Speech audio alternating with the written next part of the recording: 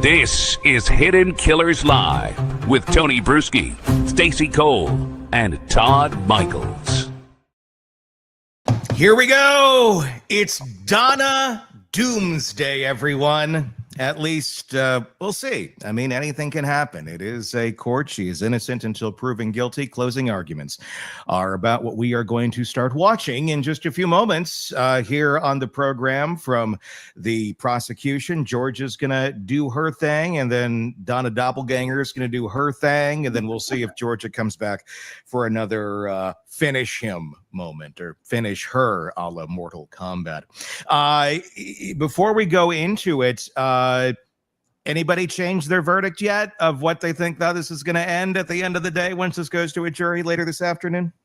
No, but I do want to point something out. So I try not to look at YouTube comments because sometimes people are brutal, but there's a lot of really smart people who are in our comments. And big shout out to them. A lot of people are saying, well, first of all, somebody was not so nice about it and said, hey, you guys are missing the mark. Wendi is the mastermind here. I don't know about that. Okay. I don't know. But she certainly was involved, though, right? I think so a bit. But I mean, obviously, again, no charges ever against Wendi. She's innocent. But let me say this. This is a little interesting. Read the tea leaves and what do they mean? Court transcripts. They typically, after a trial, they can take like weeks or months to reach the public ether where you can access them or request them or just get them, period. In a lot of trials, like the next day, you're like, I'd like that transcript. Well, put your name on the list and then we'll let you know in a couple months around Christmas when they're ready. Wendi's testimony in this trial from earlier this week, was it this week or last week when she testified? Last week. And the detective, I forget which one, but one of the detectives who also testified, those transcripts are available now. And just those two. Now, what would the reason be for such a release of this that early? Might it? I'm sure it's not for the public consumption. It's not for us to go, well, let's read about Wendi. We already have our transcript. We can just grab it.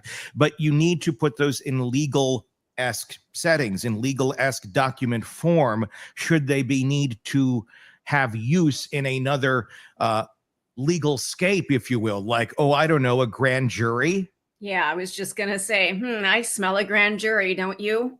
Which, if they convene a grand jury, they will need that, and they're going to look at some of that testimony. And grand juries are very different than a normal trial. It's more like, what do you think? Do you kind of feel like she might be icky and she might have something to do with it? Yeah, okay. Guess what? Here comes charges. So, could be nothing. Or it could be somebody's about to be indicted. You know, they don't have that kind of time in that process to get her transcripts ready. They just don't. So there would have to be a reason. There's a purpose. Yeah. There's a reason, and I don't know what it is. This is just speculation, but there's not a lot of other reasons. I mean, Harvey, maybe both, maybe one, maybe the other. I don't know. If I were Donna, I'd be taking that one-way ticket on that westbound train to see how far life can go. We're getting a group on here is what we're getting. We're going to get a 2-for-1. A family affair, if you will. I'd be going for that non-extradition country as quickly as I can. What countries are those? I mean, we should see what life is like in Vietnam. Wendi, just go a little vacation. It's fall break. Go enjoy your time. That's all you're doing, right? I would imagine if Wendi tries to do that right now, and there are no restrictions or rules against anything because there's no charges against Wendi as of this moment, I would think that might be the fast track to get arrested. Yeah, absolutely. I think they're keeping an eye on Wendi. That's my gut. I don't know. Again, never been charged with anything. This is just my conjecture. If I were her, I'd be a bit concerned. Yeah, because the signs are showing that somebody is setting up the dominoes to be pushed over again. So, Tony, you had asked me what my thoughts were, and I kind of skirted the question. I didn't mean to, but I wanted to point out about our wonderful viewers and listeners. I think she's guilty. I think Mom Donna is guilty, but I think this is the first of it's like we're being invited to Thanksgiving to the Adelson family. We are going to be back. This isn't our only meal with the Adelsons. No, it's our second, it's our fourth time. This is a fourth trial. Yeah, it's like we're really getting to know this family. It feels comforting to me. It's like it's my fammy, by extension. We met the friends. We met McBonna and Sigfrido, and then meet Charlie over here, and now here's Mom, and you got Donna, and you got Wendi, and you got Harvey left. I wonder if Donna's finally getting the sense that she no longer has the control she always thought. And that's one of the reasons why she did not testify. Because when that notebook came out in the last couple of days, when Drina said, here's what she was telling me to say on the stand. I mean, to me, the prosecution just kind of pretty much blew that out of the water. I mean, they really did a good job of setting that up. And I just wonder if she went, maybe I don't have the touch anymore. It's all about control with her. And at the end of the day, how is she going to retain the most control? And if she realizes the writings on the wall for her, that she's going to be indicted, or that more than indicted, she'll be charged here or indicted on these charges and found guilty. It's not about winning or losing. It's still about control at the end. So she may have lost control of her freedoms, but what does she have control of? Where will she still have the most control of the kids? If she went on that stand and blew Wendi out of the water and Harvey out of the water, she'd have nobody on the outside that would be giving a shit about her. There's the one son, but you can bet he may be like, bye-bye. She needs Wendi on the outside. She needs somebody on the outside to help her, because knows she's going to be on the inside. So she can't get them all arrested right now. I mean, they'll do that themselves. They don't need her to help sink the boat.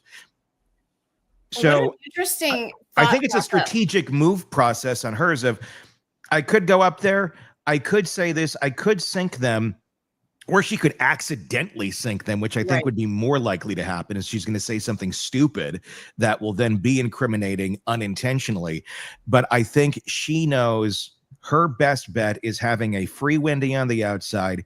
And at any given point in time, she can flip. She can say something for her own benefit. Once behind bars, she could make a deal. She could go, I'll give you Wendi for a reduced sentence, for a transfer to a better facility, all sorts of things. She's better to play that card then than now.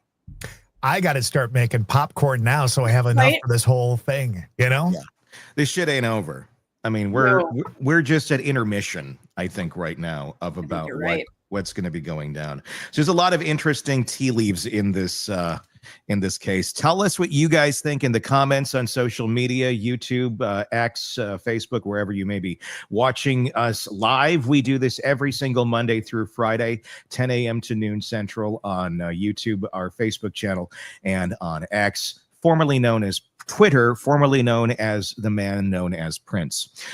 So let's dive into this. This is the closing arguments today. We're going to let this play through. We may pause here and there. If anybody here wants to, you guys have anything you want to pause and make a comment on, just raise your hand, say something, and Todd will stop it, and we'll work through this. This is the beginning. We got a lot to get through. Let's start. Here's Georgia taking her place, closing out the trial of Donna Adelson. Well, this is Dan Markel. He's the victim in this case. A son, a brother, a colleague, a mentor, a professor, a friend, but most of all, a father, an Abba, a dad, a dedicated and loving father whose downfall was brought about by the fact that his number one priority was maximizing his time with those little boys in the wake of a bitter divorce from their mother. Defense called witnesses to come in here and give you an expert opinion that his divorce and the subsequent litigation was not contentious. Not contentious to whom? It was contentious to Dan Markel. It was contentious to Wendi Adelson. And it was contentious to this defendant. And then after telling you what a great guy Dan Markel was in opening statements, they called witnesses to tell you what a pain in the butt he was.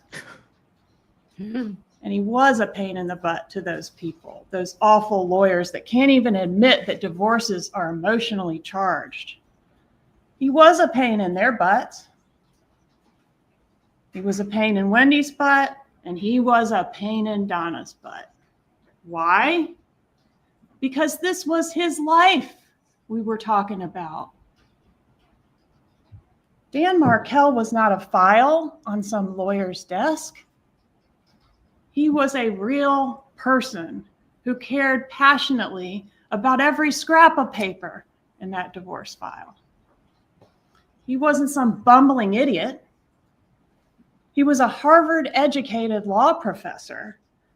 And yeah, he was making it as difficult as possible for this defendant to get her non-negotiable, which just also happened to be Dan Markel's non-negotiable, those two little boys. You have learned about this conspiracy and how it has unraveled over the last 11 years since Dan Markel's death. The defendants in this case have all attempted to point fingers at each other. They have argued that the state's theory is right. It's right. You got it right. Spider-Man Everybody graphic. except for me. I didn't do it. Garcia's defense was that Charlie went directly to Rivera to arrange the hit on Dan Markel. Catherine Magdanowa testified in her trial and said she had no knowledge of this murder. Charlie must have gone around her directly to Garcia. In Charlie's trial, he said Magdanowa, Garcia, and Rivera all got together to kill Dan Markel without any direction from any Adelson family member. Each defendant characterized himself or herself as another victim in this case. A victim in this situation, a victim of their co-defendants, setting them up, or the appearance of evidence that seemed to implicate them but wasn't what it appeared to be. But despite their efforts to insulate themselves and to distance themselves from their co-conspirators, they made enough mistakes to get themselves caught and held accountable for their respective roles in this conspiracy. And today is Donna Adelson's turn. Despite their efforts to play victims, Dan Markel is still the only victim in this case. And the only thing he was guilty of was fighting like hell for those little boys. And he lost. He lost everything. This is what he looked like before. This defendant conspired to hire a hitman to have him killed. And this is what he looked like after.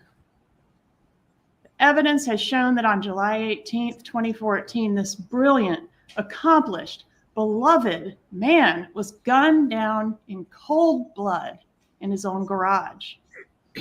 This horrific death ultimately set the police down two separate paths, following the two most promising leads that they had. The first lead was to chase down that Prius that, thank God, Mr. Geiger caught a glimpse of pulling out of the driveway that morning. And the second path was to ask, as we would with any murder investigation, who had a motive to want him dead? And within 1 hour of the shooting, well before Professor Markel had even been pronounced dead, this path was already pointing to the defendant when Wendi Adelson revealed to officers that her parents had more reason to dislike her ex than anyone else. And what offense had Mr. Markel committed against Donna Adelson and her family? Refusing to let his children be taken away from him? Objecting to her telling his kids that he's stupid? The evidence has shown that Donna Adelson was all about psychological warfare, and when all else failed, she was willing to do whatever it took to accomplish her non-negotiable, to get a win. In order for you to render a verdict of guilty, the state must prove to you beyond a reasonable doubt that these crimes were committed and that this defendant is the person who committed the crimes, or in this case, one of the persons who committed the crimes. It is undisputed that these crimes were committed. This was a first-degree murder. No doubt about that. But who did it? The only issue left is identification, or what we call ID. The defense told you in openings, motive doesn't really matter. Don't pay attention to all the motive. Don't pay attention to all the emails. But motive can be compelling proof of who done it. Identification. And thus, critical to your determination of the defendant as one of the persons that committed this crime. Despite some of the testimony that you heard, it is clear that the divorce between Wendi and Dan was contentious. Except the person who cared most about Wendi's divorce and relocation specifically wasn't Wendi. It was her mother. Charlie Adelson solicited Catherine McBanilow to kill Dan Markel, but why? Who solicited Charlie? Because Charlie didn't care about the Adelson family getting a win against Dan Markel. He didn't care about relocation. He didn't care about Wendi's divorce. He cared about go-karts and jet skis and pretty girls. But he also cared about getting things done for the number one woman in his life, and that was his mother. She managed Charlie's life for him, and in return, he solved problems for her. That pattern is seen throughout this case. He talks to Wendi on the defendant's behalf to get her to pull the plug on the Tallahassee house, to date Dave and invite him to Mother's Day, to pursue a medical malpractice job, even though that's not even her area of the law, and on and on and on. She micromanaged Wendi's life. Charlie knows how to manage Wendi in a way that Donna can't, or knows how to talk to her in a way that Donna can't. And Wendi needs their help, right? Because according to them, she doesn't even have enough of a brain in her head to run her own life without their help. Donna decides what's best for everyone, and if she runs into any problems making that happen, Charlie is her go-to guy to get it done. He is the problem solver. And what was the biggest problem that Donna Adelson had in 2014? Dan Markel. Wendi filed her petition for divorce on September 10th of 2012, and the defendant was right in the middle of it. In the fall of 2012, the defendant told her son, Rob Adelson, that she had been in Tallahassee for several months, renting a new place for Wendi. She used her own maiden name to do that, to disguise the identity of who was renting it, arranging for movers, moving money around, and getting things set up for Wendi to leave Dan. Then Wendi calls Dan Markel and delivers the news that she's leaving him. How does she do it? She tells him she and the boys are moving out of the marital home, and the defendant gleefully, that was Rob's word, reported to Rob, her son, that she and Wendi strategically planned to deliver that news to Mr. Markel so that he would get this bomb dropped on him right as he's about to take the stage to deliver this lecture. According to Mr. Markel in one of his filings, quote, while the husband was away on a short business trip, the wife left the husband in the marital home, taking with her the children's furniture, clothing, toys, and whatever assets, both marital and non-marital, she desired. The evidence has shown that from the start, this defendant was very involved in managing Wendi's divorce. In October of 2012, defendant writes an email entitled, Things to Discuss at Your Mediation to Make Sure You Have in Writing for a Settlement, in which she refers to Wendi as a hostage and a prisoner in Tallahassee. That's what she believed. The email also includes the suggestion that Wendi pursue a restraining order against Dan Markel, that Wendi should go for 100% full custody of those two kids and relocation, and the threat of this conversion to Christianity. Quote, if he leaves you in Tallahassee, the children will not be attending Hebrew day school. That's not a threat, just a warning. A warning that her friend, Ms. Cunningham, on the stand dismissed. oh, that was just a foolish thing to say, right? But the characterization of these threats as, just something that was a one-off heat of passion thing has been completely destroyed by the evidence in this case, because she repeats it. She plans it with a lot of specificity. Wendi even admitted that her mom was serious about planning a baptism for these kids to change their religion as a ruse to try to strong-arm Dan Markel into giving up those kids. This is an example of the defendant operating with the emotional subterfuge as described by her daughter, Donna Adelson. Also remember how her son, Rob, described her. She has rigid and fixed ideas of what she wants. And as long as you comply, things are fine. But when you don't comply, things are not fine. Wendi even admitted that if Dan had relented and moved to South Florida, or at least allowed her to move there, they might have co-parented happily ever after. But Dan did not comply, so things were definitely not fine. The defendant ends this email with, quote, "We will help you in any way possible for you to come here." In October, this defendant drafted language for Wendi's petition to relocate, including allegations that Wendi had been upset about having to live in Tallahassee since 2005, and a mention of putting the boys in a Christian school and on a non-kosher diet. Again, that's not a threat, just a reality. And the suggestion that the boys live in South Florida with Wendi and Dan just fly back and forth to see his kids. He can just come see them every other weekend by airplane. Doesn't that sound like an amicable, equal time sharing that the lawyers for the defense described was going on here? Wendi's lawyer says she had no knowledge of Wendi's mom being involved in her divorce, but the evidence shows she absolutely was. Wendi sends the proposed petition for relocation from her lawyer to the defendant with a note that says, "Here it is, let's edit." And the defendant responds the next day with detailed feedback, including an argument that Dan Markel is incapable of taking care of his own children and that Wendi should seek 100% custody. Arguments which Wendi forwarded to her lawyer as her own.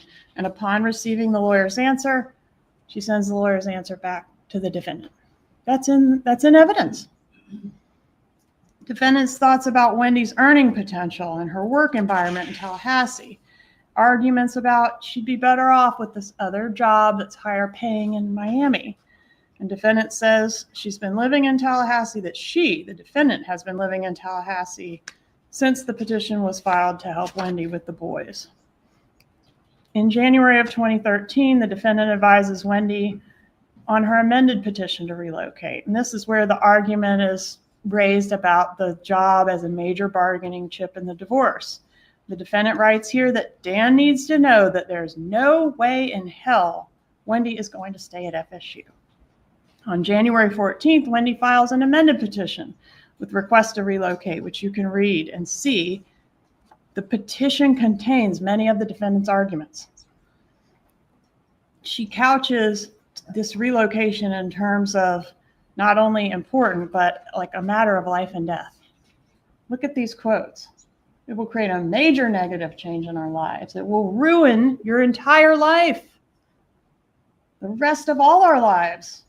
Mine, Dad's, and even Charlie's will be affected by how well she can perform and act before July 31st to try to get this relocation thing turned around.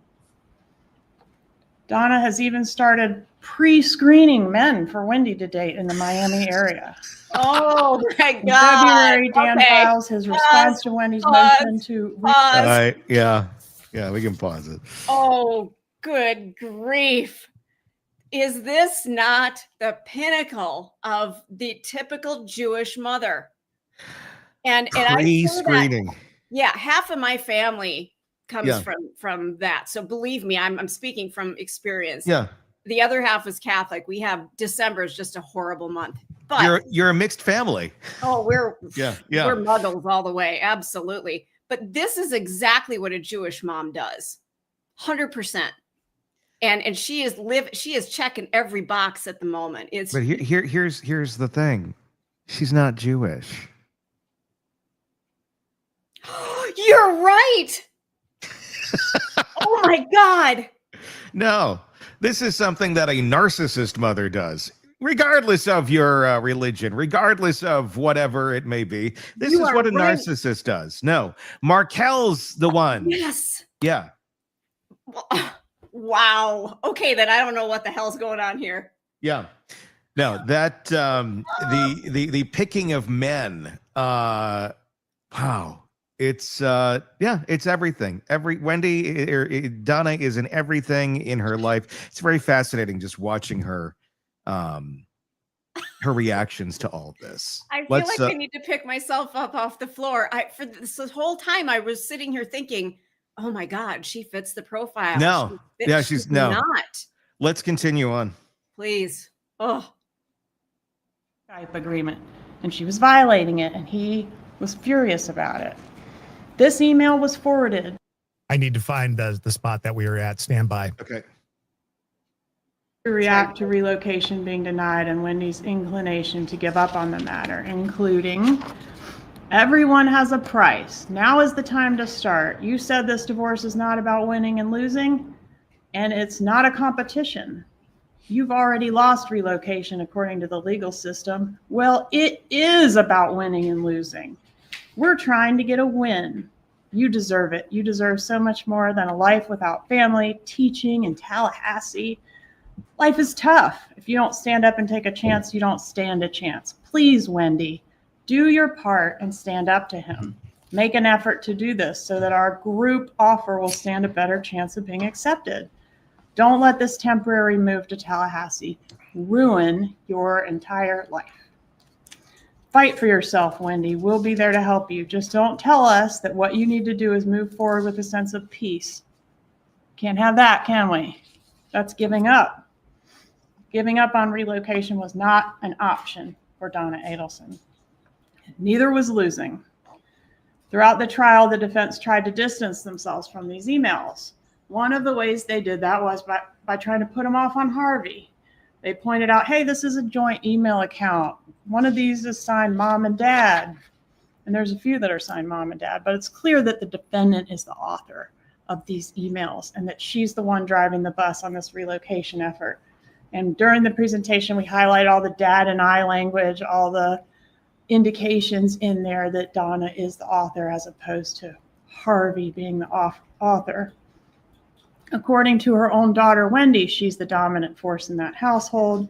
And according to her son, Rob, she is a controlling person as opposed to the more passive, go with the flow type of personality that the dad, Harvey, has. In opening, the defense attorney told you that this defendant was a normal person, and you don't have to decide she's not a normal person. You're the judge of the facts, right? Was a crime committed? Is this the person that committed the crime? But in this email, she suggests that dressing her Jewish grandchildren up in Hitler youth uniforms would be acceptable. That would accomplish her goals. The ends justify the means for her, people. That is illustrated here, and it sums up this entire case. The defendant wanted this done because that was the only way left to get a win. If he had submitted, if he'd let her take those kids, he'd be alive. If he'd moved to South Florida himself, he'd be alive. But he would not submit. She could not get that win. He was a huge problem, and she made it Charlie's problem.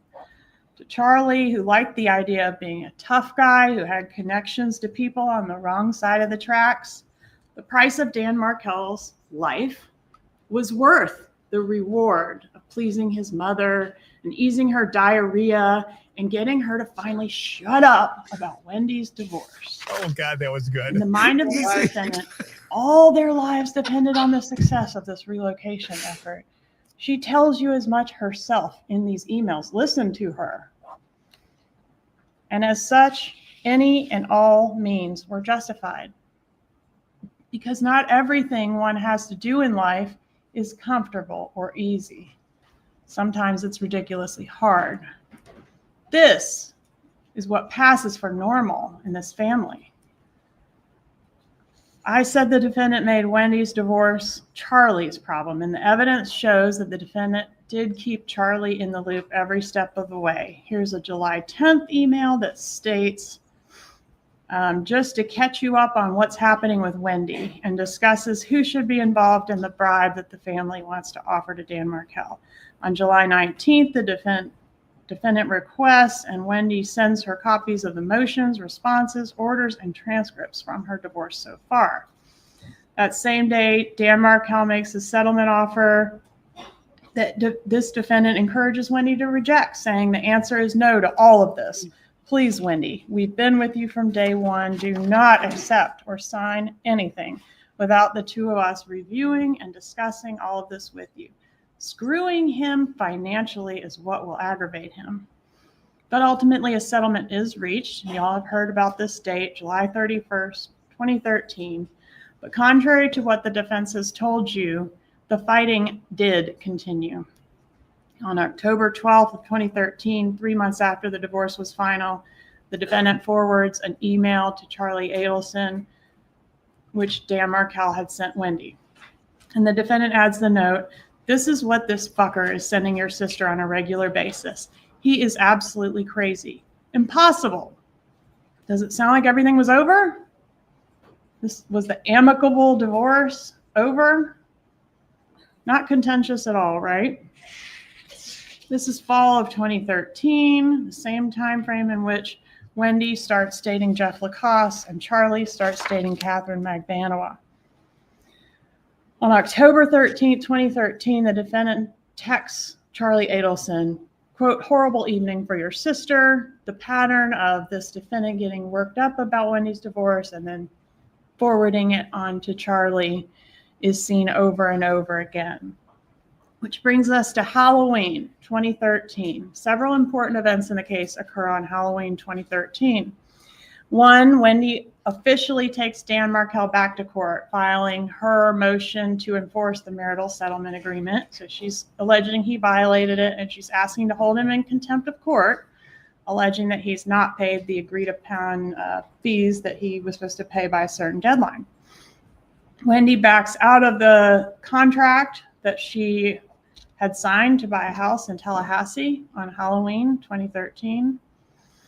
Charlie later brags to the defendant that he talked Wendi out of buying the house, and the defendant calls him a miracle worker for having convinced Wendi not to buy the house in Tallahassee. Also, Charlie meets up with Catherine Magbanua on Lincoln Road on Halloween 2013, the same day Wendi pulled the plug on the house, and broaches the subject with her for the first time of, "Hey, do you know anybody that I could hire to harm someone?" And she did. Charlie sends this picture of himself and Catherine Magbanua together to Wendi that night, October 31st, 2013. First night, he solicited Catherine Magbanua to be a part of a murder, or a part of what would become a murder. Mid-November, Jeff Lacoste meets the defendant for the first time. Remember Jeff? He was Wendy's boyfriend that testified. He said he would meet her 6 to 7 other times in addition to that first time during the course of his relationship with Wendi. Sometimes just in passing, picking Wendi up for a date. Other times more substantially, including taking the boys to the circus. And that becomes maybe important later. Meanwhile, the fighting continues into December. We're in December of 2013 by now. On December 16th, Dan Markel emails Wendi and the parenting coordinator that was assigned to help them try to navigate these issues about the defendant, Donna Adelson, disparaging him to his kids. In this email, he introduces what he calls a major issue. The headline on this concern is not buried, guys. Like he says, I'm introducing a major issue. He very plainly gives a preview of the grandma motion, which will ultimately be filed in March of the next year. And here he says that on November 8th, one of the boys announced at a Markel family dinner that grandma, referring to this defendant, says you're stupid. Grandma says you're stupid. Then the following Monday, on November 11th, when Dan Markel was buckling the boys in at the park, They both tell him that grandma says you're stupid. When asked why, they say because you're trying to take her sunshines away from her. When asked who are her sunshines, the boys answer they are her sunshines. Then again on November 30th, while playing with the older child, that child repeated the statements to Dan Markel, grandma says you're stupid. And again, when asked why, the child repeated that the defendant said that Dan Markel was stupid because he was trying to take grandma's sunshines away from her. Markel implores Wendi to address the situation as he would like to avoid a hearing in which his kids are going to be primary witnesses against their grandmother. He assures her that he will, though, if necessary, seek judicial relief that prevents contact between the children and their grandmother. This lawyer that testified said, oh, that wasn't going to work. Well, he didn't think so. Oh, well, that's no big deal. I've seen much worse than that in my career. Well, yeah, Dan Markel hadn't seen much worse than that. Dan Markel had a big problem with grandma saying he was stupid, and he wanted to take it up and address it with the judge if necessary. Dan Markel emphasizes that this is a matter he takes very seriously and says that the defendant's actions could lead to the termination of Wendi's parental rights. Is that true or not? Doesn't matter. He thought it was true. He threatened it. And those are fighting words. Going to terminate your parental rights? Wendi forwards the email to the defendant the next day, December 17th. And what's the response? Wow. That's a response we see from the defendant quite a bit. She's usually more verbose. That's true. But why is the defense working so hard to say that their client didn't see this email and didn't know about these allegations? I mean, isn't it clear that Wendi is sharing all the issues relating to her divorce with her mother?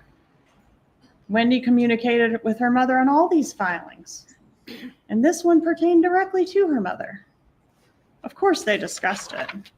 Are you really to conclude that nobody was fighting anymore prior to Dan Markel's murder when the evidence leads you to conclude the exact opposite?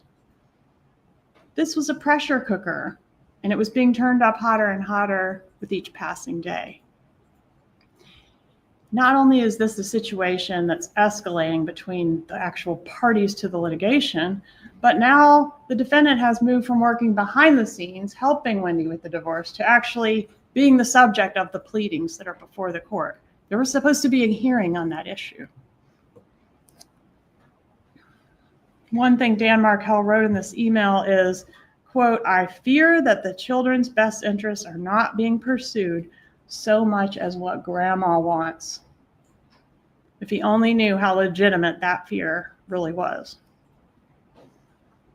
Those weren't just some ugly, foul words thrown around in the heat of the moment, folks. They continued well past the finalization of the divorce. Here on January 10th, 2014, so now we're into the year where Dan Markel is killed. 6 months after the divorce is final, defendant says of Dan Markel, wow, is he on drugs? Is he also going to pay $70K plus the legal fees and interest that bastard owes you? So the bad blood is going strong here 6 months before the murder. And the divorce wasn't really final anyway, in the sense that we're continuing to have pleadings get filed back and forth. In February of 2014, Dan Markel emails Wendi threatening to file motions, exposing her for what he said was hiding assets, $200,000 worth of assets from the court, and giving false testimony under oath. And also to accuse her attorney of misconduct. Her lawyer witnesses say none of that's a big deal, then none of that was going to be successful, but he thought it was going to be successful. To him, it's a lot of money. To him, it's a big deal.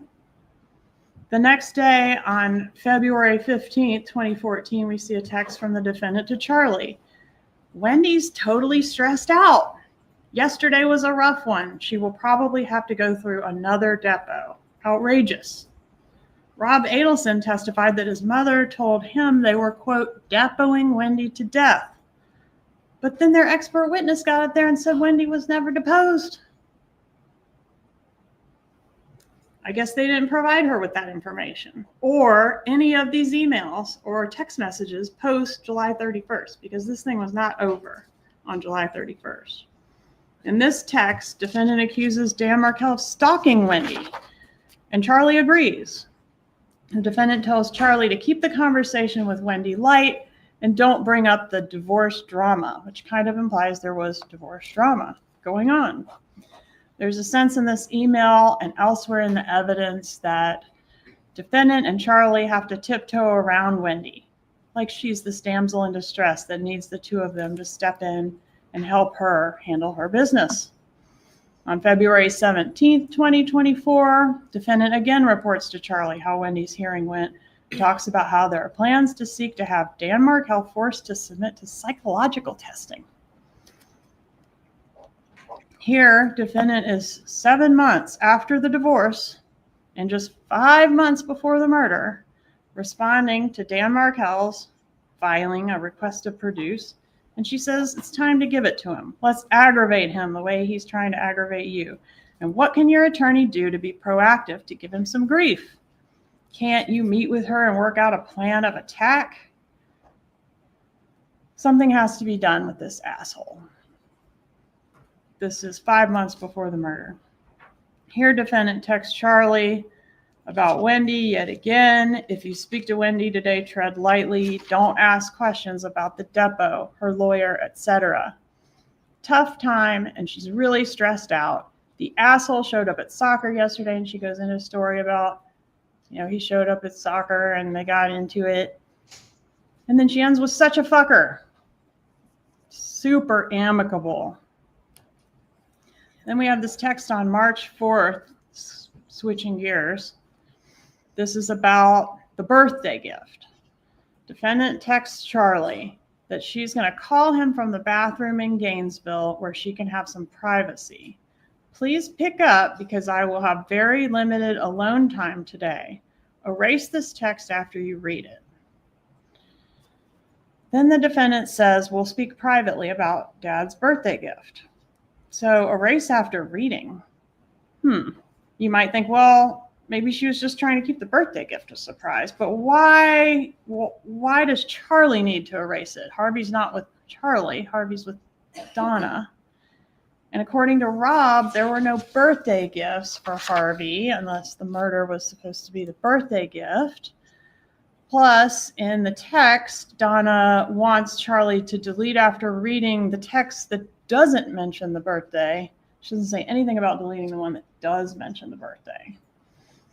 Rob Adelson was present at the birthday party, which did take place between the two trips that the hitmen took to Tallahassee.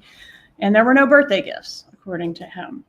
The defense suggests that the friends coming to the party was part of the surprise, but then they also suggest that Harvey sent the Evite, so I don't think they can have it both ways. You can't send the invitations and be surprised by the friends.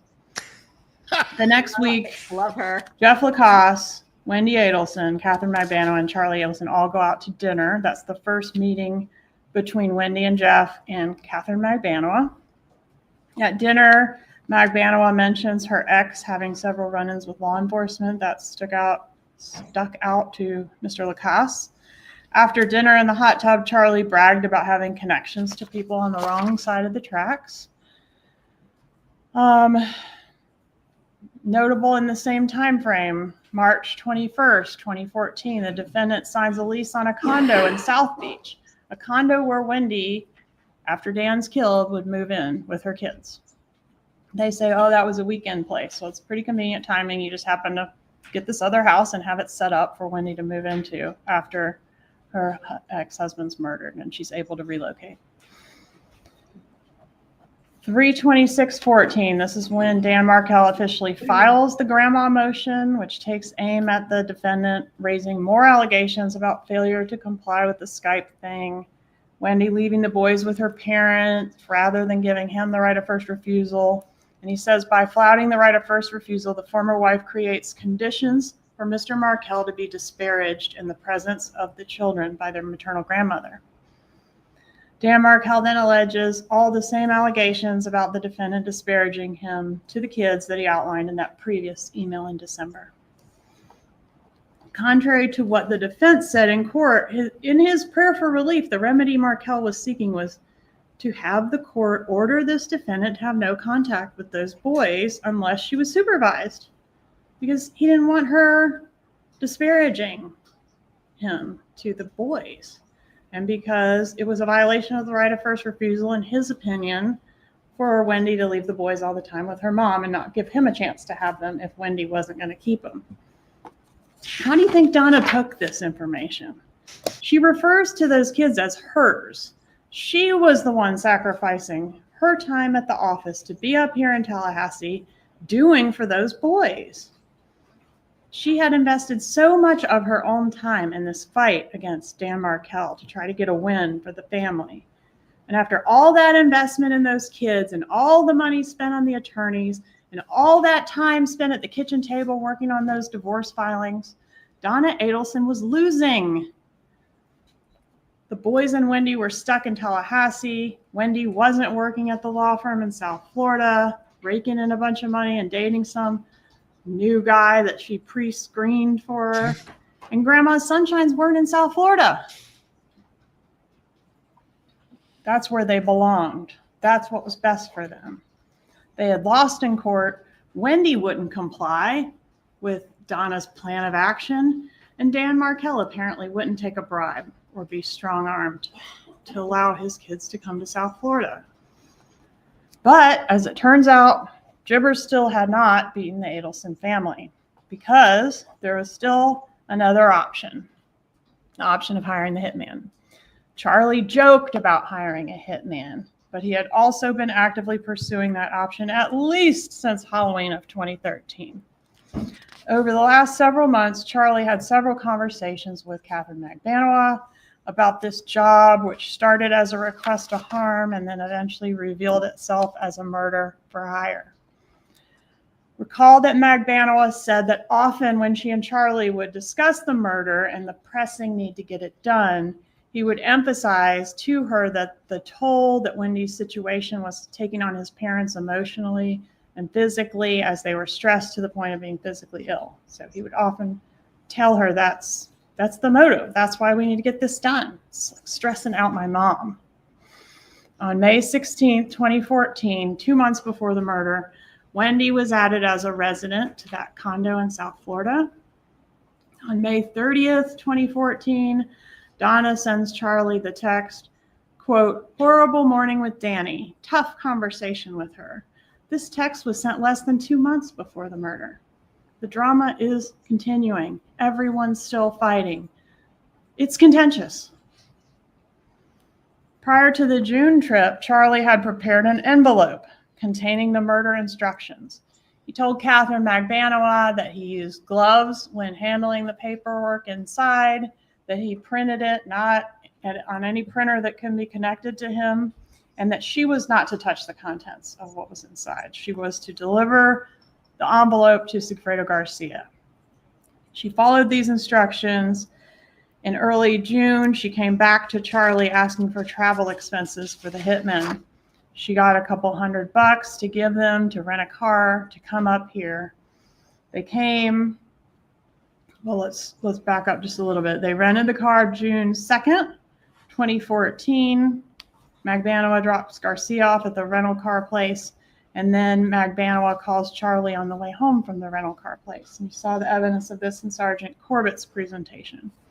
Charlie immediately calls Donna on the landline after hanging up with Magbanua. How do we know that he talked to his mother and not his dad, since it was the landline? Well, because a few minutes after that call, he talks to Dad on his cell. So probably didn't talk to Dad on the landline, and then a few minutes later talked to him on the cell.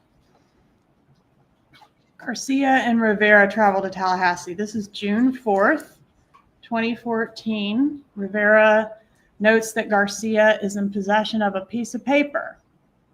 Paper has a photo on it and some information. This information allowed them to locate and follow Dan Markel's vehicle, a black Honda Accord with the tag number 534YBM. Information that the defendant had written in her 2014 planner. Wendi and Jeff Lacoste have their coffee date at which she cancels their planned trip to California on July 11th through the 17th. She offers no real explanation for why she's canceling, except to say that she's real worried about being able to pick up the boys on the 18th. The 18th, of course, ends up being the day that Dan Markel is killed. Later that night, Jeff Lacoste goes to Wendy's, and she's a nervous wreck. She won't tell him what's wrong, but her stomach's upset, and he goes and gets her Pepto-Bismol. The killers are in town when that happens. The hitmen spend a day and a half following Dan Markel around Tallahassee. Here they are near the park there by his residence. They scope out his residence, and although Rivera had already purchased the murder weapon, a revolver that he got on the streets for the express purpose of killing Dan Markel, they lost him, or he was with the kids, or for whatever reason they did not get the job completed on the June trip. After the hitmen failed to get the job done, Charlie tells Donna on June 7th of 2014 that he's still working on Dad's birthday present. And she says, I know you'll come through. Sometime around June 11th, Jeff Lacoste went over to Wendy's residence and observed her living room TV to have some impact damage. This was the same TV that Charlie got Wendi as a divorce present because it was cheaper than hiring a hitman. The location and damage to the set did not appear consistent with something the kids could have caused, at least to Jeff. Note that this is over a month before the murder that Jeff observes this damage, so it was hung out there for a while. June 13th, the defendant has a note in her calendar to consider canceling Harvey's birthday party if that's what he wants to do. Now, this is between the June and July trips, that there's a note to herself to talk to Harvey about whether or not he wants to cancel the party. Rob Adelson testified that there was no illness or anything going on in the family that he knew of that would potentially result in the canceling of Dad's party. This note may be contemplating that if the murder had happened on the June trip, that Harvey might decide it's not appropriate to go through with the party and we need to cancel these invitations.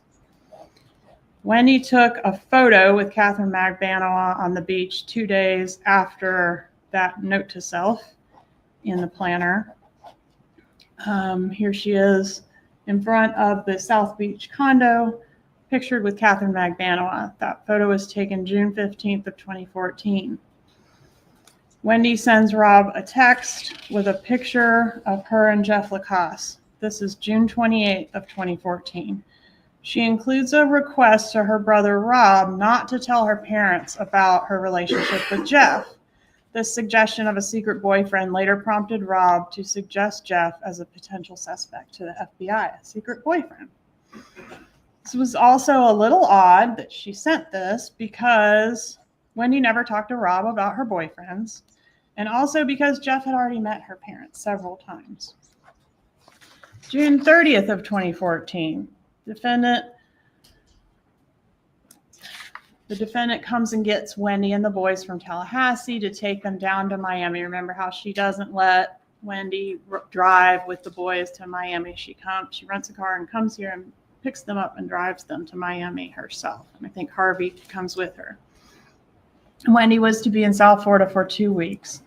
In the time between the June and the July trip, Charlie begins to put more pressure on Catherine Magbanowa to get the murder done.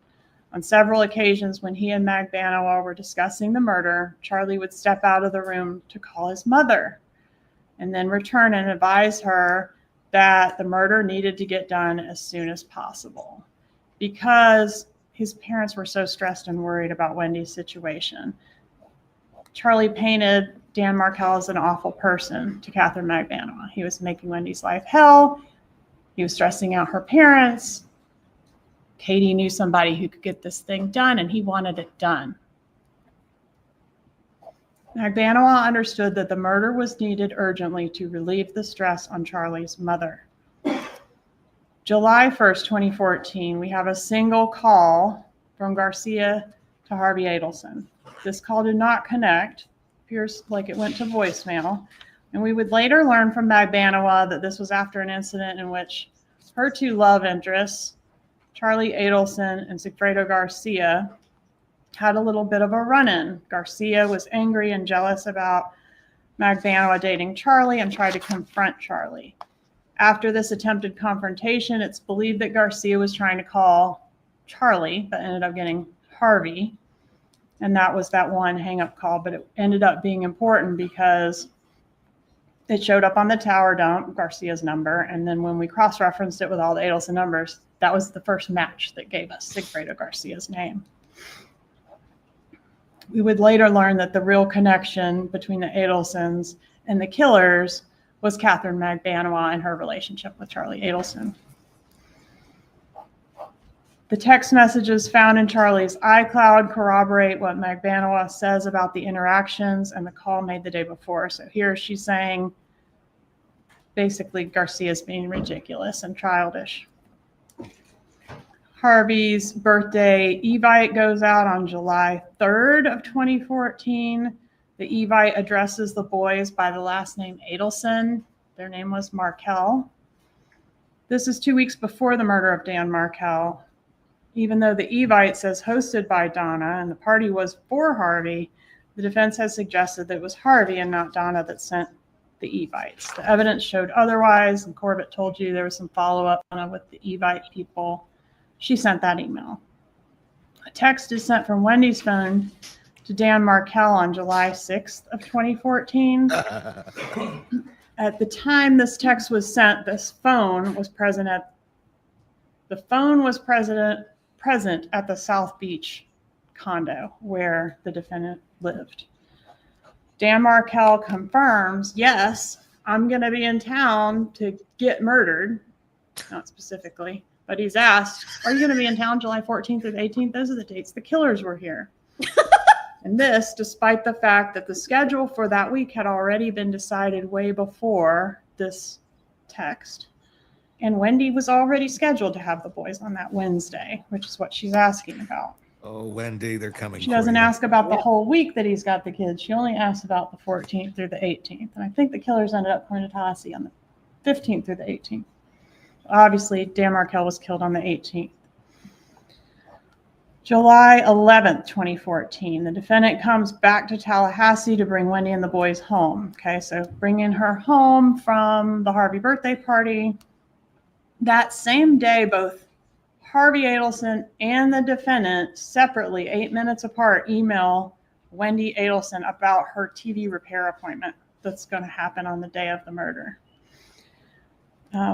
July 13th, Wendi and Lacasse meet at Wendi's house, and she's an emotional wreck again for no apparent reason.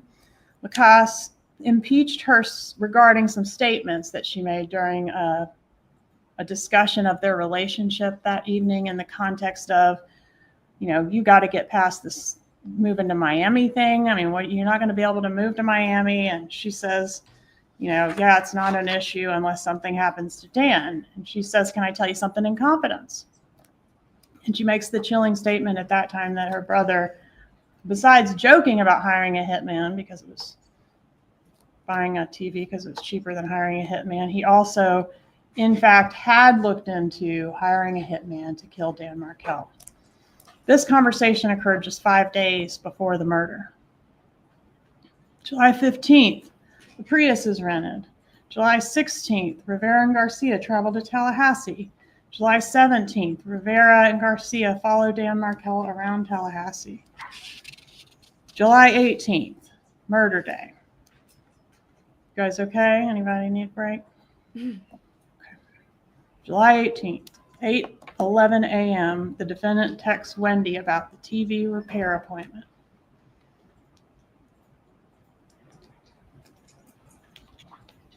The TV repair appointment was planned for between 8 a.m. and noon that day.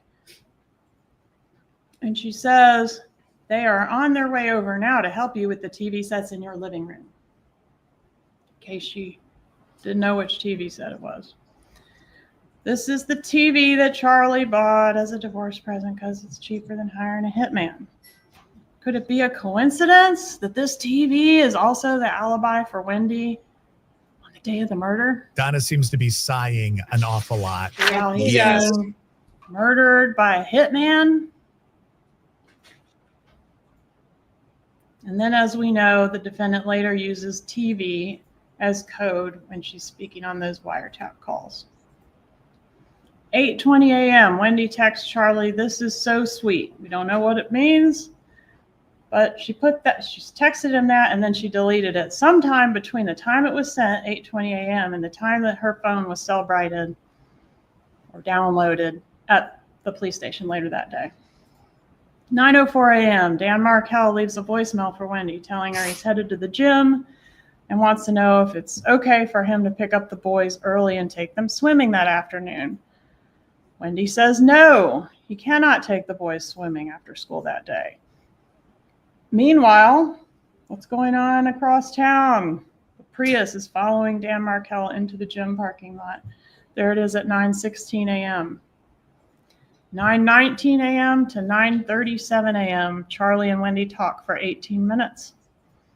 Wendi and Dan argue back and forth a bit about him wanting to take the boys swimming, but after getting off the phone with Charlie, Wendi concedes the argument with Dan and says, "Okay, you can pick them up and bring them back to me when you're done swimming." But of course, the swimming plan didn't happen because Dan Markel was killed. 10:38 a.m., the Prius follows Mr. Markel out of the gym parking lot. 10:45 a.m., Mr. Markel is shot twice in the head, in his vehicle, in his garage. 10:51, the Prius is captured, fleeing the scene on a city bus camera. 11:01, Mr. Geiger calls 911. 11:15, law enforcement arrives at the scene and sets up a perimeter. Dan Markel is rushed to the hospital. He's treated, but the damage is catastrophic. It's not survivable. And he passes away about 14 hours later. 12:30, the hitmen, now headed back south, turn their phones on. They had turned them off for the homicide. They turn them back on. The first phone call that either one of them makes is Sigfredo Garcia to Catherine Magbanoa. They want their money. Where is Magbanoa getting the money? From Charlie. 12:45. So while the killers are calling Magbanoa and heading south, Wendi goes out of her way to visit the crime scene, encounters a roadblock and crime scene tape. Per the officer at the roadblock, she would have been able to clearly see the police activity at her former residence. The residence where her children currently lived half the time and where they woke up that morning. Yet she abruptly turns around and leaves. She does not make contact with the officer to ask what's going on. She does not call the police to inquire.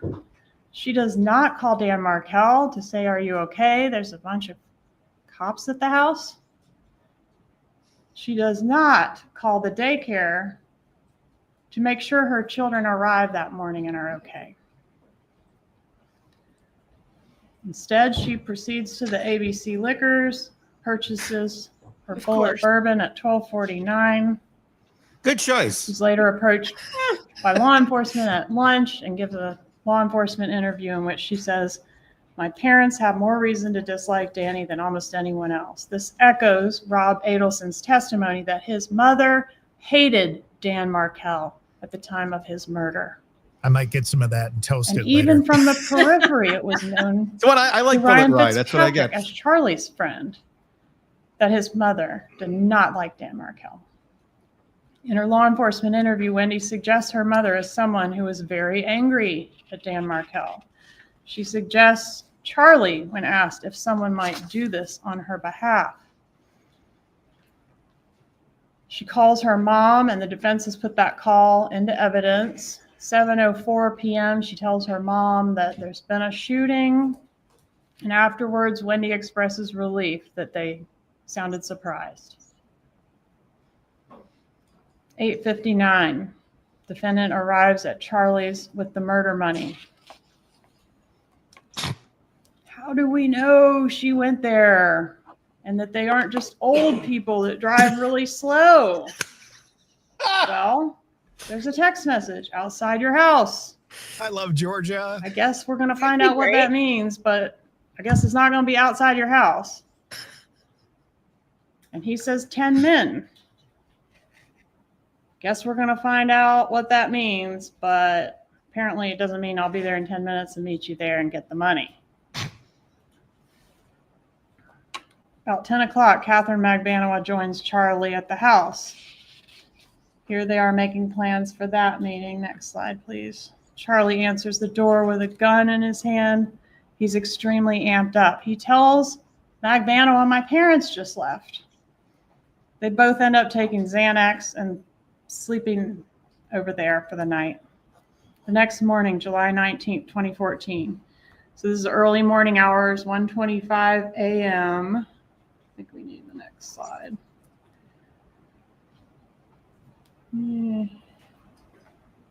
Yeah, 1:25 a.m. Donna and Harvey arrive at their Orlando hotel. In the morning, Charlie puts the money in Catherine Magbanua's trunk. She's seen at 9:33 a.m. approximately, heading south toward Rivera's house, where she's going to meet up ultimately with Rivera and Garcia and give them the money. Garcia takes the money out of the trunk where Charlie Adelson put it and divides it up between the three of them. Magbanua says she did not count her cut, but we know she put some of it in the bank, creating the largest monthly cash spike of any of the records we examined for her bank. This cash spike also occurs at a time when Magbanua was not employed. Rivera says his understanding was the job paid $100,000 total to be split between the three, and that the cut that he received was roughly a third of that at $35,000. We don't know the amount of Garcia's cut, but we know he got at least enough to buy a car and a motorcycle. All right, so July 20th, the defendant and Harvey Adelson take Wendi and the boys back to South Florida. 2 days after, not even 48 hours after Dan Markel is shot. They're gone. Relocation granted. On the way, Wendi receives a call from Detective Isom. She tells him the call's breaking up, and she hangs up, afterwards referring him to her lawyer. Catherine Magbanua that day, or thereabouts, opens her Ziploc bag of money and finds her cut to be $100 bills stapled together in $1,000 stacks. How we know Charlie keeps his money. Stapled. She also notes that her cut is damp and moldy. She mentions this to Charlie, and he tells her that his mother washed the money. Like laundered, like washed. Rob Adelson gets a call from Donna Adelson advising him not to talk to the FBI. What? Rob Adelson gets a call from this defendant advising him not to talk to the FBI, just in case they call. He says, well, I already did. She says, well, you don't know anything anyway, and hangs up. July 24th, 2014, Dan Markel was laid to rest in Canada.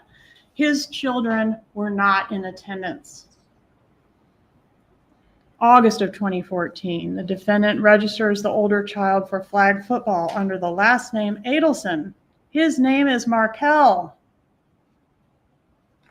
This is 1 month after their father was killed, and already he's being erased from their lives. Within 1 year, their names would be legally changed to Adelson.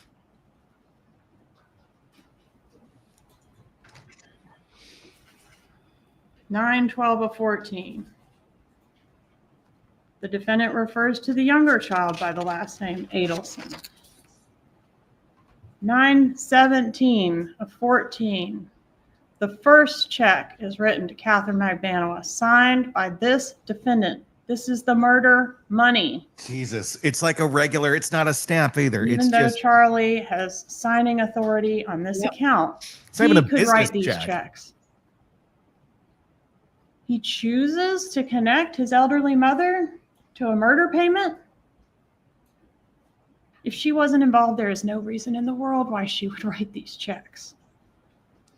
The defense said in opening that Charlie told Donna to write the checks because it was his business. But half of these checks were written after the business was sold back to Harvey on October 2nd, 2015. Regardless of who owned the business. Uh-oh. Members of the jury, you are relying on your memory of the evidence in this case. You may proceed. Thank you, Judge. And regardless of who owned the business at the time, all the Adelsons had an interest in the Adelson Institute. All three of them had signing authority on that checkbook. But the defendant is the one that wrote that check. September 17, 2014, and the 43 checks that followed. Is that consistent with what we've heard? That she would just write the checks and not ask any questions? We've heard that she is assertive. She's controlling. She's a details person. She ran that business and those people's lives. She ran a tight ship. We've seen her weekly planners where she plans out every detail of her own life, making meticulous notes. She kept detailed information about Dan Markel and lots of other things. Rob Adelson testified that she's not the type of person who's just going to do something someone tells her to do. She's going to be asking questions. And we heard that Charlie testified that he told his mother about extortion. He says he was being extorted, right?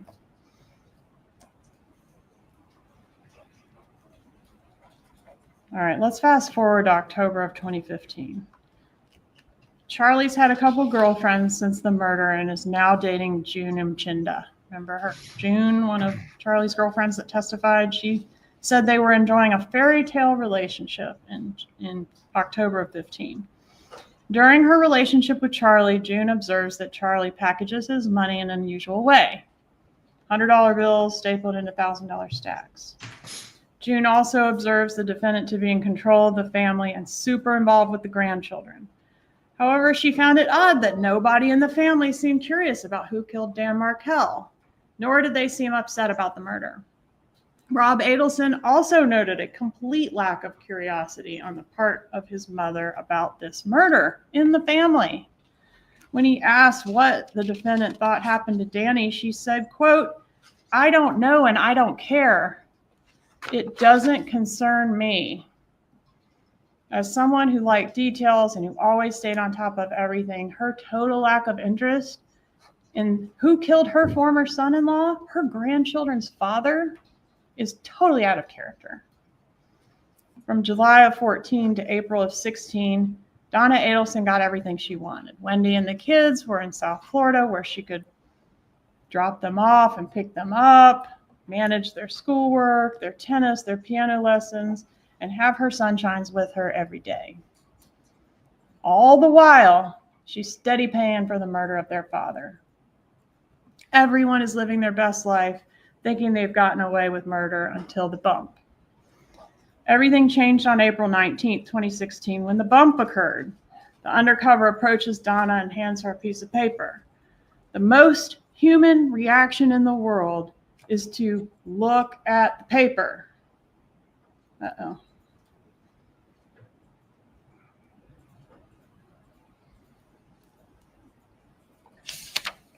I think we got one more. There we go.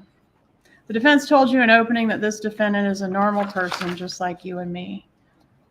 There is nothing normal about the way she conducts herself in the minutes, hours, and days after the undercover approaches her with that paper.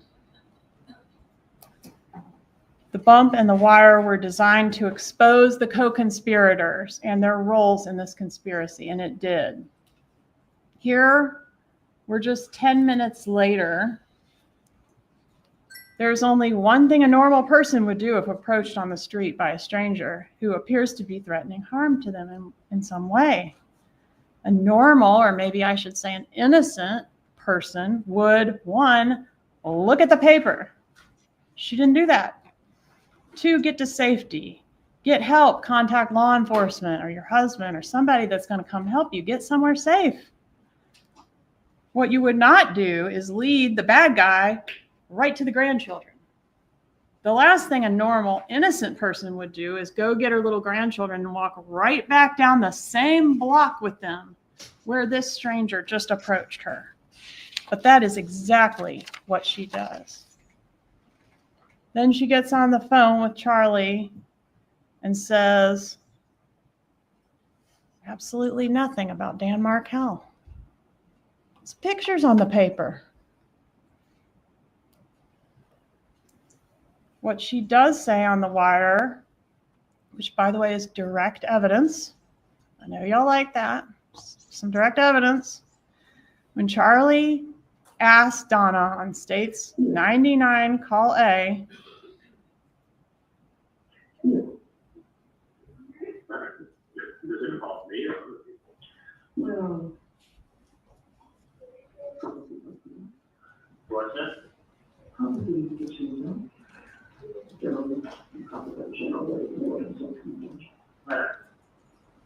does it involve me or other people? Well, probably both of us. That is direct evidence. If anyone in that jury room wants to acquit her, make them tell you how that is not a confession. In call B, Charlie calls back because he can't stand it. And he asks his mother, will you send me a picture of the bump flyer? Yeah, let me do this. Do you want to take a picture of the letter and send me the song again?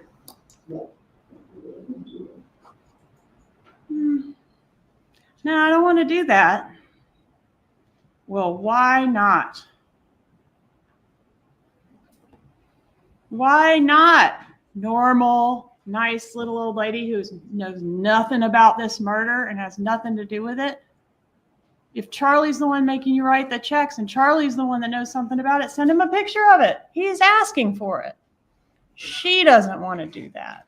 Why not? Call C, Charlie calls back to say,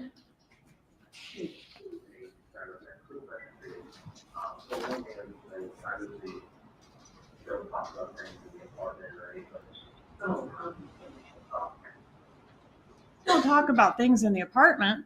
Oh, obviously. Obviously, we can't talk about things in the apartment. What's obvious? Is it obvious to you? What is it? Tell you exactly what they asked for. The TV was probably that fine. This TV was probably about 5. She's the original code talker. This TV, and look what he says. Well, they asked you for $5,000. He decodes it. He's not the one talking in code. He's decoding it and saying what he's picking up what she's putting down. There's no TV mentioned by the undercover operative that approached Donna Adelson on the street. A couple big takeaways for you, please. Innocent people do not talk in code. Second big takeaway, TV is code for the murder throughout this case. You got Charlie's joke, Wendy's chilling statement to Jeff Lacasse, the alibi of the TV, and now here we've got this TV again. A TV that's the alibi for Wendi. It sat broken for over a month so that a repairman could come out to be her alibi on the morning of the murder. An appointment that her parents set up for her, which was pointless because the TV was smashed and, of course, could not be repaired. Then she claimed she had an 18-minute phone call with Charlie about the fact that a smashed TV can't be fixed before she got in her car and went to the crime scene, where she did not get out of her car or make any phone calls or make any inquiries about what was going on at the house where her kids lived.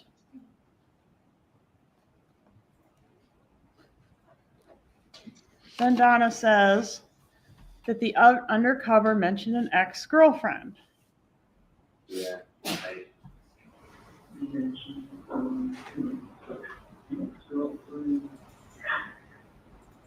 whereby, without knowing which ex-girlfriend, Charlie calls not his most recent ex-girlfriend, not the one before that. He only calls one, Catherine Magbanua, because that's the only one he did a murder with.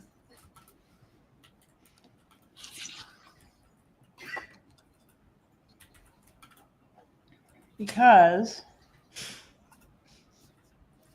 he probably did have a general idea what his mother was talking about. When Charlie brings up going to the police, his mother says, that's not a good idea. Why not? Then instead of notifying the police, Charlie and the defendant leave the safety of her very secure building and meet at a marina just 300 yards from where she was approached by the undercover. They were observed speaking very intensely to each other in low tones. After that meeting, Charlie goes to Dolce Vita. This is the restaurant where he meets up with Catherine Magbanua, and we are able to capture some of that conversation that was had there. In that recording, we hear Charlie make statements that are not only incriminating, but that also are totally inconsistent with the defense that he would later offer at trial.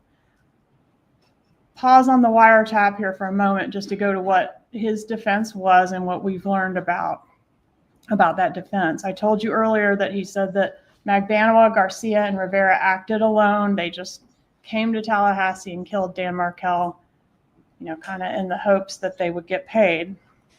There are several pieces of evidence that Charlie had to explain, and he designed a defense that he thought would do that.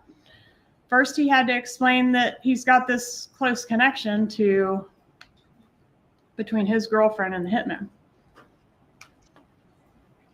So the obvious defense there is, she heard me griping about Markel and she thought she was doing me a favor, so she did it on her own.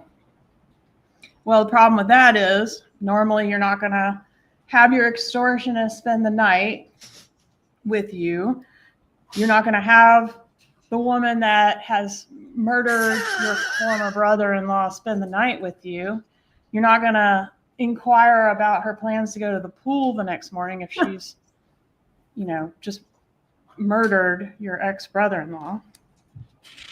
So to explain these messages, he testified that he did not believe she was a part of it. She wasn't one of the extortionists. I was extorted by the killers. I had nothing to do with it. No one in my family had anything to do with it. But I thought that Magbanua was just a victim of the hitmen too. She was a go-between for them. She was protecting him from them. All the money he and his mom were paying her, cash and checks, were going to the hitmen, not for the benefit of Catherine Magbanua. Even the checks that were being deposited into her bank account, he said he believed she was taking out and giving the money to the killers. It was just funneling through her account so she could get insurance for her kids. So Charlie testified that he had previously mentioned to Magbanua the $1 million offer that his family was going to give Dan Markel, and from that she deduced, he's got a bunch of money. So she ran her mouth to her associates, and her associates took it upon themselves somehow to figure out who Dan Markel is and where he was and kill him on their own. Per Charlie, it was Katie alone that came to him on the night of the murder and demanded money on behalf of the hitmen, with the threat that if he didn't pay, they would kill him or other members of his family. Since he didn't have that much money, Magbanua then negotiated a layaway plan with the hitmen for him to pay her monthly. Good Lord. To go toward this amount of money that the hitmen were demanding. He agreed. He opened up his safe, not at gunpoint or anything, and gave her all the money that was in there. And because she needed to show proof of employment to get insurance, that's why that money was funneling through her account. It was all for the extortionist.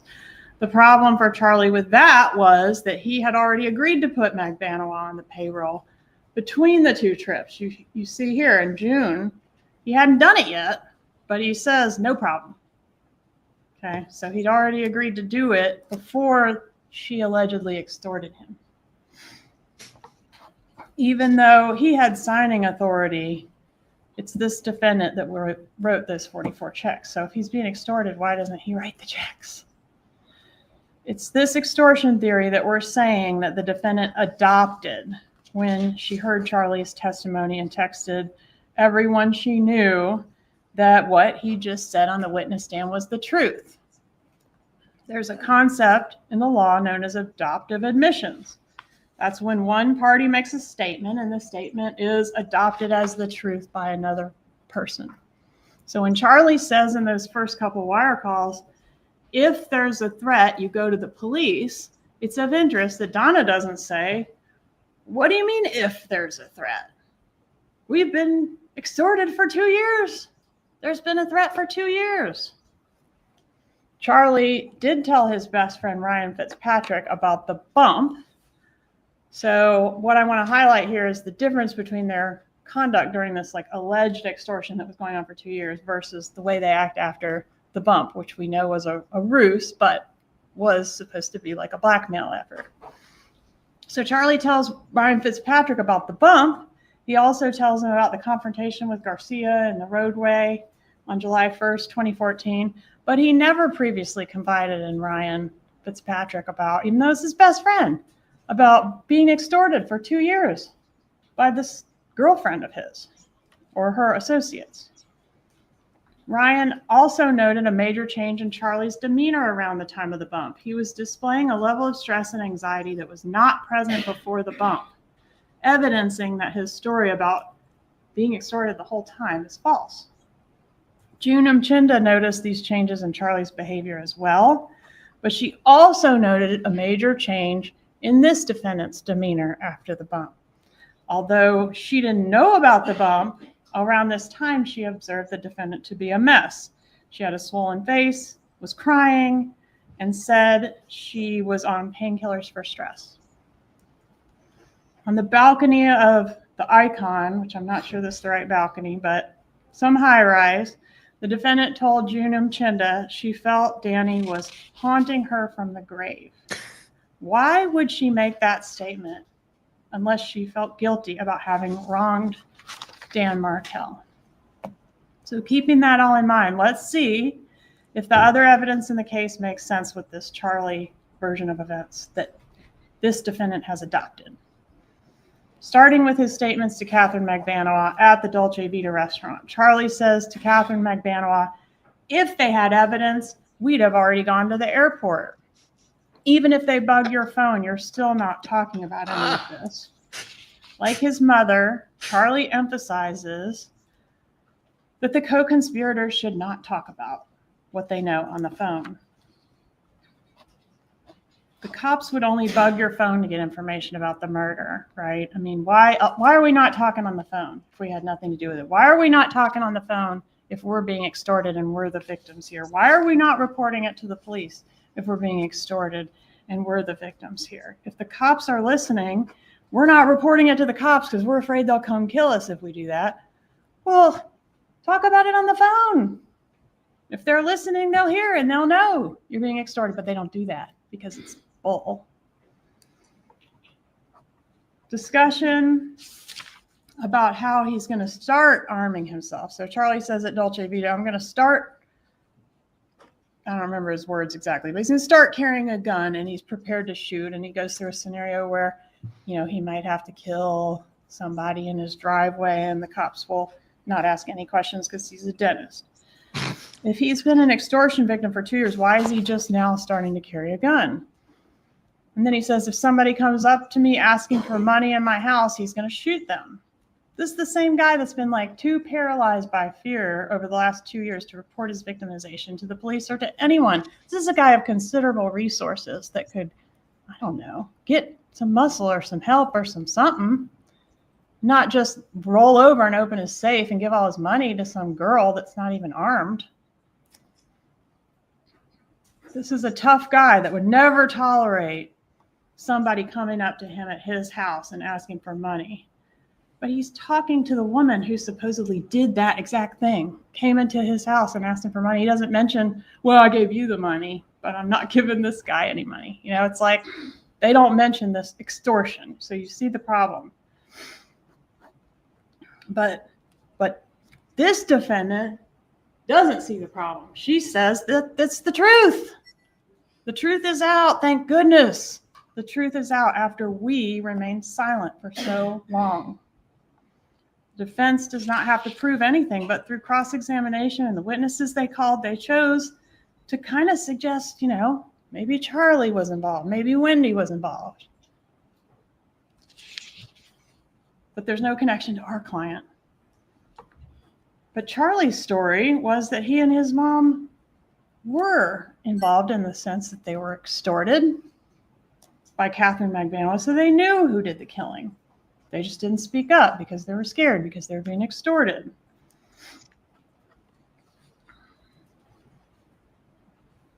Donna Adelson calls Charlie's story the truth when it suits her to support her son and proclaim his innocence during his trial, but now she kind of wants to distance herself from that because it's ridiculous story. It's not the truth. The truth wasn't out. Don't let her distance herself. She adopted that statement as the truth. She stuck with it. Please approach. Uh-oh. Looks like we have some objection here from Donna's doppelganger. I'll take you to the jury room. They're requesting to approach the bench. It looks like the jury might be sent out for a moment. Uh-oh. Donna is looking a little shaken. A little tense.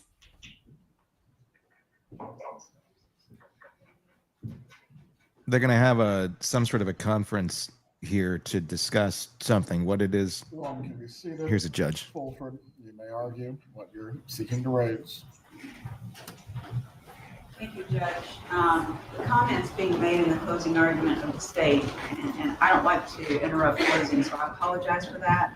But there have been several comments that have been made that are burden shifting and commenting on my client's right to remain silent. She's stood before this jury and said that the defense has some other version. She said this in a text, but now they're saying something different. We don't have an obligation to answer any of this. She's insinuating to the jury that we're going to come up there and provide her version of events. She chose not to testify. Mr. Cappleman, any argument concerning this? Ms. Adelson has made adoptive admissions and has suggested other alternative theories that have been developed through cross-examination. I'm entitled to comment on those theories. Concerning this, Ms. Fulford, as I've heard the closing argument and the evidence, my recall of it and my notes as well as to what occurred during the trial, there were adoptive admissions as it relates to statements that occurred during Charlie Adelson's trial. While she has not testified, the prosecutor has not made any direct comment on her not testifying in this trial. Also, as well, it is clear she has no burden to prove anything. The state is entitled to argue reasonable inferences from the evidence in the record. We'll take a break at this time. If the defendant needs to use the restroom, bailiffs, please take her. If anyone else needs to, please stretch your legs or use the restroom at this point as well. Ms. Cappleman, on my clock, you have 35 minutes remaining.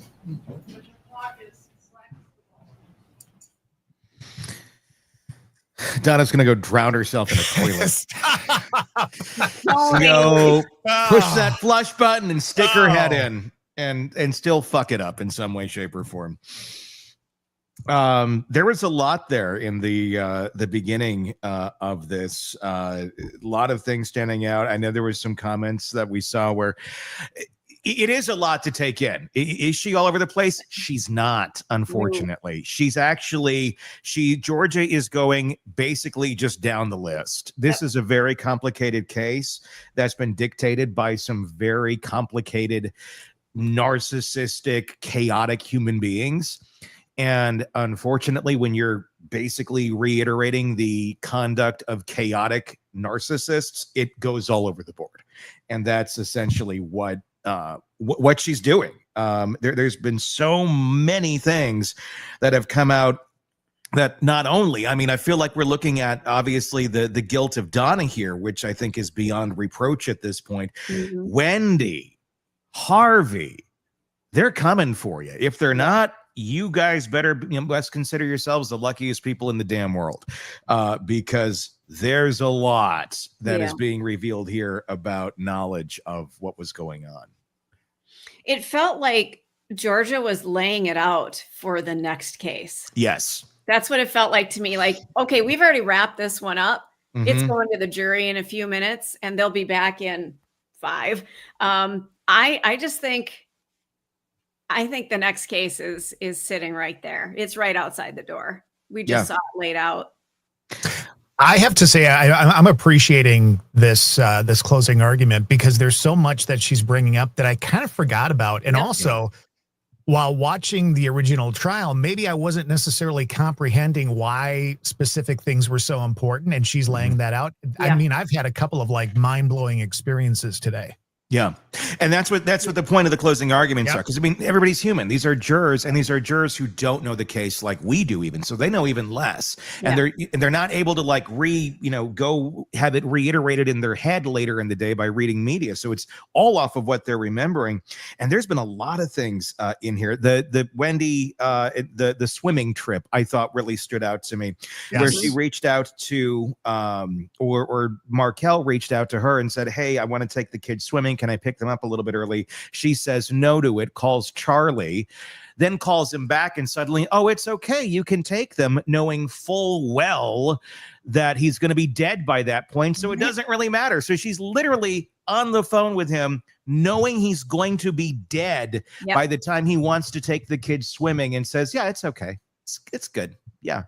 You can go take him wherever you want. You can take him to Europe if you want to. Go for it. That's the assumption one would have to make. Obviously, Wendy's never been charged with anything, but here's some reasons to charge her and her on the beach with Catherine McBonna. That I thought was an interesting photo too, where they're all sitting there in their bikinis, and it's like, oh, I didn't know you were that. I didn't connect that they had ever been that tight together, that they had an experience together where they're having cocktails and in swimsuits on the beach together. That was like, oh shit, like that's a lovely friendship, right? Goals. Yeah, my God.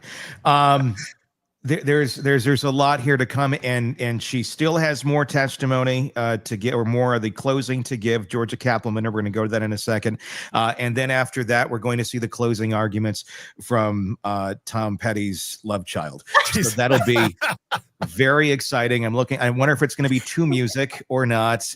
How he's gonna, or how she's gonna enter the room. Is there going to be smoke or anything? I'm just.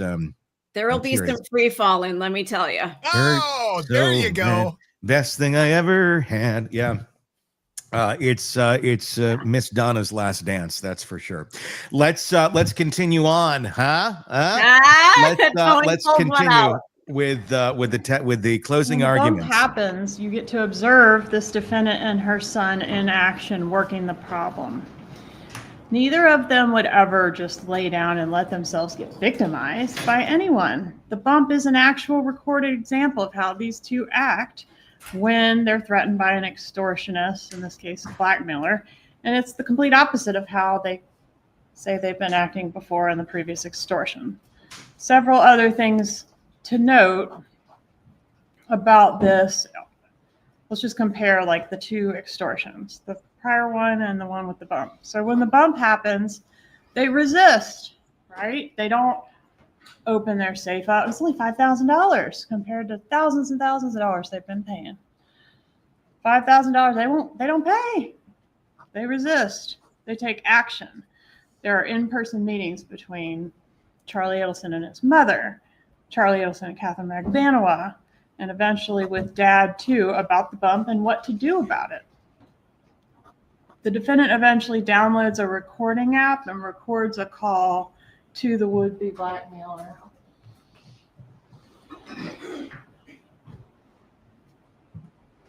So she records this call, an action that wasn't taken in the 2 years that they were being extorted previously. Charlie tells Ryan Fitzpatrick about the bump, although he never mentioned being extorted over the previous 2 years to Ryan Fitzpatrick. They investigate the bump. This defendant questions every aspect of the undercover, his look, his words, his behavior. You know, it's done like that. It's not done like that. Charlie enlists Catherine Magbanua to find out who it is and to handle it, right? Charlie says he's not going to take it lying down. He threatens Nazi shit if they mess with his family. Katie, I don't care what I spend. You better kill him because he's going to be a big problem. If he can't do it, I'll have someone else do it. Now these guys want an extra $5,000. You're going to kill him when you've been paying, I don't know how many, $100 and some odd thousand over the past 2 years. You weren't killing anybody then. They don't pay the money. If Mrs. Adelson has been blindly writing these checks every 2 weeks for 2 years, and her son has been paying additional monies each month on the layaway plan to the extortionist, and they've done nothing to investigate it, nothing to report it, nothing to stop it, but now they're going to launch a full-scale investigation over $5,000 more. They don't call out Catherine Magbanua. According to Charlie and this defendant, they've been paying Magbanua now for 2 years, or at least funneling money through her. And here Charlie is talking to the person that's been collecting that money over all those months. But at no point does he acknowledge in that Dolce Vita recording or even allude to this long history of payments he's been making to her. This long history of extortion that's been ongoing through her. While they're still in the restaurant, Charlie gives Magbanua instructions. Say my friends have no idea what you're talking about. And frankly, I don't know what you're talking about, but the name sounds familiar of who's incarcerated. So I'm going to give you something as charity to help the less fortunate, but do not contact these people again or they're going to the police. The whole time you're talking, just say, I don't know what's going on, and only use the words help and charity. Charlie proceeds to give Magbanua a whole lecture on blackmail, which is pretty ironic in light of the fact that his defense is she was blackmailing me or extorting him. And these are just a selection of the incriminating quotes from the Dolce Vita recording that you all heard. After the meeting with Magbanua at Dolce Vita, Charlie calls the defendant and call F and tells her he had coffee with a friend and gave her some good relationship advice. Well, at this time, Catherine Magbanua is living with Sigfredo Garcia. Relationship advice. This means he talked to Katie and she's going to talk to Garcia and they're going to handle it and deal with the problem. Donna seems to understand this from the use of the term relationship advice. In call G, she's less sure than Charlie that this is the police. That's his theory. She's worried it might not be accurate. She says she has a different theory. He assures her repeatedly it's being handled. There's nothing to worry about. Don't freak out. Magbanua does not want to make that phone call, though, and neither does Garcia. And you hear him pretty emphatic on that wire that he's not making that phone call. But everybody starts lying to each other about having called it because everybody wants to reassure the co-conspirator up the chain that it's all good, I'm handling it, it's not going to come back on us. Charlie expresses concern that if they pay the money, they'll create a monster that will demand more and more and more money. And the defendant replies to that exactly. So these calls go up and down the train cars, back and forth and back and forth and back and forth. Donna to Charlie to Katie to Garcia and back over and over again. In call R, Charlie is telling Magbanua that he has a very nice gift for Garcia's birthday. So if we think about his defense, the defense that this guy is extorting him after he, on his own, went and killed the ex-brother-in-law, he's going to buy a birthday gift for the guy?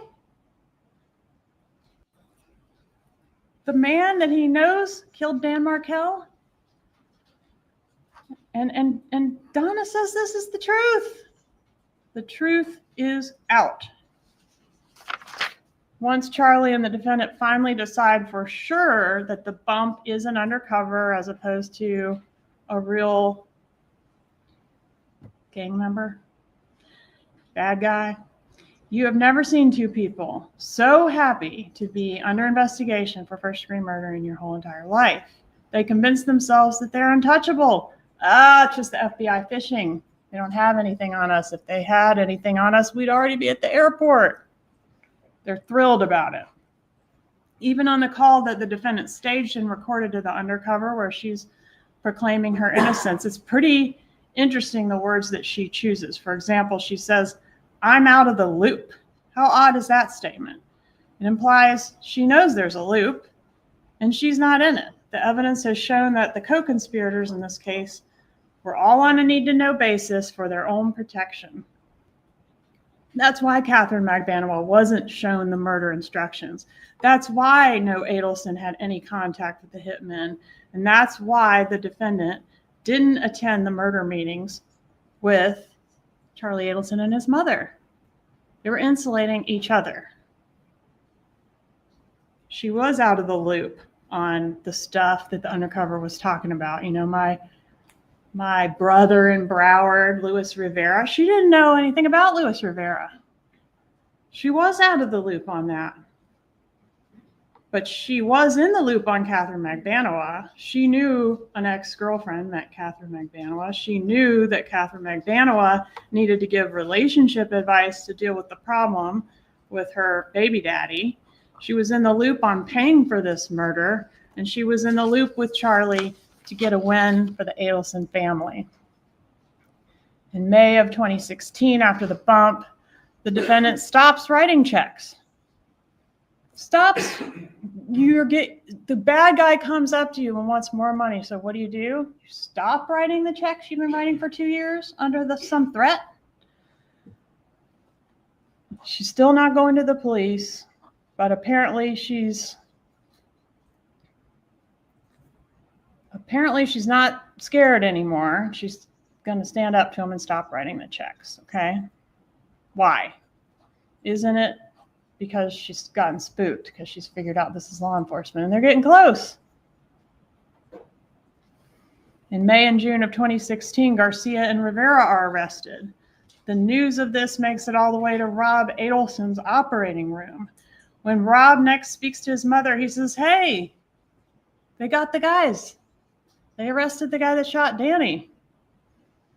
Getting no response, he brings up the matter again, like, "Did you hear they got the guys that killed Danny?" And she responds, "I've got to go," and she hangs up. That is the last time that Rob Adelson has talked to his mother.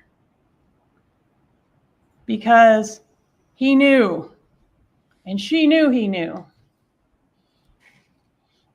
A couple other problems for the defense that I want to point out as far as this whole Charlie story goes. These are kind of mind benders, so bear with me. In 2016, after the arrest of Garcia and Rivera, but before the arrest of Magbanua, there's a text indicating, this is Charlie to Donna. Charlie says, basically that his lawyer was meeting with Garcia's lawyer. If Garcia acted alone and then extorted Charlie, why is Charlie's lawyer meeting with Garcia's lawyer? This is your extortionist. In fact, regardless of whatever the defense is, why are the two of them meeting? Unless they have common interests. And while Charlie's lawyer is at this meeting, he runs into Magbanua. Magbanua hasn't been arrested yet. She's up there seeing Garcia's lawyer. Well, why is she doing that? According to Charlie's story that this defendant adopted, Magbanua is not in on it. She's a victim too of Garcia, her baby daddy, who's a bad dude. Why is she up at his lawyer's office? And when they learn that Magbanua was up there, Charlie says, "Oh, my lawyer ran into Magbanua while he was up there. He said she was nice and pretty," and Donna says, "Just like all your girlfriends." Well, why isn't she saying, "What do you mean? Why is she up there? I thought she was a victim of Garcia, just like us." All right, so here's another text. This one's from August of 16. In this one, Charlie and the defendant are discussing a newspaper article in the Tallahassee Democrat, which talks about a drug dealer that the killers had contact with when they were here in Tallahassee from Miami. And somehow Charlie deduces this drug dealer is going to be the state's star witness. And they're basically spitballing alternative defenses. This is August of 2016. They've known supposedly who the killer was. The truth came out that the killer was Garcia and that they knew about it since the time of the killing. But here they are saying, well, maybe a drug dealer killed Danny and a drug deal gone bad. This is because the extortion thing hadn't been invented yet. The extortion thing didn't get invented until right before Charlie's trial in 2023, when he's trying to think of what he's going to say from that witness stand to explain all the evidence against him. Rivera gives a proffer. That's on September 30th of 2016. Magbanua gets arrested October 1st, 2016. You would think that if Charlie's story was the truth, he would be sleeping well for the first time in a long time, knowing that these folks that were taking his money and taking his mother's checks were off the streets and behind bars. But to the contrary, you've heard evidence that he started freaking out around that time, and so did the defendant. Right? His behavior became erratic. He became angry, paranoid, stressed. Per June, he got a second phone. He started sleeping with a bag of clothes by the bed. He started communicating with her via WhatsApp. In April of 2022, Charlie gets arrested. In that Dolce Vita restaurant recording, he repeatedly refers to the bump as a blackmail attempt. He uses the word blackmail on the Dolce Vita recording. But in trial, he switches that up to extortion, claiming that he and his mom have been extorted by the hitman. That was going on since 2014. But interestingly, in October 16th of 2023, so just 7 days before Charlie's trial started, this defendant, Donna Adelson, Googled the difference between blackmail and extortion. And the difference is that blackmail is the threat to expose some dirt on somebody. I know something about you, and if you don't pay up, I'm going to expose the dirt. Whereas extortion is the threat to harm somebody. You don't pay up, I'm going to harm you. Obviously, when they developed this defense in preparation for Charlie's trial, they realized the term blackmail was not a good word for them because it indicates they were somehow involved. You got to have some dirt. Okay, it needs to be extortion, threat of harm. We're totally innocent. They did this on their own. They came to us. They extorted us. The defendant doubles down on this. So yeah, she said the truth is out, the truth is out. What does that really mean? Well, she doubles down on it when she writes that script for the witness, Drina Bernhardt, who she solicited to come in here and perjure herself to you all. What does she write in the script? Extort, underlined. This script is Charlie's story. She's again adopting it by writing it out for her witness that she's trying to recruit to come in and deliver it to y'all, which of course backfires. And according to the defense investigator who interviewed Bird, her first story involved the word extort. It's pretty unusual. Regardless of what you think of Drina and Bird, it's clear what the defendant was trying to do with them. I mean, when Drina Bernhardt had that script, and it read exactly like Charlie's whole story, with the exception of the part where he told his mom, it was in the defendant's handwriting. That was very compelling evidence that this defendant was trying to buy herself some witnesses.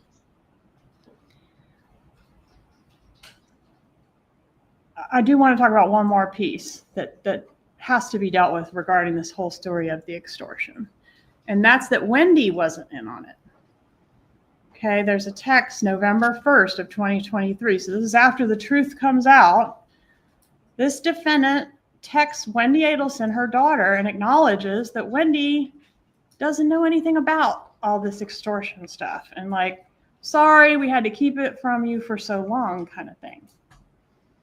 If Charlie's defense was the truth and Charlie and this defendant knew there was a threat to Wendi and her kids from the people that killed Dan, it's a little shocking that they failed to mention it to her. Instead, they let her and the boys move to Miami where the bad guys were and, you know, walk up and down the street without any extra protection or even knowing that the killers knew who they were and had threatened their lives and lived there in Miami. The defendant also acknowledges in this November 1st text at the bottom there. Next one. Previous one, maybe.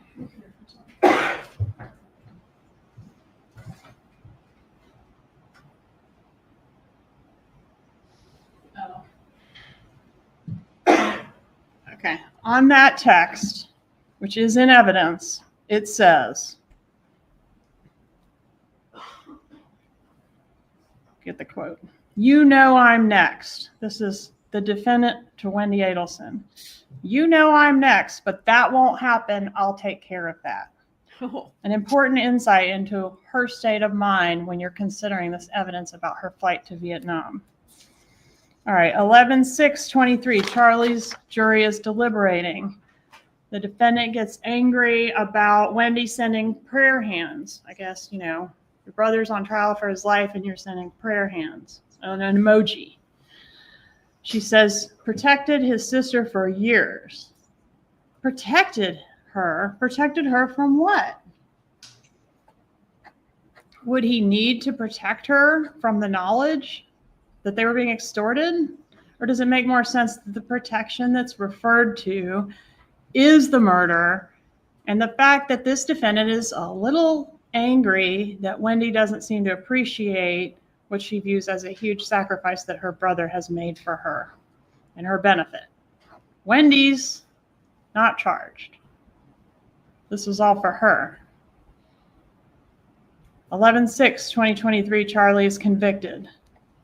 Nothing about the extortion defense adds up for Charlie, and it doesn't add up for Donna Adelson either. It's true that she did not pull the trigger. She's guilty of first degree murder as a principle, which we talked about at jury selection, about how a party who assists in the murder can be charged and convicted the same as the person that pulled the trigger, even if they're not physically present when the trigger's pulled, which is not disputed that she was not. And you all agreed to follow that law, even if you ended up not liking it, right? I don't know if anyone admitted to not liking it, but you don't really know if you're going to like it or not until you have to make a decision. If you don't like it, you still must apply it. I know that I can trust you to do that. We talked in jury selection about the difference between direct and circumstantial evidence. And it's true that this is largely a circumstantial case. You might recall my powdered donuts example. Had direct evidence that it was the kid not covered in powdered donuts, but we agreed that being covered in the powdered donuts was pretty good evidence that that's the child that ate the donuts. This case is not entirely circumstantial. I mean, she's covered in powdered donuts, don't get me wrong, but there is direct evidence as well. And I want to go over those. To Rob, when told that he'd already spoken to the police, she says, "Will, you don't know anything anyway." That's direct evidence. You can consider that as direct evidence. To Charlie, after being handed an article about Dan Markel's murder, it involves both of us. It involves the two of us. Number 3, 44 checks to the killer, signed by Donna Adelson. Catherine McVanoa admits she was in a plot to kill Dan Markel. And she got 44 checks, and they were all signed by this woman. Next, that license plate number. She had the car, make, model, and license plate in her 2014 planner. Her statements to Bird, she admitted she did what she was accused of. The script written by this defendant in this defendant's handwriting for Drina Bernhardt to come in here and deliver to y'all about stuff that wasn't true.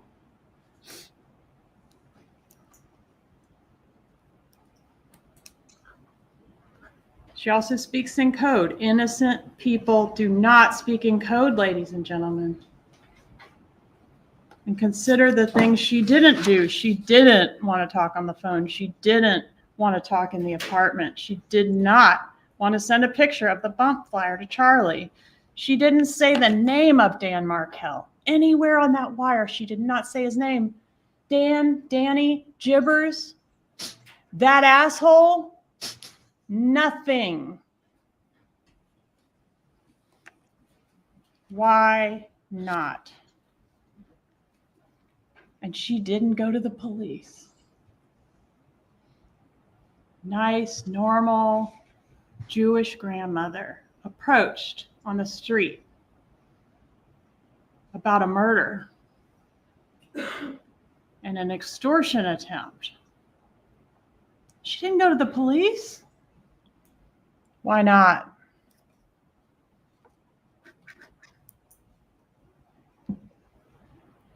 After Charlie's found guilty, the defendant sends this text to Wendi Adelson. Your brother protected you for years. Now you are not guilty. Your lawyer took very good care of you. You can bury me in the dress that I bought for Lincoln's bar mitzvah. Does not sound at that moment as if she's totally committed to attending the bar mitzvah. You heard that open line call where she's making plans to either flee or kill herself. She is distraught over the verdict. And she's distraught over the knowledge that she's next. The defense has tried to sell you that her emergency fast-track visa and one-way ticket to a non-extradition country was a vacation. On November 7th of 2023, this defendant Googled a list of U.S. extradition treaties. She was looking for a non-extradition country, and she booked a ticket to one with a stop in another non-extradition country. She applies for a fast-track emergency visa for Vietnam. I wanted it the fastest I can get it. She indicates a 30-day visa is not sufficient. She requests for the longest visa, which is 90 days, which is past the bar mitzvah date. She tries to get Wendi to help with business assistance. And when Wendi doesn't respond, she ends up asking her friend, Annie Cunningham, who y'all met in court. She says, I can't say exactly why, but we need you guys to come here, both of you. Wendy's not responding to us, and we have an issue that we cannot discuss over the phone. Why can't you discuss it over the phone? You're just going on vacation. Annie responds, basically, just say the word. When they leave for the airport, Harvey leaves this note dated 11/12/23 for Wendi regarding what is needed to sell some property, a gun.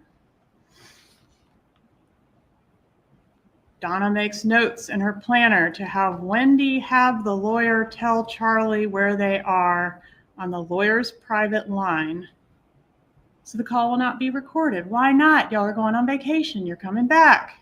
You're not fleeing. There's also a note in her planner to cancel disability insurance. That doesn't seem like something one does when they're going on vacation. There's a note, tell Wendi due October expenses, child support through mid-November 2025. They're presumably for Charlie's son planning to pay child support 2 years in advance. So this is made in 23.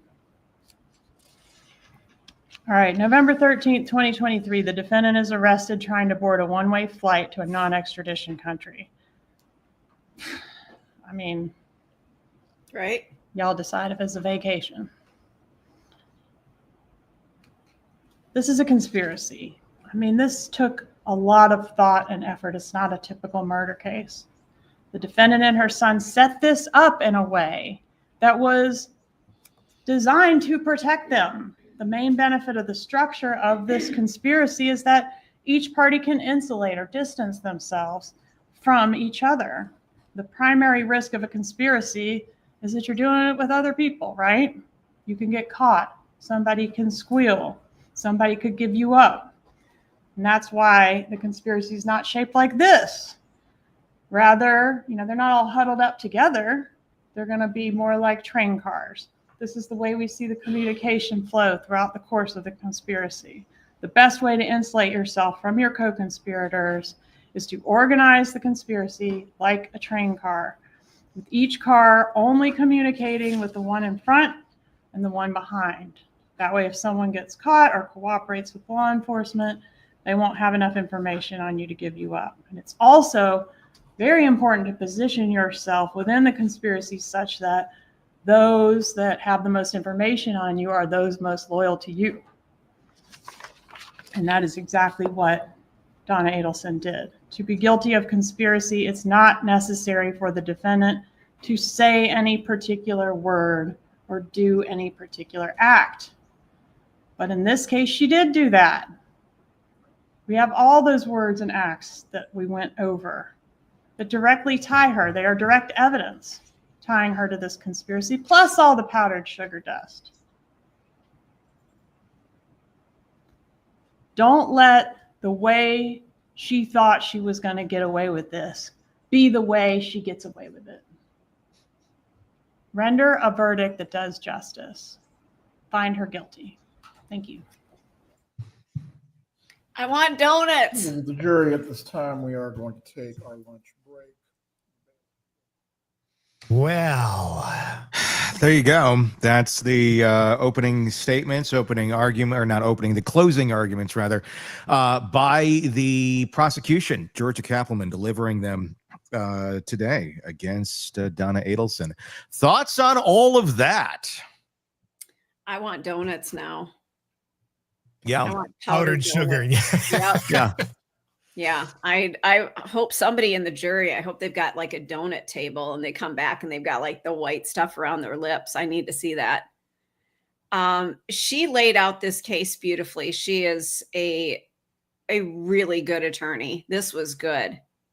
We've seen some closing arguments where you just kind of go, wait, what? Mm-hmm. This was lovely. You know what? If you hadn't been keeping track of this case, all you needed was her closing argument. Yeah, I think it really summarized the whole thing. If you want to get the whole case and not have to go through it, that really was just a greatest hits. Yeah, it was of everything. Great synopsis. It reminded me more than anything, as I was kind of saying in that initial little break there, where they needed to change guitars for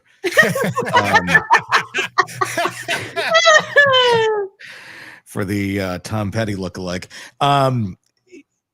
I was surprised by just how much damning things were laid out here against Wendi and Harvey in the closing arguments that go beyond Donna herself, and you almost had to, because it ties her into it, yeah. But it also ties them into it quite a bit as well. Is there any thoughts, any doubt, maybe I should say at this point, that Wendi is not going to be gone after next? I have zero doubt. If it doesn't happen, I'm going to be shocked. Yeah. Shocked. And I just wonder, when we get our verdict back, I'm predicting today being Thursday. Mm-hmm. I think my evening plans are shot, because I'm pretty sure they're coming back with a verdict. Don't you think? I think we're probably going to get a verdict later today. I think it's going to be quick. I think it's going to be in and out, and then they're back. I mean, it just depends. I don't anticipate closing arguments going that long from the defense, but who knows? They may have something more up their sleeve, but considering she didn't testify, but I just don't think they do. I don't think they have anything planned. And I wonder, did I read correctly that they've already been given their instructions? Yeah, it's all, well, that's been given. The pre-instructions will be given another thing of it. So, it just depends how late. They may get like an hour or two to deliberate here. But we really won't, see the full extent of it probably until tomorrow, most likely. But if they just walk in that room and they're like, let's get our Nutri-Grain bar and get out. Exactly. Yeah. Let's get our sub from Subway on the catering table and eat our lunch, and then let's just fill out the paperwork and be done, so we can have a good weekend, for them. I do think Wendi is probably packing her shit right now. I was just going to say shit and bricks. Yes. I think she may be. I think now is the time. Like I said earlier, if you need to run, now might be the time to do it. So you've been kind of wishy-washy on this. Not wishy-washy, but you kind of for a long time, Tony. You've kind of been like, well, I don't know if she really knew about it. Maybe she knew a little bit. How are you thinking now after everything was just laid out again in this process? She knew. She knew enough. Absolutely. I don't think she maybe knew all of the interworkings at that exact moment in time of what was all going on between Charlie and McBonna and some of the they did some insulation here, as they pointed out, but she certainly knew enough, I would say. She knew it was being handled. She knew it was handled. The fact that she canceled that trip right before and wanted to make sure that she was there to pick up the kids the following day in the afternoon after their flight was supposed to be arriving the previous day in the morning. Why would she be fearful that she's not going to be able to pick up her kids? There was no weather, there was no issues, there was no question about anything at that moment in time. But she needed to be there at that point, at that time, the same way that she was able to sit there on that phone call and tell him. And I think that's what makes her shittier to me than I think ever is realizing that she got on that phone call knowing he's likely going to be killed later that day. And yeah, it's okay. You can take the kids swimming. That'll work out fine. I'm going to go get a bottle of Bullet Rye. It feels really cold. Completely. And but I think that's all she knows. Emotion. Yeah, I imagine that's what she knows. I think that's what it comes down to is she's so been brought up in this world of callousness and coldness, and she's able to compartmentalize things in such a way like her mom can, that she can turn that switch on and off pretty easily, and probably doesn't even know why or how, and is finding herself in a world of hurt right now, just realizing all of this is going to cave in on her. I don't know if she's gonna be suspect or be in on this enough to get like life in prison, but I think she's gonna get something. I think there's gonna be charges brought here pretty soon. I'd be curious what else they're going to dig up, what else we're going to find out, if anything, of her involvement in this process. I don't think she was a mastermind. I do think she is basically I think she's a victim of her family. I was just going to say that she's a victim of this toxic, horrific environment that she's been steeped in her entire life. One thing I forgot to ask Siobhan, our psychotherapist that joined us yesterday, that she's on all the time and she's lovely. I forgot to ask, do people who are in this situation know that they're in this situation, or are they just so used to it? I don't know. I mean, at any point, do you think Wendi stepped back and went, "Oh my God, my life, what has it become?" Or is it just another day? Just another day. It's probably there's got to be a level of normalcy to this at this point for them. When you run this through your mind, you're like, what would I do in that situation? You're thinking about it from the first moments of, oh gosh, you're handed this, and now how am I going to react? But this has been going on for years. She's been, watching her back. She's been knowing that people are keeping an eye on her. She knows everyone's been just waiting for something to happen. And the way that all these things got spelled out in court, very, very much damn her. Yeah.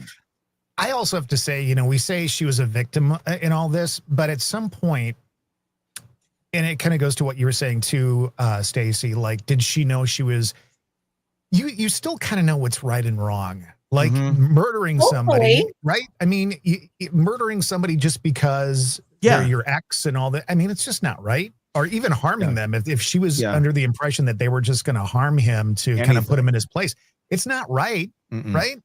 I don't know.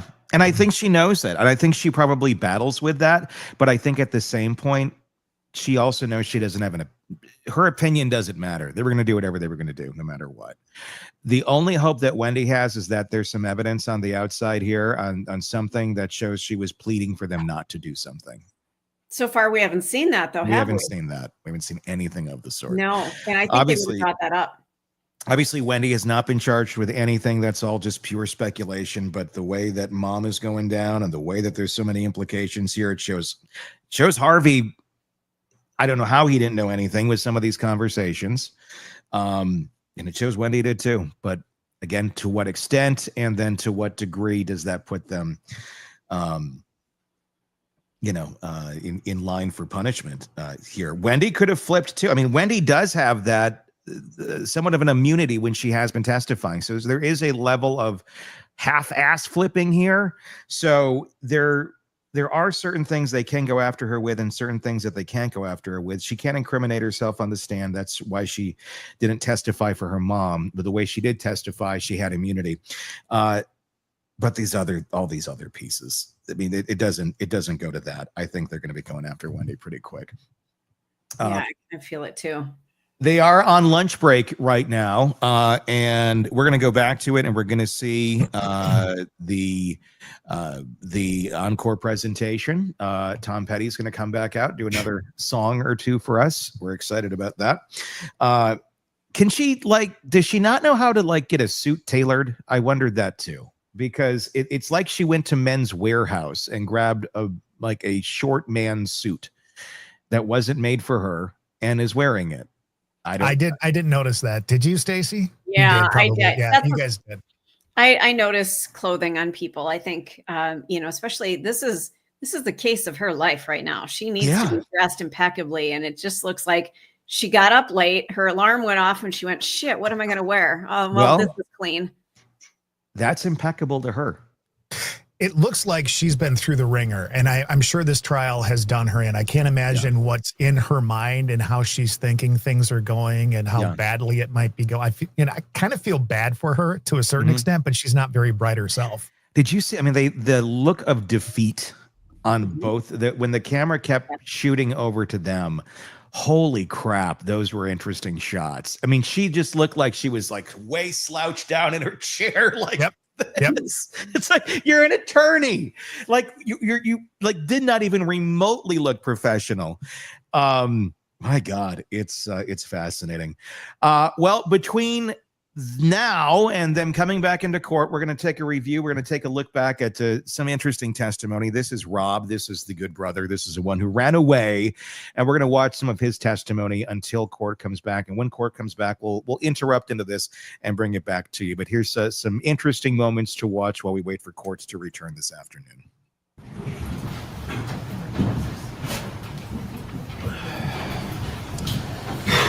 Mr. Adelson remains standing. Everyone else can be seated. Please raise your right hand to be sworn. Do you swear or affirm the testimony you're about to give in this matter will be the truth? I swear. You may take your seat. Please speak loudly and clearly. You can adjust the microphone as need be. Ms. Dugan, you may examine. Thank you. Could you tell us your name and spell your name for our court reporter, please? Sure. Robert Todd Adelson, Adel. In what state do you currently live in? New York. And how long have you lived in New York? 13 years. Okay, so since maybe 2012? Yes. All right. What do you do for a living in New York? I'm an ENT. Okay, so you're a nose and throat doctor? Yes. And how long have you worked as an ENT? For 20 years. How do you know the defendant in this case, Donna Adelson? She's my mother. And Harvey Adelson's your dad? Yes. Wendi and Charlie Adelson are your siblings? Yes. Okay. And where did you grow up? In Coral Springs, Florida. Is that a bit north of Miami? Yep. About how long of a drive? About an hour north of Miami. Okay. When y'all were growing up, did you all, the five of you, live in the same house as a family? Yes. And who's the oldest child? I am. Okay. Who's the middle child? Charlie. How many years between you and Charlie? 3 years between Charlie and I. And then who's the youngest then is Wendi? Yes. And how many years between Charlie and Wendi? 3 years. Okay. When you were 18, did you move out of the Coral Springs house? Yes, when I went to college. Okay. And did you go to college at University of Florida? I went to Tulane. Oh, thank you. Okay. Did you live in Gainesville at some point? I did, yes. Okay, thank you. So after you went to college at Tulane and then went on to med school, went on to residency, throughout those years, did you continue to talk to your parents and your siblings on a regular basis? Yes. And would you see them a couple of times a year? Yes. When you were in school, would you go home for the summer? Yes.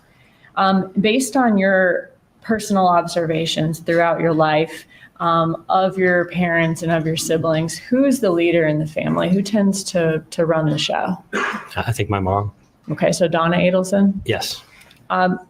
Would you describe Donna Adelson's personality as being more controlling or more laid back? I think more on the controlling side. What about, is she kind of a more assertive person or a more passive person? A more assertive. What about your dad, Harvey Adelson? What's his personality like? I think he's more passive, more go with the flow. Okay. So they're kind of opposites in that way a bit? Yeah. When you and your siblings were growing up, was Donna Adelson a very involved parent? Yes. And when I say involved, as far as with your life and with your friends and with school and with that type of thing? Absolutely. Did she have certain fixed ideas throughout your life of certain things she wanted to happen in you and your siblings' life? Yes, absolutely. Was it acceptable if you decided to not do those certain things that she was fixated she wanted you to do? Was that acceptable to her or no? No. I think she had certain sort of rigid, fixed ideas or impressions for what she wanted for us. And, if you went along with that, things were fine. If you didn't, things were not fine. Did she have strong opinions about who you all married and what you all did for a living and those types of things? Yes. And you're obviously a doctor. Was that an acceptable profession to her? Yeah, that was okay. Okay. And was that one of the reasons you became a doctor? Yes. Okay.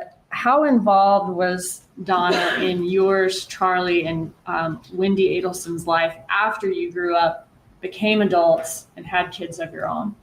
I think still involved. Was she more involved with your life, Charlie's life, or Wendy's life, would you say? You're probably more involved with Wendi and probably to a lesser degree with Charlie. Okay. And then would you be she's the least involved with your life out of the three? Yeah, probably because I was older, but sure, I agree. Okay, so you're the oldest child. You're out of the house before the other two? Yep. Okay, and then you also lived other places after you went to college throughout the rest of your life? Yes. Now, was this like a healthy level of involvement that she had with the three of your lives, or was it more of like a micromanaging as you saw it? I think it was certainly between over-involved and controlling. It probably lended itself more toward controlling, but there's in various realms, more or less. But I think certainly that was the tension.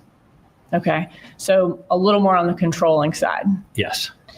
And does that include your personal lives as far as your relationships and in your professions, your jobs? Yes.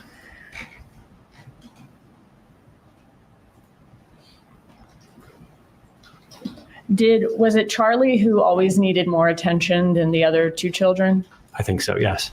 When did Wendy's life start becoming one that she needed to pay or give more attention to?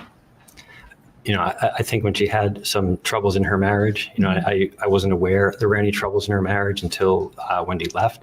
But I think around that time when she had two young children, I think that was when she became more involved. And I was, at that point living, a pretty good distance away. Okay. Were you living in Philadelphia at the time? Yeah, but first in Philly and then in New York where we live now. Okay.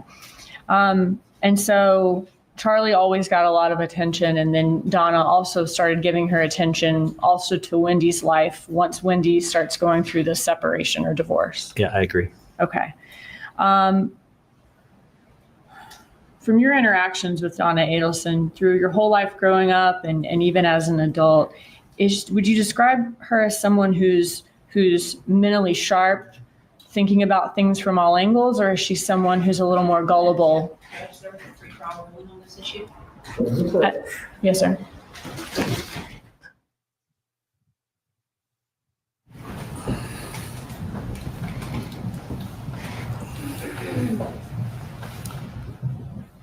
Objection is sustained. You may continue with your examination.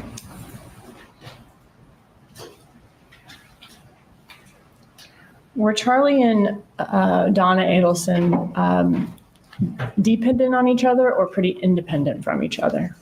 I would say Charlie was probably somewhat dependent on my mom to help him out with, organizing stuff, his dental practice.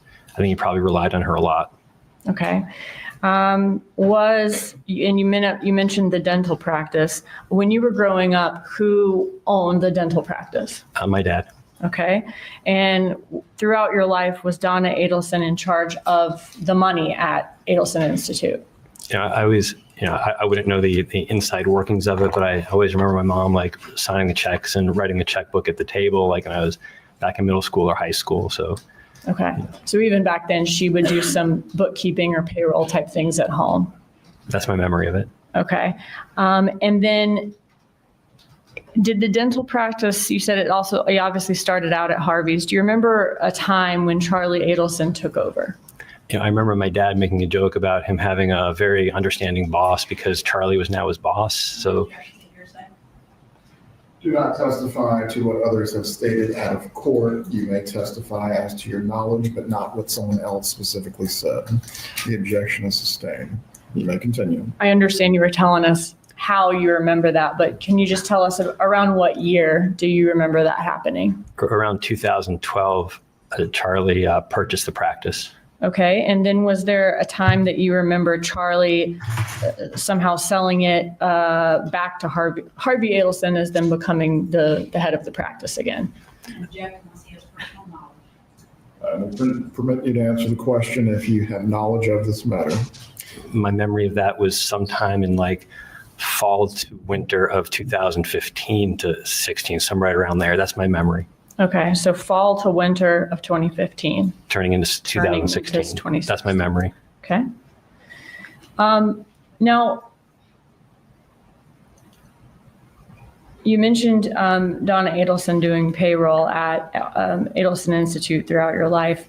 If someone were to ask Donna Adelson, or if someone asked Donna Adelson to do something, is she the type of person that just snaps to it, or does she have some questions first?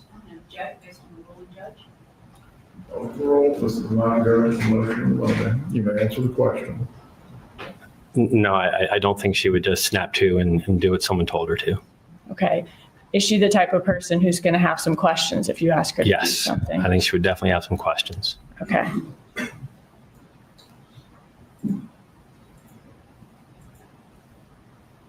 How did Donna Adelson feel about Dan Markel when he and Wendi first got together and were headed towards marriage? He was very positive about him. Okay. So he was somebody she approved of? Yes. All right. And how did that change as Wendi and Danny's relationship soured? They ended up moving towards divorce. So I really only heard anything bad about Danny after Wendi moved out. I didn't hear anything bad about him prior to that date. Okay. So just kind of went from everything's fine to then hearing bad things about him. Yes. And when you say hearing bad things about him, like from her? From Donna Adelson? Yes. Sorry? Okay. And how did Donna Adelson feel about Dan Markel in 2014? She hated him. Would this come from your knowledge of that, come from things that she would say to you? Yes. Yeah. Did you observe that Wendi played a bit of a damsel in distress, in your opinion, in the divorce? Yes, I think that's a good way to describe it. Did Donna Adelson ever talk to you about Wendi Adelson and Dan Markel's divorce? I apologize. Did Donna Adelson? I apologize. Can you hear the question again? Did Donna Adelson ever talk to you about Wendi and Dan Markel's divorce? Some. The phrase that sticks in my head is that Danny was depoing Wendi to death. I wasn't involved with all the various motions. I remember that phrase. I remember there being a lot of court motions back and forth. But I remember that phrase. I remember some complaints about very long either mediation or depositions that Wendi had to endure. Okay, so this is Donna saying Wendy's having to go through these things. Yes. Okay, and just telling you about it. Yes. How did Donna tell you that, or did she tell you that how Wendi was planning to leave Dan Markel and give him the news that she was leaving the marriage? I think you're going to need to rephrase this in such a way the witness can answer, Ms. Dugan. How did Donna Adelson describe to you how Wendi Adelson left the marriage? Object to hearsay. Ms. Dugan, please approach. Okay.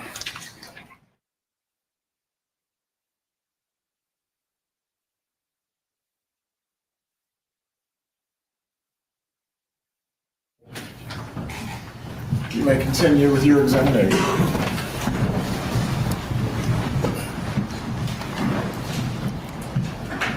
What did Donna Adelson tell you about the plan for Wendi Adelson to leave the marriage?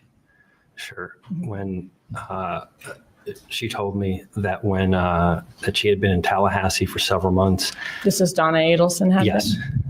That she had been in Tallahassee for several months, renting a new place for Wendi, arranging for movers, moving money around and getting things set up. I only knew this after Wendi had moved out.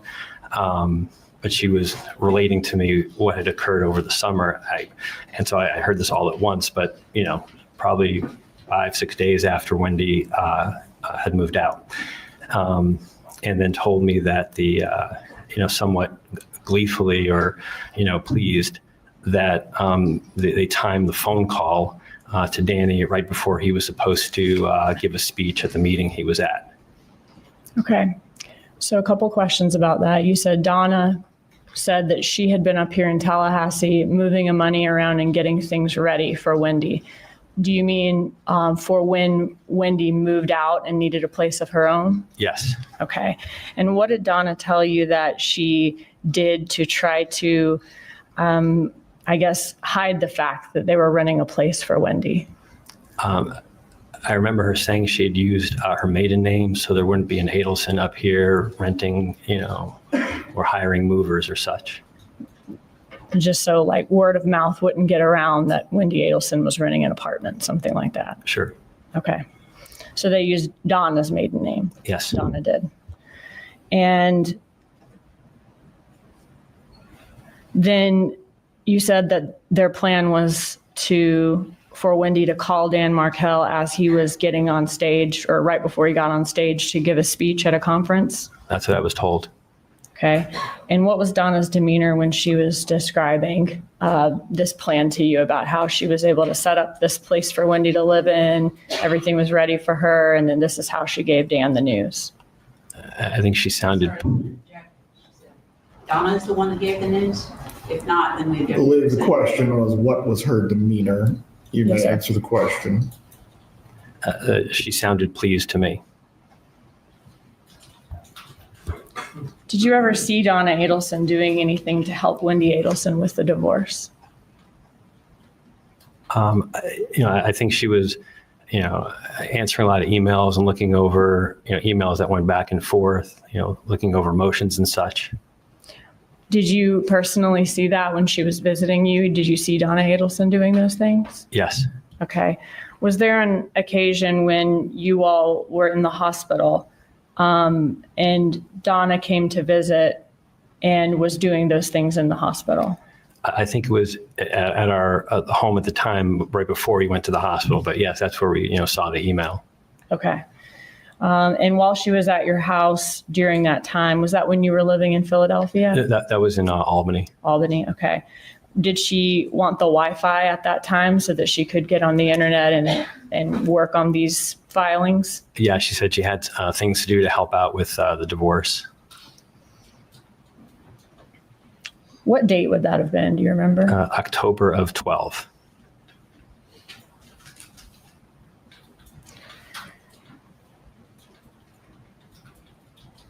Did Donna Adelson tell you that Wendi Adelson was trying to get permission to relocate to Miami? Yes. And did Donna Adelson tell you about the $1 million bribe she wanted to offer Dan Markel? Yes. During the year or two after Wendi Adelson left Dan Markel, how much time was Donna Adelson spending in Tallahassee? From you had personal knowledge of her being here. You may answer as to your personal knowledge on the subject matter. I can rephrase, Judge. Did Donna Adelson tell you information about how much time she was having to spend in Tallahassee? She said that Wendi needed a lot of help because now she has 2 boys on her own, and so she was up there a lot. And I think yes. Okay. Who cared more about Wendi Adelson's divorce from your conversations? Was it Donna or Charlie? Donna. What types of things does Charlie care about? What are kinds of things is he really into? I mean, like go-karts, jet skis, going out, boats, not Wendy's divorce. Okay. And is Donna Adelson very into her kids and grandkids and their success? Yes. Do you think Wendy's divorce or her moving, or I guess, do you think Wendi and her boys moving to Miami was particularly important to Charlie Adelson from your observations? I don't think so. During the divorce, from your conversations with Donna, was she fixated on Wendi taking this job with a guy named Gary Cohen in Miami? Yes, that was a common discussion point. Okay. Did she seem like it was just something that she kind of thought would be a good idea, or something that she seemed to have a real obsession with? It came up a lot in my discussions with her about this job with Gary, where she'd be making $1 million a year and she'd be a partner. And it was something that was brought up a lot, that she'd be able to take care of her kids in a way that she couldn't up in Tallahassee. And then it was probably the one thing that she mentioned to me, the only time I heard any anger after the murder had occurred, was that I asked, is Wendi going to go work for Gary now? And she told me that. Did the job end up not working out? As far as I know, it didn't. Okay. And that you heard some anger from Donna when that happened? She said that his partners wouldn't let them hire her until they. Okay. Sorry. But there was some anger there because the job didn't end up working out. Yes. They couldn't hire Wendi, or didn't want to hire Wendi after all. That's what I was told. Okay, thank you. Now, during the summer of 2014, did Wendi Adelson, I'm going to move on to 2014 now, did Wendi Adelson send you a text where she referenced having a boyfriend? Yes. And was this before Dan Markel's murder? Yes. Why was that memorable to you? It was just unusual. Wendi, never was someone who would, share her, romantic life or boyfriends, or, tell me or, text me about anyone she was dating. So it just stood out as, unique or different. Okay. What did she, was there something in particular that she said that struck you as also unusual? Objection, hearsay. Sustained. Okay. I guess, was it your impression that your parents knew about this boyfriend at the time, or no? No, the text said, don't tell the parents. Well, Sustained. Members of the jury, you are to disregard the last response of the witness. may I approach, Judge? You may.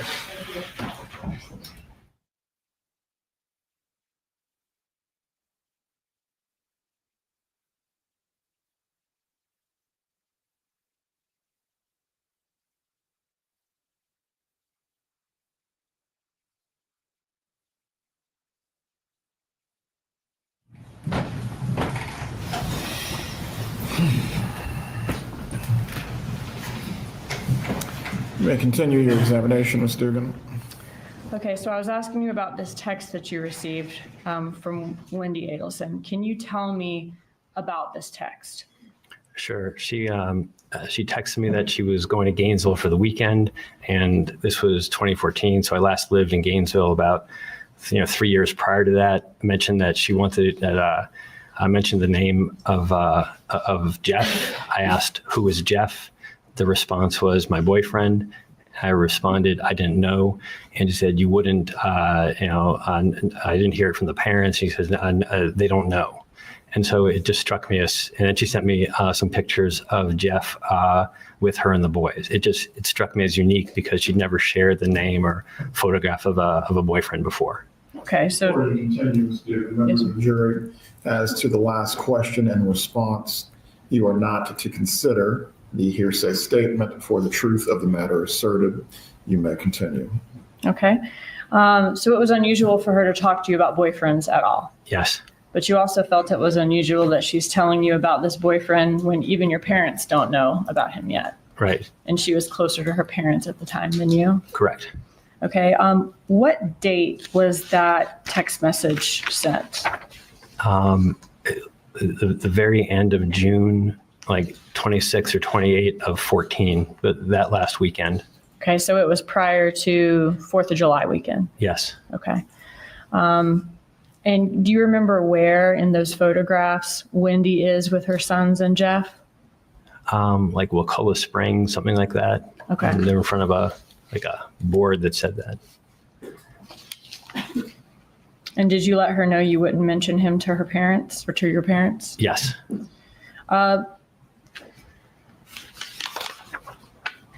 Did that strike you as so unusual that after Dan Markel was murdered, you felt, I guess, compelled to tell police, like, hey, I heard she has this boyfriend she hasn't told anybody about named Jeff? Yes, I did. The FBI came to my house and I spoke to them once, and either it didn't come up or, it's a bit nerve-wracking talking to the FBI, and that they didn't ask any questions about that. And then, I guess over the ensuing week, I'd heard about like this Prius and this unsolved murder. And I remembered, it struck me as odd that I was sent these photographs of a boyfriend and not to tell the parents about him. And so that's when I wanted to have a clean conscience. So I reached out to the FBI and I said, I don't know if this matters, but I figured I would, tell you about this. And they came back for a second interview and looked at the pictures. Okay. When is your father, Harvey Adelson's birthday? July 5. Okay, so on July 5th of 2014, how old would he have turned that year? 70. Okay, and this is about 2 to 3 weeks before Dan Markel was killed? Yes. Did your family do anything to celebrate his birthday that year? Yes, we had a party at their condo. Okay, was there a gift from the family or from any of you to him? No. I remember an email, and my dad is not someone who wants gifts or a big deal made about him. And so, the email is something like, your dad doesn't want gifts. He just wants all of his kids to be with him on his birthday. And was that from Donna Adelson? Yes. So she's basically letting you know you and your kids coming is going to be his gift. Correct. And everybody, all the kids and grandkids being correct. There. Okay. Did the family ever discuss going on a cruise? No, not with me. When a birthday gift is given for somebody in the family, does Donna Adelson typically say, we're going to get him this, everybody owes this much, everybody's going to pay a third, or whatever it is? Yeah, if there was like a big gift we're getting, or they said, we're getting this for someone, and you can be part of it, that was not uncommon. Okay. So tell us about the party. You said it was at the Continuum? Yes, at their apartment. Okay. So is that like a condo building in Miami? Yeah, on Miami Beach. Okay. On Miami Beach, like South Beach? Yeah. Okay. And is it a secure building? It's very secure. It was, we were staying at a hotel down the street, and there was armed guards, and, apparently there's a lot of celebrities that live there. It was a very high, very secure building. Okay. And these celebrities that live there, were they people that you knew of? I mean, you knew who they were? Sure. Yeah, A-Rod. Did these people have kind of guards of their own too in the building? I don't know. Oh, okay. So the guards that you saw were the guards in the front? Yes. All right. Had your parents... That's Rob Adelson, the son of Donna Adelson that was on the stand earlier in the week. We are now coming back from the lunch break, and we're going to take you back into the courtroom to see exactly what is going on as we're getting ready for the closing arguments from the side and the defense of Donna Adelson. Let's take a look.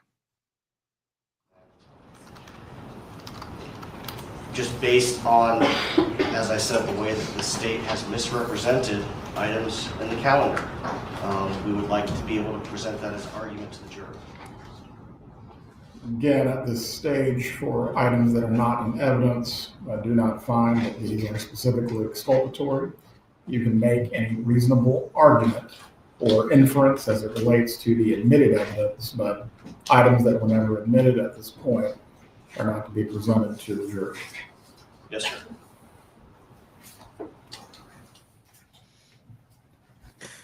Appears they're making an argument of not being satisfied really with how, and it's not for them to be satisfied with how the closing arguments of the prosecution go. But it appears they are trying to argue, at least verbally on the record, that they want to present something. The judge is saying, no, we're not going to do that. I don't agree with it. What they're trying to do essentially is set up more appellate issues because they're going to probably go on ineffective assistance of counsel.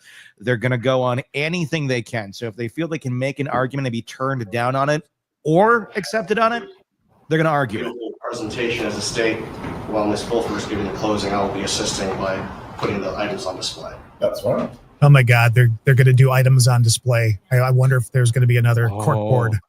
This is great. So this is the Tom Petty's got the post-it notes, the puppet show, the clipboard. Wouldn't it be great if she brought out like a marionette of Donna, with just how much that has been kind of the reference point or the thing in our minds of how Donna controls people. It would just show the utter cluelessness of them to bring Donna out as a marionette, pulling strings of Donna and Charlie. Anything is possible. Like, you can tell this judge is just kind of like over it. Yep. And, the defense has to do something because they basically just sat there and left all this evidence come out and not have any arguments for any of it. No, I mean, and I don't know what they had planned. Obviously, going into this trial, they said Donna's going to testify.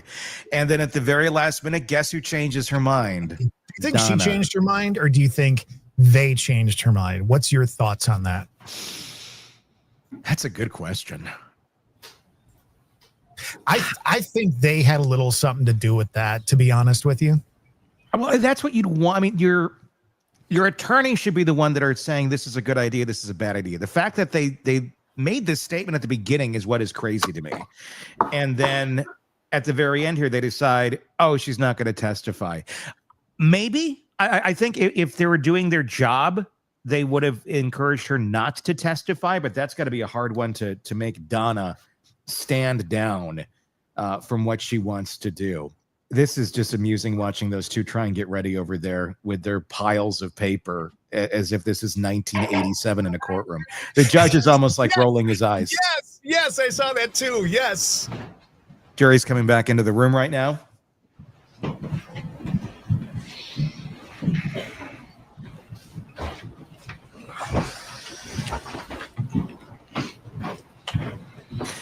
I want to have Cappleman on the show once this is all done. I'd love to have a conversation. Members of the jury, I hope you enjoyed your lunch break. At this time, we are going to continue with the defense's closing. Got to grab her water jug. Big jug of water. It's like a super gulp. It's like a canteen. You think it's water in there? Good afternoon. So you're going to move Been the a long podium day. again? You've heard a lot. Here we go. Podium I hope moving. you'll stay awake so you can hear me too, okay? So it's been what, 2.5 weeks, I guess, since you started this venture with us, and you've heard an awful lot. And I'd like to take you back to my opening statement. In my opening statement, there were some things referred to today that I'd like to address. The first one is that I stood up in my opening statement and said all of these wonderful things about Dan Markel, and then I called witnesses to attack him. That is not true. That is not true. In fact, the defense is the only part of this case that actually elicited evidence through testimony about the good qualities of Dan Markel. We elicited that on cross from his ex-wife, Wendi. And all of the things I told you in opening about what a wonderful man he was, a wonderful father, well-educated, successful, we elicited that testimony. And criticized today for having 2 witnesses who came and testified on the stand about the dissolution case and things that had been filed in it. That was not to attack Danny Markel. We didn't put that evidence on. The state is the one that made it an issue. They put those documents into evidence, the things that Mr. Markel had filed. So we're the defense and we represent Donna Adelson, and we're just supposed to say, okay, well, they've put it in, let's just let it sit there. We have an obligation to represent our client. And what happened in that divorce, whether it was contentious or not, was an issue the state brought up. They've been calling this a bitter custody battle for years. And they started this case by saying the same thing. So to have the people who were actually involved in the case point out that there never was a bitter custody battle is important, because there never was one.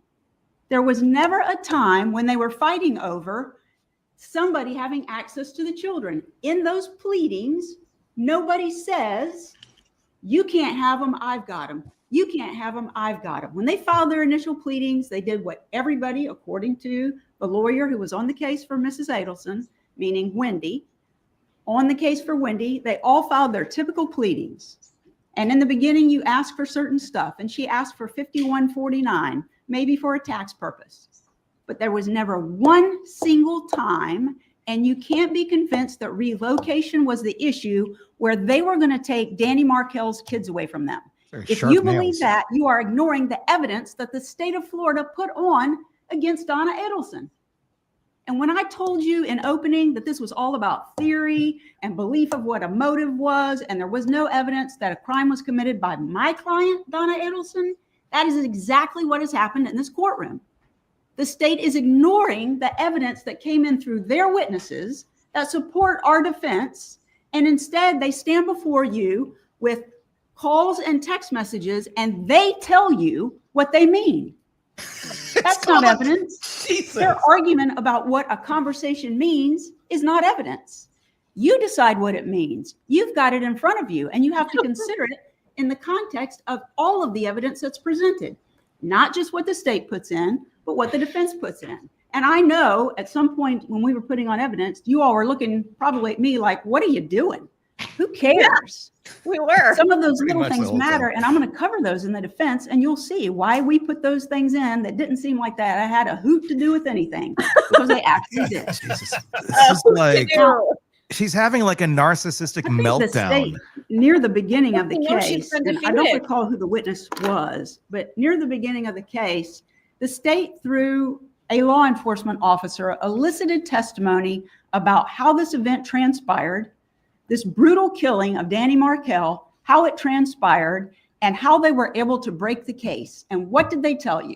They told you they broke the case because Luis Rivera, who was one of the killers, decided he would cooperate with the state of Florida in exchange for a deal, which for his crime, he ended up, the testimony was, he got 7 more years for committing that crime. This is the man who got in the car, got the gun off the street, drove up to Tallahassee, Florida, stalked, is the best way I can describe it, Danny Markel in a car with his children from his home, watched him take his little boys out of his car and put them into the daycare center, followed him again to where he went to work out at Premier Gym, and sat in wait for him. Sat in wait for him. And then when Mr. Markel came out, trying to work some things out with his ex-wife, Wendi, about having the kids and who's picking them up at what time, even leaves her a really nice voicemail that they could get together and walk at the school to talk about the education of their older child, where he was going to be going to school because he was going to be starting kindergarten. And Wendi pushed back. You know, she pushed back. This was his time with his little boys, and she's telling him, no, you know, I've got plans. Well, it wasn't her time to do that. So leading up to his death, she's arguing with him over about an hour and a half worth of time that she thinks she's entitled to with the kids, but it's his time. And I agree with the state of Florida. The most important thing to that man was those little boys. And he fought for every minute he could get, and rightfully so. Then he drives home in his car while he's on the phone, and Luis Rivera, driving the car that's been stalking him all day, pulls up behind him in his driveway, Sigfredo Garcia gets out and shoots him twice in the head, and they pull off at a pretty high rate of speed and leave Danny Markel dying inside his garage. Left him to die. Those are the people that killed Danny Markel. Those two people. And the state has all kinds of arguments about how Mrs. Adelson's involved because she said these things about him, and we'll get to that in a second. But if Luis Rivera is telling the truth, what did he tell you when he got on the stand? What did he tell you? He said, and this is here we go. On this document dated March 11th, 2025, when he was deposed, and those numbers and circles are his. And he testified to you. Oh my God. God. No. Oh, for this Catherine Medbanowa, you're missing out. Catherine Medbanowa is the person that elicited Sigfredo Garcia to kill Danny Markel. Now her versions change over time, so we'll have to address a few of those. What is this even? Yeah, can you pause for a second? Didn't even know Luis Rivera was involved. So yeah. Is this like an artist rendering and somebody decided to put their stamp on it? Like, I did this. If you can't see this, there was actually somebody who signed it and dated it. I think it's an overhead projector. It Or- is. It absolutely is. Yeah, it's an overhead projector. They're using an overhead because there's like a marker, like she numbered like the people 1, 2, 3, 4, 5, 6, 7, 8, 9, 10, but it doesn't really make any sense. It's just numbers next to heads, and there really is no sensible way of following this thing. And then somebody's signature is on the side, like this is their piece of artwork from 4th grade. That's what I was wondering. And yeah, it's literally going up on an overhead projector. So it's a step up from the big old poster board from Walgreens. But oh my, are they drunk? I mean, is she? What is going on with this defense that they're putting these things together and going, we're going to present this to the jury. This is going to be a slam dunk. I mean, this is almost like you're trying to get her right. Like if you want to get her found guilty, here's how you do it. Wow. Yeah. They would have been better just shutting up at this point. But and I find it interesting at the beginning, that whole 10-minute thing had nothing to do. It was her own rage. It was her because she felt that she was being called out on something. It had nothing to do with much of this case. It was her feeling that she was wrong. So move on. Argue for your client. That was like your own professional bullshit that you're calling out in front of a jury.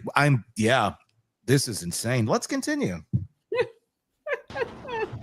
This is a woman who the state has admitted lied first time, second time, third time, fourth time, maybe the fifth time. Every time she puts herself under oath and swears to tell the truth, she's going to say more. She told you she didn't even know Luis Rivera was involved, but the phone records that were put in by the state of Florida prove otherwise. Because during the time that they're traveling to Tallahassee, when she can't reach Sigfredo Garcia, whose phone is she calling? She's calling Luis Rivera. This woman can't tell the truth. But in any event, Luis Rivera then puts this number 2 next to Sigfredo Garcia because he's the one who actually killed Danny Markel. Donna's just like, number 3 next to himself because he's the one who got the gun and this drove the car. They should have bought a better attorney. And then away from the scene. This is the man that he says they killed. Who else on this document do you recognize? On this exhibit? Who else? Here's Who else Waldo. was involved in this? Well, when you use an all the overhead players projector, you that don't the go up state to claims are involved are pictured on this document, and he says Wendi Adelson, she's the lady who wanted to get her kids back. This is why we were committing the crime. Wow. Wendi Adelson. And Doctor, the dentist, he called him, which is Charlie Adelson, who he identified, was the one with Katie. This one and this one are the reasons that they're coming to Tallahassee to kill Dan Markel. And I said, well, what about Donna Adelson or Harvey Adelson? No, they weren't involved. I said, would you put an X next to them if they weren't involved? And he did. Donna Adelson's name never came up, but Luis Rivera is telling the truth, according to the state. That's who you're supposed to believe. And he says my client is not involved. There's some issues that I might address further, but I want to go through some of the things that the state stood up and told you. Relocation, relocation, relocation. That's the issue. That is the reason that my client had Danny Markel killed, because relocation was lost. Danny Markel was killed July the 18th of 2014.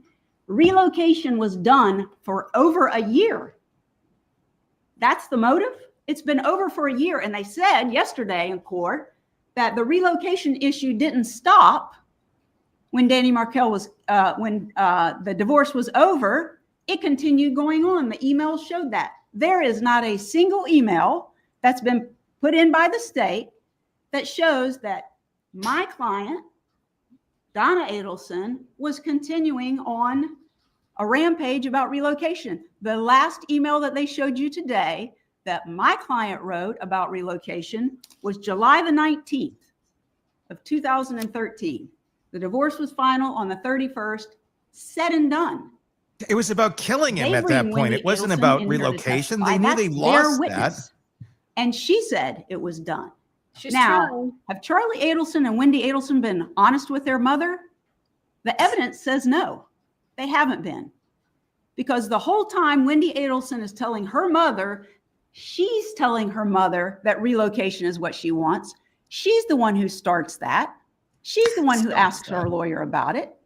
The whole time in the spring leading up to this hearing, Wendi Adelson admitted in her testimony she's sending these messages to her life coach and telling her life coach, you know, I think I want to stay in Tallahassee. But she didn't bother to tell her mother that. Her mother still thinks she's trying to get relocation. She does it in April. And then she writes to her again in May.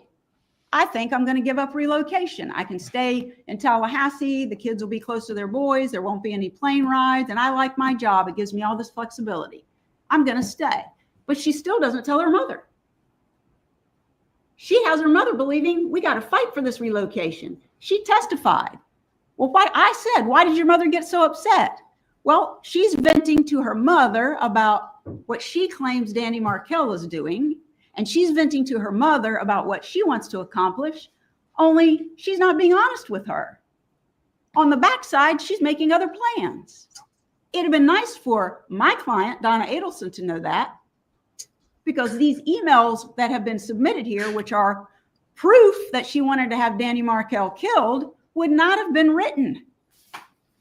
And when she goes to her hearing on the relocation in June of 2013, she has her mother stay outside. Her mother can't hear what's going on in the hearing. She admitted she had several witnesses to call beyond the two that got on the stand. And then after the judge made the comment, she gave up. She could have continued with the hearing and put her witnesses on. The judge could have ruled against her, and then maybe she has an appellate issue. She gave up because she didn't want it anymore, but she didn't tell her mother that. When she told her mother, well, this is how the judges ruled, the mother understood that through the court system it was done, but not with her daughter, Wendi. Because you can continue to negotiate all the way through a final judgment. And that's what those emails say. They do suggest some crazy stuff. They do. But she puts in there, we're trying to negotiate. We're trying to negotiate. Get this, you can still work on this. She doesn't know when she's writing those crazy emails that there's no reason to write them because her daughter agreed. You know, you can have a dismissal on an issue. You can have a denial on an issue. She agreed to it with prejudice, which means it is over. She already made an agreement. She's not going to seek relocation anymore. So my client is hanging out there trying to support her daughter, and now she's sitting in a court of law charged with murder because of what she wrote in emails. Because the truth is, you are here to judge my client based on her conduct leading up to and to the time of death of Danny Markel. That's her conduct. Can you consider things she said and did after to see if it corroborates that she was involved? You can. But her conduct leading up to the day that Danny was murdered is in this book that the state has entered with emails. It's separated between, where you can see it, where they lead up to the divorce and then after the divorce until the time of the homicide. Now, my client did say ugly things about Danny Markel. During the divorce, she did. And the state has put them in. This is State's Exhibit 64. Oh, here comes the poster board, guys. Brace yourself, right? Oh, And sorry. they have emails going up through July the 11th of 2014. These are the bad names that my client called Danny Markel. Look at Georgia. During the course of a divorce where her daughter is constantly venting to her about what she says Danny is doing, she said some really bad names, and I'm going to say them. Oh my although God. you shouldn't say bad words in court. Why She are called we him some doing ugly that? stuff. The first one that they wanted to put in was from 2011. What is she doing? Why? Stop this Why for a would He you was second. killed do in this? 2014. They introduced stop it this, for a this second. email from Why March would the you 28th do of this? 2000. I wanted to. Can you back it up to that second? I want to see Oh that. my God. What Let me is see- it? let me see if it And comes back up. inside Okay. that email, they claim shows the item. Okay. Although you So Elvis. I don't get what the fuck she's doing here. No. She literally has brought up. She did this like on Paint or something. Names Donna called Markel. I don't know what she wrote this in, but it's like it's not the correct type of program to do it in. Anyway, names Donna called Mr. Markel. This is what the jury is saying. 1, royal couple, Mr. Markel's parents. 2, major fucker. 2 or 3, gibbers. 4, religious zealot. 5, royal jackass. 6, piece of shit. 7, fucker. 8, crazy. 9, bastard. 10, Elvis. It's a top 10 list of the names Donna has called Dan Markel that she's presenting in closing arguments, trying to defend her client and is show the- that she had nothing to do with this. This almost aligns her with It having does. done something. Whose side is she on? And her argument thus far is basically Wendi was living her own adult life and was sick of Donna trying to insert herself everywhere. So her argument is, well, she just told her mother this. If she just told her mother that, she didn't have to tell her mother shit. She's an adult. And in her relationship with her ex-husband and her children have nothing to do with her mother. But here Tom Petty is arguing that, oh my gosh, the mother needs to be the integral key player in all of this. And because Wendi didn't give her that opportunity to step in and say everything that she wanted to do, and because Wendi didn't do what she wanted to do, well, now she's being tried for murder because she started saying these horrible things and making these horrible statements, and now it looks like she murdered somebody because he's dead, and she was talking like, of course it does. Up from number 6 last week is Royal Jackass at number 5. And number 1 coming in at number 1. She's gonna have a long distance dedication real fast. An American Top 40 From the grave, Danny major Markel. fucker. Let's continue. Wow. I'm literally eating popcorn while I'm watching shouldn't this. say bad words in court. She called him some ugly stuff. The first one that they wanted to put in was from 2011. He was killed in 2014. They introduced this email from March the 28th of 2011 at 64A. And inside that email, they claim shows the hatred for Danny Markel. And you want to know why? According to their exhibit list here, because Mrs. Adelson referred to Danny's parents as, quote, the royal couple. And she and Wendi were bantering back and forth about some issues with Mr. Markel's parents. That's not hatred on Danny. It's not even hatred on his parents. We're sitting here with murder charges because she did something like that, called somebody a royal couple. She said other bad things. She called Danny a major fucker, Givers, which Wendi Adelson testified that she came up with that nickname for him. Cute. A religious zealot, and Wendi testified that the issues in their marriage included matters of he had now become more strict in their religion than she wanted to follow. That was one of their problems. She called him a royal jackass, a piece of shit, a fucker, crazy, a bastard, and she called him Elvis. That's why we are sitting here today. No, it's not more than that, hatred Jackie. For somebody. Sorry, you weren't paying That attention. proves they wanted to have him killed. Are you serious?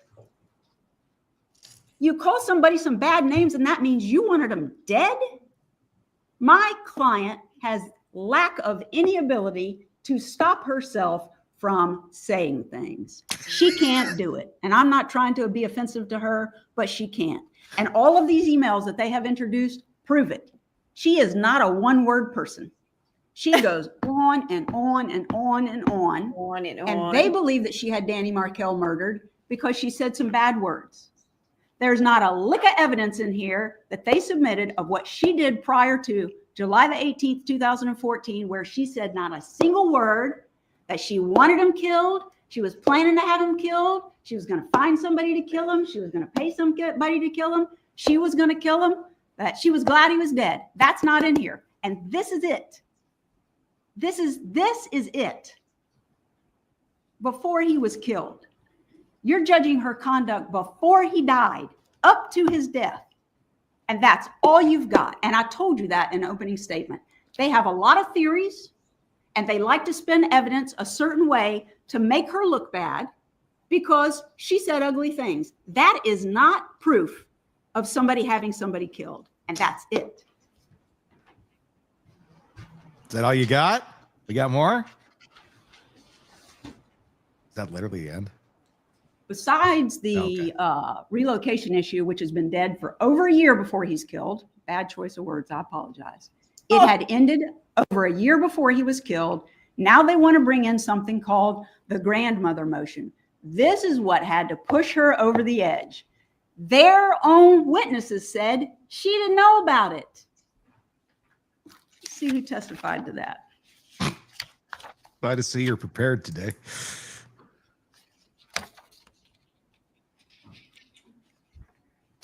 Donna is just like, I'm so Wendi screwed. I shouldn't testified have used that Groupon to get her that daughter, attorney. that she never showed it to her and she never talked to her about it.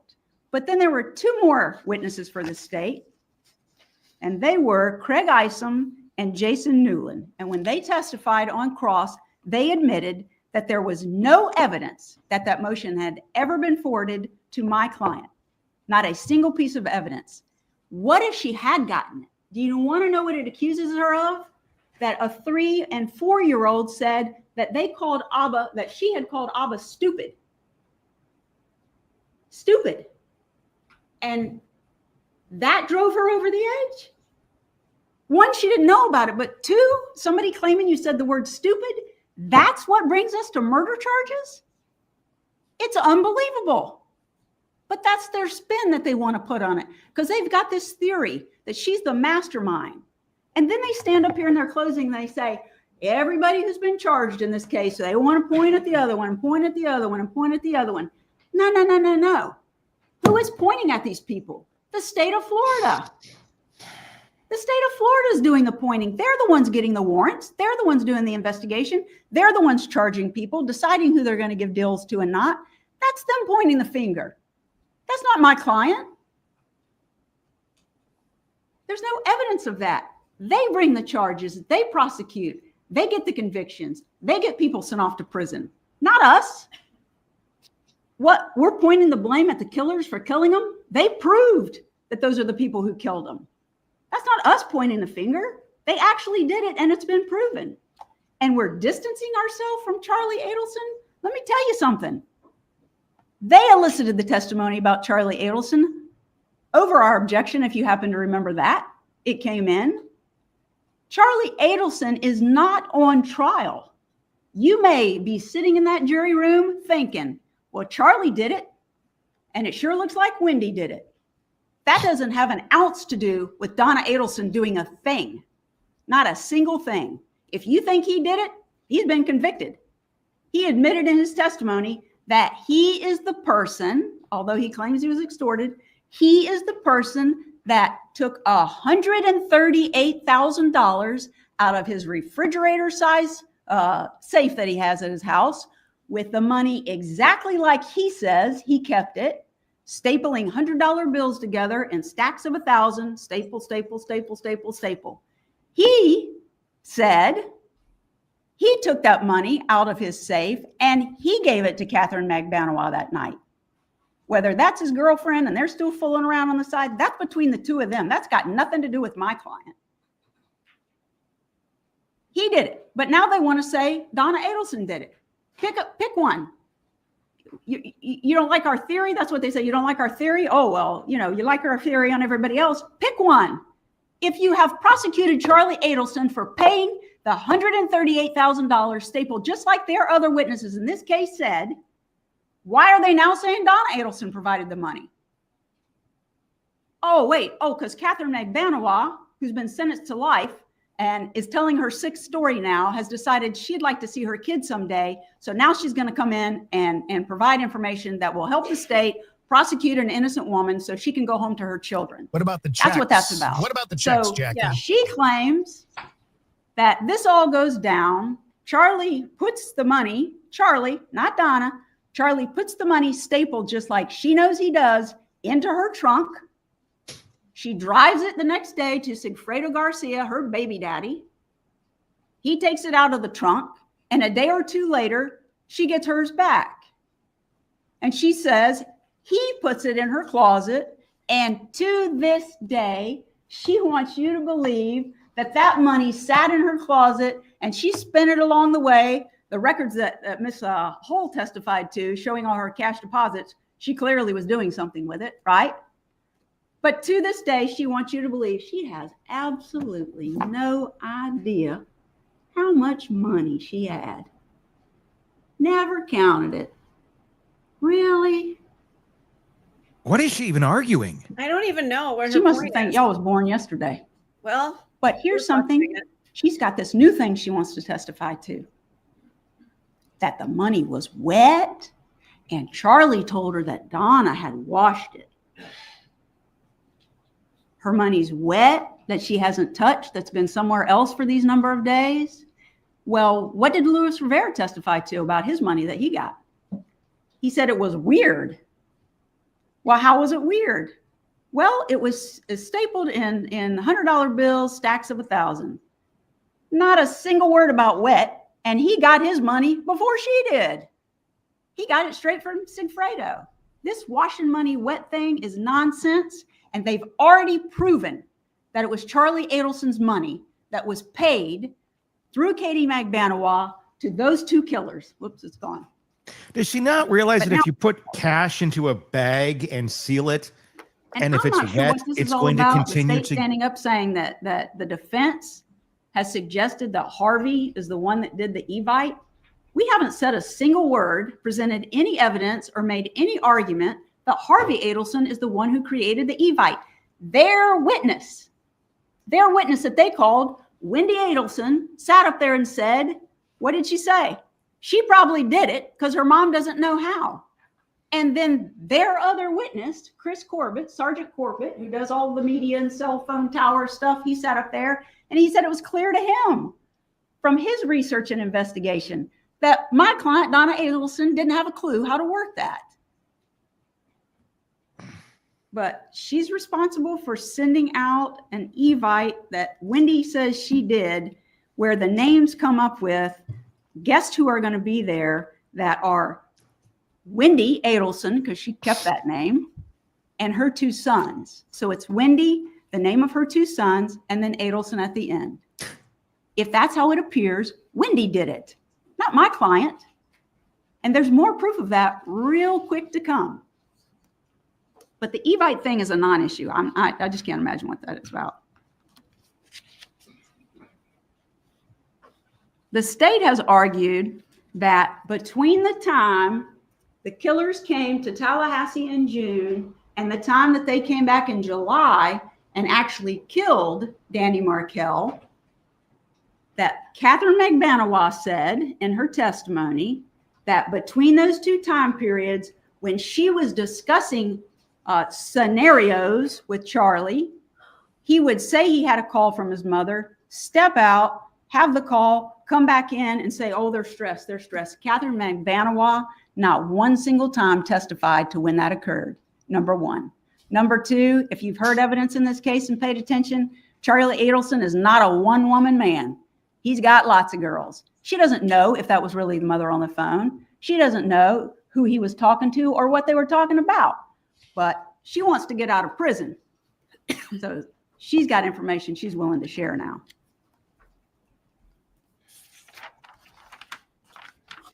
Charlie's business. There is a slide that the state had in its presentation this morning that they showed to you that shows that Charlie Adelson owned the dental practice up until 2015. Do you remember seeing that slide? Well, here they are again, ignoring the real evidence. They got a theory and they got to spin it some way, but the evidence from their expert witness, Mary Hall, financial investigator, forensic investigator, Mary Hall, she's up here testifying for them. And she says that Charlie Adelson was the owner of the Adelson Institute until 2020. And yet their slide says, oh, he sold it back to his father in 2015. That's not what the evidence is from their own witness. And and this goes to showing her innocence. How? There was some argument from the state about some things that were in Mrs. Adelson's planner in 2023 around the time that Charlie Adelson was convicted, and they apparently were going to flee the country, take flight to a non-extradition country. That's exactly what they were doing. And there's a notation in there shortly after Charlie is convicted that says cancel disability insurance. They want you to take what they believe that means as they were canceling their insurance because they were going away and never coming back. Could it be? Those were the words that were used. This is not a could it be situation. This is beyond a reasonable doubt. They have nothing other than that notation. Well, could it be that Charlie was convicted and he no longer needed disability insurance because he was going to prison for life? Just as likely. How about this? Could it be? Could it be in State's Exhibit 142 on the front page that they showed you with this little notation? Notify everyone who was invited to the 70th birthday that party is off if that's what HJ decides to do. And that's on June the 13th. Could it be, the state says to you, that if the killing had actually taken place the first time the killers came up, then they'd be canceling the party because Danny would already be dead? What? Does that, where is the proof of any of this? Could that be what it means? This is not, could it be? And a birthday present, according to the state, for a 70-year-old man is that they're going to have Danny Markel killed. Happy birthday. Let's have a party. What? There's no birthday present, according to Rob Adelson. Wendi Adelson, who was at the party and who was involved, and there are emails that tell this, involved in helping get a caterer for the party where the man came and cooked paella out on the balcony for everybody. But that's what Charlie decided to give. But you got to read the worst in every single piece of evidence that they present to you. You have to, because that's the only way you can get. And they want you to convict her. Paella. There's no evidence that there was a birthday present to Harvey Adelson to have this man killed. Oh, silly us. None. It was all about That's paella. their theory, and they're still spinning it. And you gotta ignore the witnesses that they put up there in order to follow their lead into that jury room and convict my client. Let's talk about Rob Adelson. They brought him in here and he got up there and he testified on the stand about allegedly all of these things that he claims his mother said. if you were paying attention by the time we got to cross-examination, what did we learn about Rob Adelson?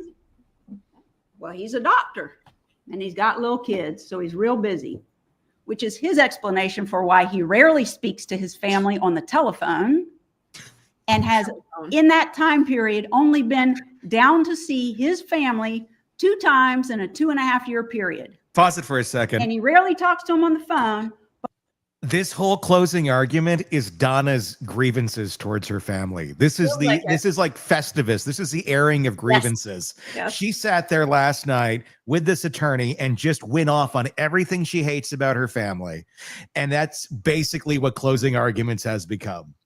Because she didn't get up and testify because that would have been too risky. So she gave basically everything she wanted to communicate in her if she was going to testify to Tom Petty here.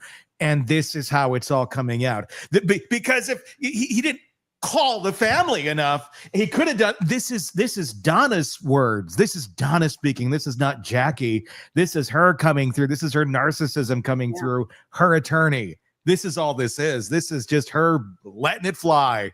I bet you're right. I bet you're right. But somehow, Miss Adelson has made all of these comments. This is a guy with an axe to grind, right? He doesn't have any of this information. He's not talking to them. They got him to come for the birthday party, and what was his testimony? He's a busy guy. He flew in the night before the birthday. He was at the birthday party and got up the next morning, packed his bags, and put him and his wife and his kids on an airplane and left because he was busy. Good for him. Right? He's not hanging out with his family. He doesn't want to. They're nuts. He's nowhere to be found. Good. Oh, but you got to believe everything he tells you. A huge percentage of the argument of the state was, well, what did Rob say? What did Rob? Rob doesn't have the knowledge of anybody. He's not here. He lives in Albany, New York, and he's not around these people.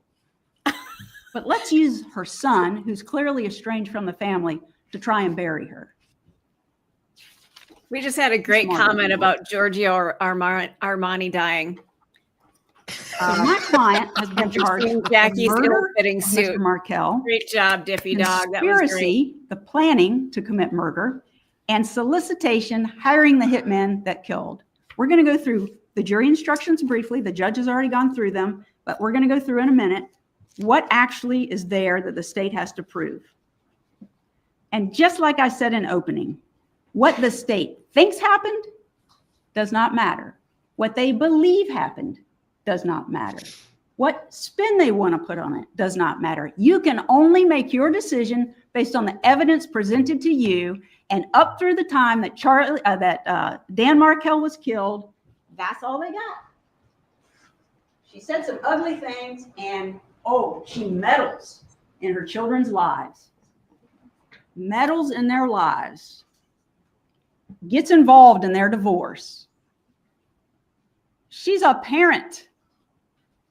She's just being a parent, not a That's killer. not. She's a murderer, not a murderer. Bitch. No. They haven't proven that to you. Wonder what her kids are saying right now, if she has any. Right? Like, let me tell you, bitch. Just like I told you in opening, what they were going to be able to prove, and that what you were going to hear a lot of evidence about, lots of introduction of exhibits was going to come in. They proved that those 2 men killed Danny Markel, that Catherine McDonough was the one who found the killers, that Charlie Adelson is the one that paid the money. That's it. And Wendi Adelson is the one who wants to get her kids back. That's why they're killing him. Nothing about Donna Adelson.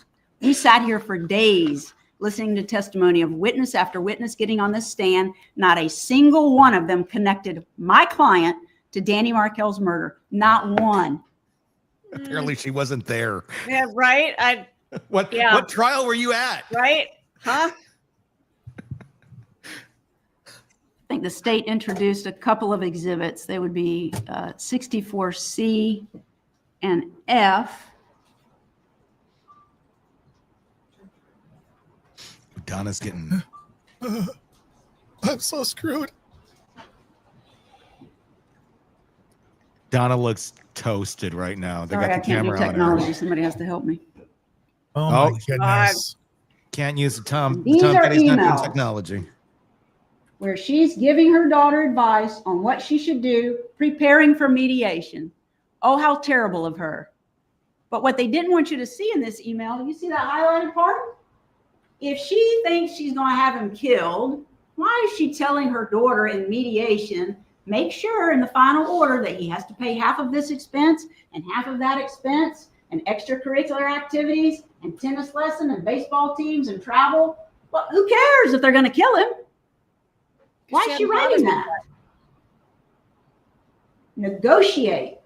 Negotiate. Shame on her getting involved in her daughter's divorce. Negotiate. Let him know that you want him to see his children. And they talk a lot about this bribe. Bribe.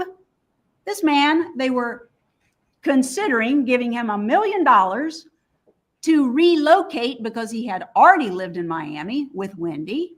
Relocate back to Miami. He taught, according to Wendi, 2 days a week.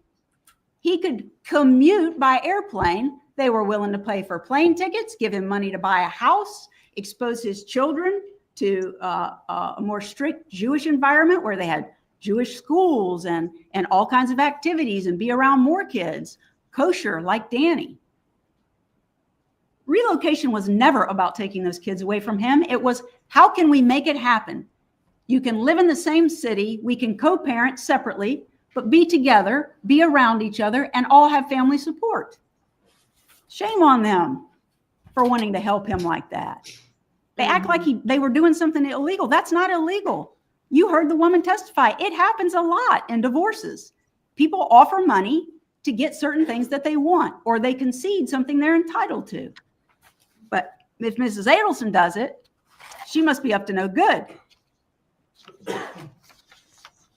This grandmother motion, I want to point out something to you for just a second. That would be 60JJ.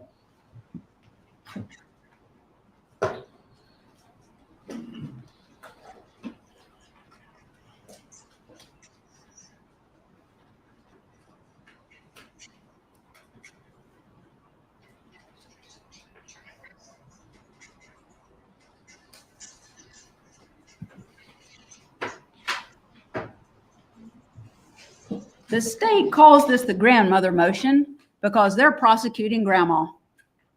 Sounds kind of cool, right? There's this terrible motion, this grandmother motion that was filed against my client, Mrs. Adelson. This pleading is actually entitled, let's see here, Former Husband's Counter Motion for Enforcement of MSA, which is Marriage Settlement Agreement, on Parenting Issues and Motion for Contempt and Sanctions. And this pleading goes on and on about, he says Wendy's refusing to facilitate video teleconferencing with the 3 and 4 year old, that she's failing to regularly facilitate telephone contact with the children, that she routinely violates the right of first refusal, resulting in the children missing days from preschool, that she violates her duty to inform that's in the MSA.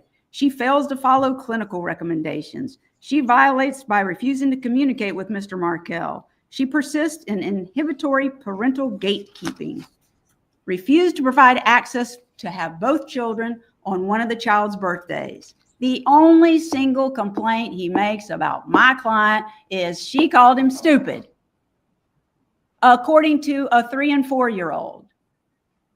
And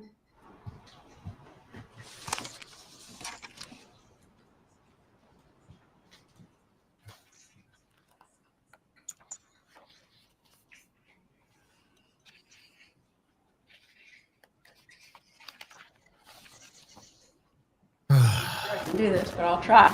Okay.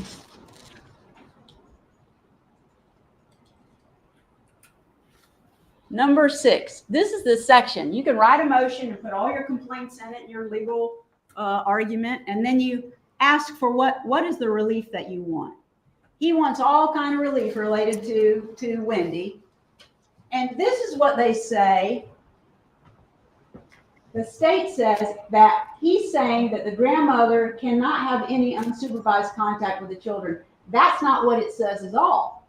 It says consistent with the right of first refusal and safeguard the children so she doesn't call him stupid anymore.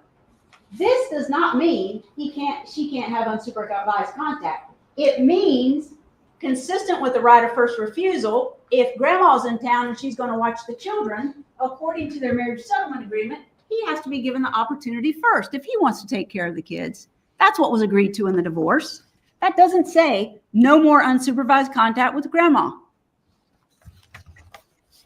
Now, besides her not knowing about it, what is the evidence? I don't want to mess this up. Well, you already have. What is the evidence that supports two things? One, that my client did not know it had been filed, and two, that Danny Markel was not trying to keep my client from having unsupervised contact with him. Well, the proof is from Wendy's testimony that he continued himself, because during the course of the marriage and separation and divorce, my client, Mrs. Adelson, didn't just continue to assist Wendi when Wendi needed help with the kids. She continued to assist Danny. And in fact, that motion was filed on March the 26th. And the testimony was for almost 2 weeks in April, my client watched the boys while both parents were out of town. And my client facilitated the Skype with the grandsons for Mr. Markel. Now, if he's really worried about her having unsupervised contact, is he going to leave him with her for almost 2 weeks in April? And he does it again and again. And the last time that he does it is on July the 11th. That's according to Wendi. He comes home and he needs help. She's going to go do something. And then now it's his time to have the children. So he asked my client, Mrs. Adelson, if she could watch the boys. And she does. And she knows he likes this particular kind of banana bread that she makes. And they're going to mock us for this, but that's okay. He likes this particular kind of banana bread. It's got chocolate chips in it and no nuts. And so what did my client do? Before he came to pick up the boys the next morning, the evening before, she makes him a loaf. All right. But she's innocent. There's a loaf of banana bread. She wants him dead. And paella. Jeez. And clearly he hates her because he filed a motion. It's unbelievable. Us sitting here is actually unbelievable.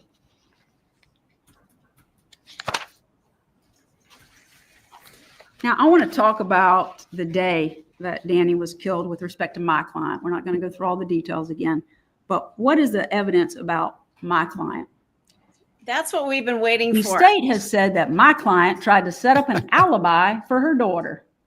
I don't know how it could have ever been considered an alibi because the man was going to get there at 8 o'clock in the morning, and the evidence is he got killed around 11 o'clock. But Where'd she go? State's Exhibit 64 FF is from the Geek Squad. And the state presented earlier that not only did Donna Adelson send an email to Wendi that morning, or before then actually, not only did Donna send an email to her about the appointment, but Harvey, the dad, did as well. And here is the form that was completed, not by Donna. They say Donna arranged it. Mr. Harvey actually made this appointment for the broken television. They had purchased a plan for protection on this television and believe they may get a replacement or a repair. Not if you throw. When they made it, you have to fill out some information on the form. And what does this say? Would you be willing to accept a sooner appointment if one became available? Yes. Well, now, are you going to accept an earlier appointment if it becomes available? If you've got a homicide plan? Yes, because That doesn't make any sense. This is supposed to be her alibi, but they're agreeing you could come earlier if you want. And then the mother sends an email. Do we have that? It's a perfect alibi. And what she tells her daughter is, if you can't keep Friday, July the 18th between 8 a.m. and noon, call that number to reschedule. The contract is under Harvey Adelson's name with Dad's cell phone number, but the purchaser is actually Miss Donna's name and cell phone number, and she provides her with a work order. Here, we did this for you, like we do everything else for you, and apparently that's a bad thing according to the state, helping your kids this much. But it is. Here, we helped you out, but if this doesn't work out for you, change it. Oh God, she's a clone of her. You can tell alibi. that the dynamics in her world. You got to read bad into every single thing they present to you to come to the conclusion that they come to. Yep. Now let's talk about Defense Exhibit 71. There was according to the testimony that you heard from the state, Wendi Adelson was interviewed at TPD the day that Danny was killed. They went and found her at a restaurant, and they've introduced these pictures about what she did that day and where she went and how she took the long way around. But she's sitting at TPD being interviewed, and she has requested to be able to call her mother. And unlike other exhibits where the state hired someone to enhance it so you could hear the call better, they didn't do that in this case. And the recording is actually inside the room. You can see it. It's an interview room at TPD. And not only are you hearing what Wendi is saying, there's the victim advocate that testified that my client was shocked when she heard the news. But my client is actually on the other end of the phone, so it's not real easy to hear. But if you put the headphones on, you're actually going to hear some things, and you can hear what my client's reaction is to finding out that Danny Markel has been shot. Shot, excuse me. Can we play that? If you could just please put your headphones on. It's not easy to hear. It's going to sound like Peanuts.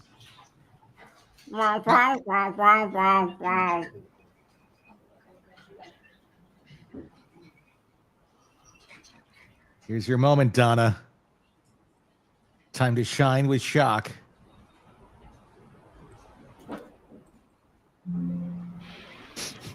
If you can play it. Right here. You sit down. I'm fine, and the boys are fine. Danny has been.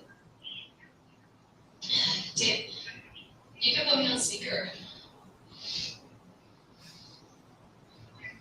Yeah. Danny has been shot. And I don't think he's gonna make it. And so I know. So I found this out around 1 or 2 today, and I'm at the police station, and I'm trying to help them figure out who may have done this. The boys are fine. I had Lynn and Ellen pick them up from school, and they're with Lynn and Ellen right now. And I'm gonna leave here soon and go be with them. But I really need you to come here and be with me. But I want you to either fly, and obviously you can't commute right now, but I need you to get yourself together. If it's too much to drive, I'd really rather that you flew up. I'm at the police station, and I'm gonna leave soon and be with the boys before they go to bed. They're with Alan and Lynn, and they're totally fine. Yeah, the boys are fine, but they don't know anything yet. In his house, I know. So I just need you to calm down before you get in the car, okay? Okay, so, and it's evening, so if you want to come here tomorrow, I have a lot of people that'll, be here with me, and, we'll have a lot of support. So I want you to take your time and just be safe in getting here, but I'd like you to come when you can, okay? Okay, all right. I love you.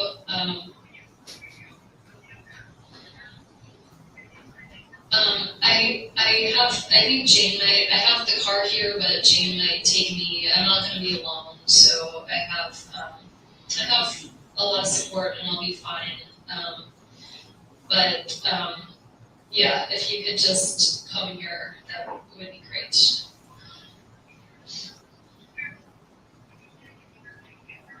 He's in the ICU in the hospital. Okay, but be careful, okay? Okay. Okay. Mm-hmm. Okay, love you too. Bye. Mom. Can you pick me up a sub on the way over? I haven't actually put the headphones on, but hopefully that assisted you in hearing. But like the victim advocate for TPD testified, she was shocked. She's not sitting home waiting for a phone call. Let us know that it's done. It's 7 o'clock at night. And Wendy's calling from TPD to tell her mother that Danny has been shot. She has to tell her to calm down before she gets on the road. And you can clearly hear her elevated voice. She's asking about Danny. How did it happen? Where was it at? Well, where's he at now? He's at the hospital. This is not somebody who's planned for him to be killed. Because she's worried that he's gonna make it through. Now the state has made a pretty big deal about the road trip that the 70-year-old man and 64-year-old woman take that evening when they leave their home.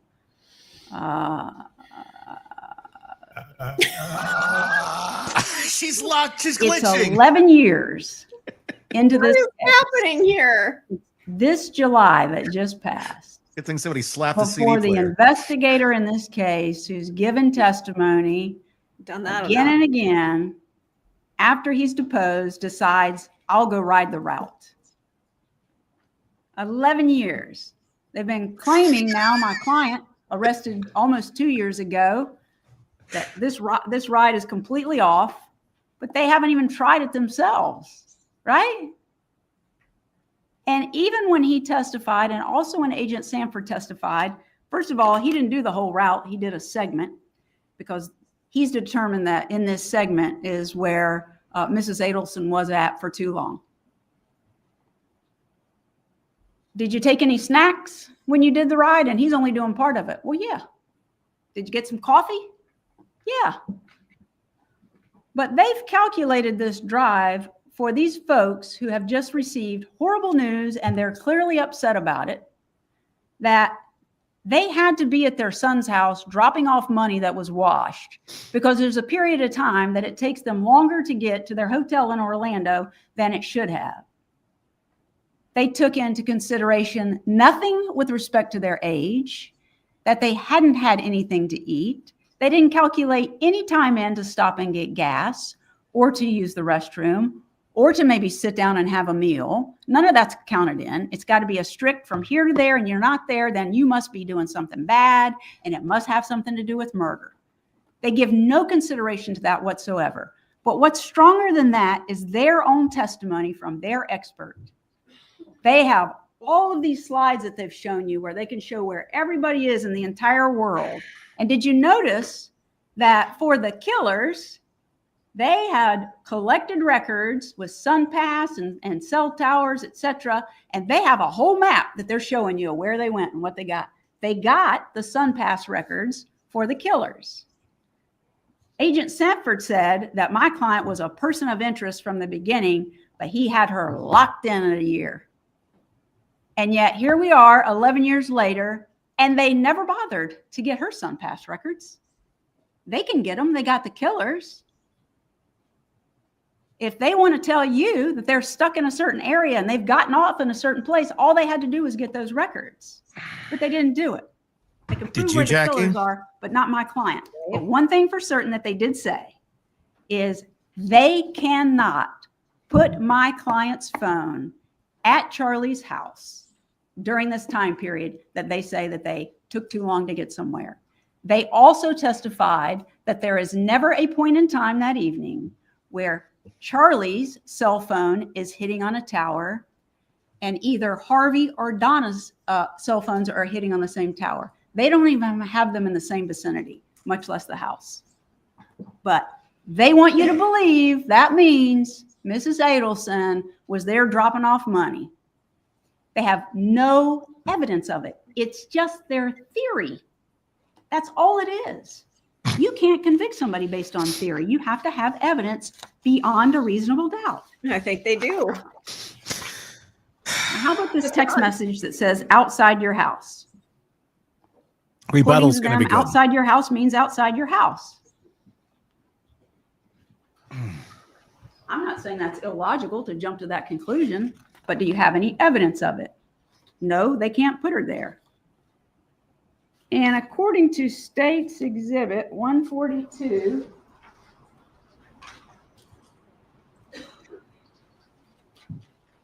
if Mrs. Adelson was at Charlie's house What in the world is she doing hanging outside for over 30 minutes before he gets there? She's got the garage door code to get in, but she's outside the house. They introduced this.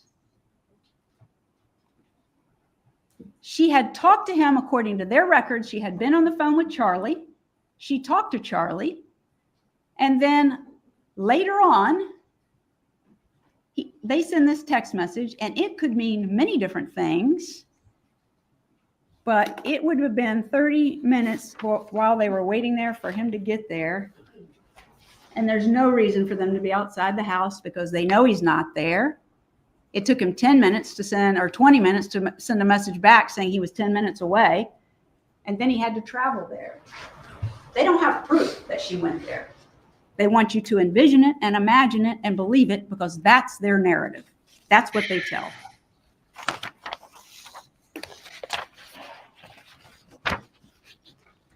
And I don't think I said it before, but the witnesses, the additional witnesses that testified that Charlie kept his cash, these $100 bills stapled together, that was Miss Umchinda and Mr. Fitzpatrick. They both testified they knew Charlie well, and that's what he did.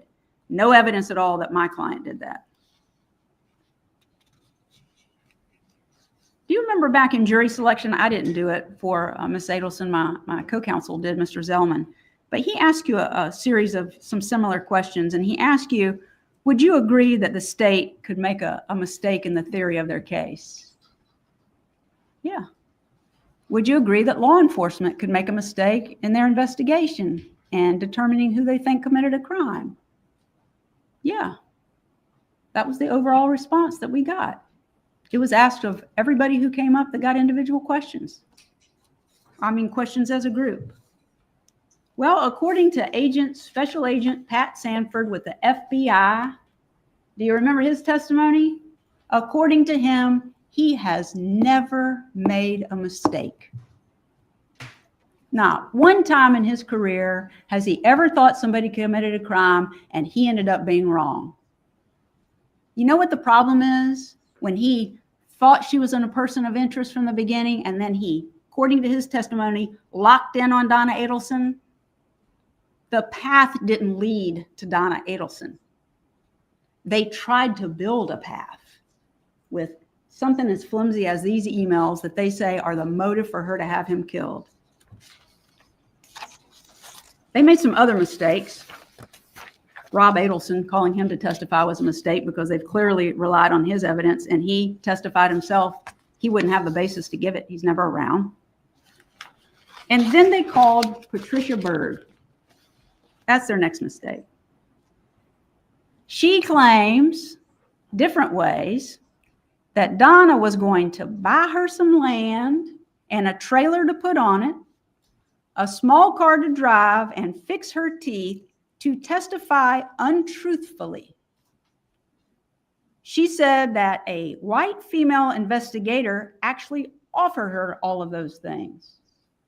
But then when it was pointed out to her that the investigator that came to see her was actually an African-American female, oh, it was her that did it.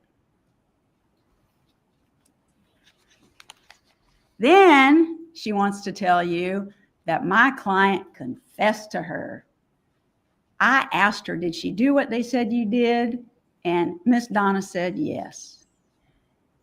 Well, she's not clear on this confession because when Mr. Zellman was asking her questions, she couldn't remember if it was Donna said she wrote the checks or she confessed to the whole crime.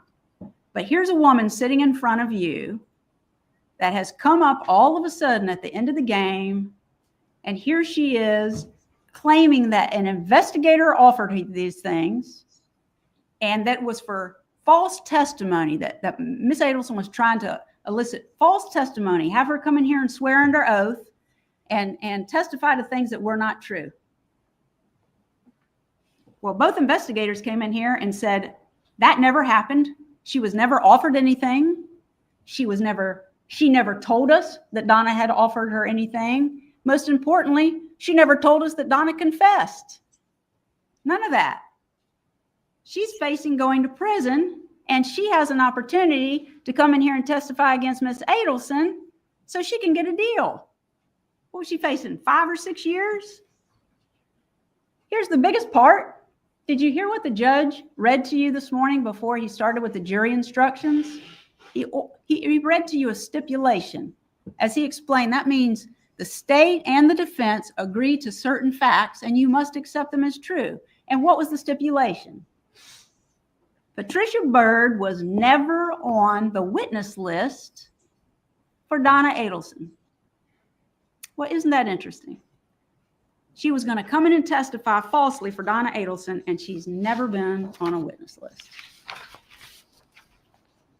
And then you got Drina Byrd. This is not just someone who is hoping for some help in her case. She already got it. Her testimony was she is a 27-time convicted felon and or crimes involving dishonesty, facing 15 years in the Department of Corrections as a prison releasee reoffender, which means you get day for day with no gain time. Here she comes saying she's got all this evidence, and Donna's offering to do the same things for her that, oddly enough, Patricia Byrd in the same cell block has said is going to happen. What does she do? We tried really hard not to bore you by playing the whole tape, but there's an exhibit that we put in, and it's the video of where Donna and Miss Bernhardt are sitting at a table. Oddly enough, Miss Byrd wasn't there, and she told you that she was with Donna Adelson day and night talking about her case. She wasn't anywhere around when they're sitting at this table, but you can watch that video again. I would just like you to recall this. Who shows up to that table first? Drina Bernhardt does. Who shows up with paper and a writing instrument?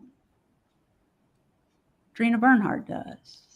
And while they're sitting at the table, is Donna sitting there just telling her?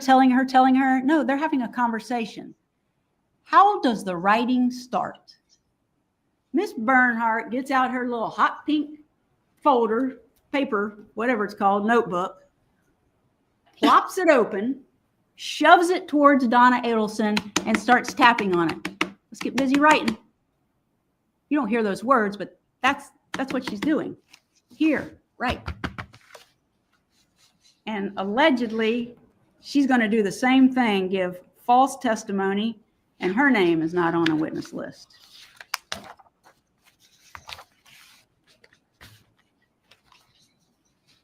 A little bit more about Catherine McBanawa. No, actually, I covered that. So if this is all they got, up until the time that he died, just that she said bad things about him and helped her daughter with her divorce, what is the evidence that they have after Danny Markel was killed? They put this evidence in. They got nothing to show that my client was involved in any way leading up to the time that he was killed.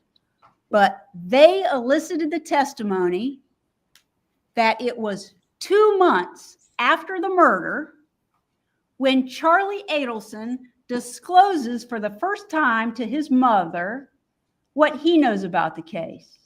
Now, all she knows is what he's telling her, but it's 2 months after the murder when he's telling her, well, what happened was I got a girlfriend and I had told her about this $1 million offer, and she said it in front of some of her friends, and they've gone up there and killed Danny Markel, and now they're demanding money. And so they said if I didn't turn over my third of the $1 million, this is what he claims that they elicited.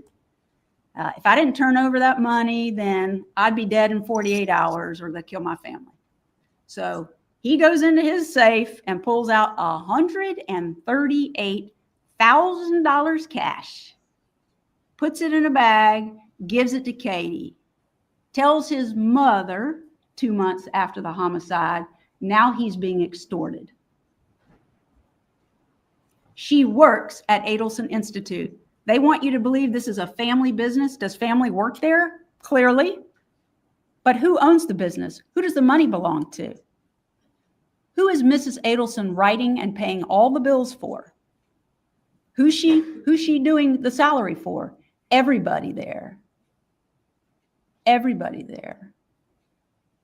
So he tells her, right around $1,000 a month to Katie Magbanawa. It'll save my life.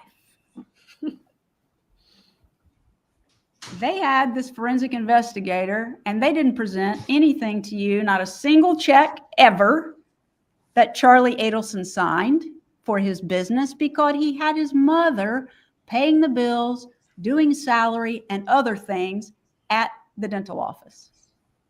That's him paying these people. She's doing her job because he says it'll save his life. She believed it was the truth, so she did what he told her to do. Was there pushback or not? We don't know. They didn't present any evidence about that. They claim she would have pushed back.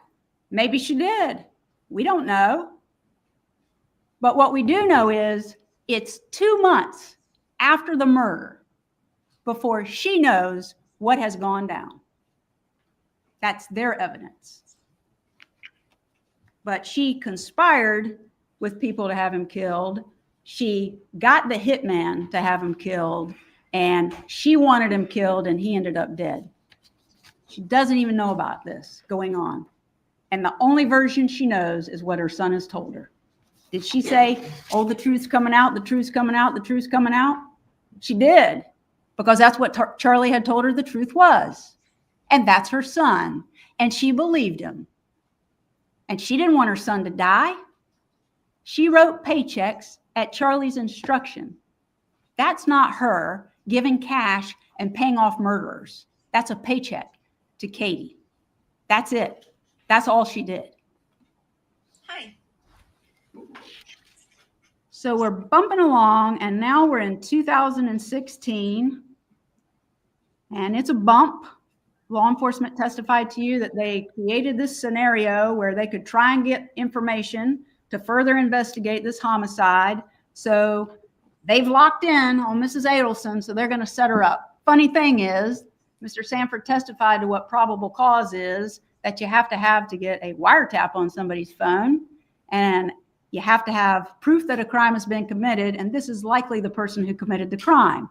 It's not proof beyond a reasonable doubt. It's the same that you have to get a warrant to arrest someone. But when they do this bump in April of 2016 to June, who do they get wiretaps on? Charlie Adelson and Catherine Magbanawa. Not Donna Adelson. But they're just sure she's the mastermind behind this. So what do? They follow her. They watch her daily routine. They pick a location where she is taking her grandchildren, Mr. Markel's children, to and from school. And they decide that's where they're going to do this bump. This is State's Exhibit 113 of the bump on the street that took place on April the 19th of 2016.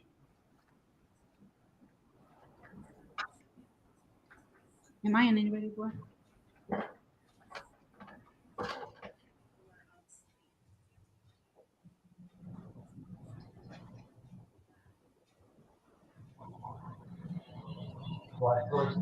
What is it?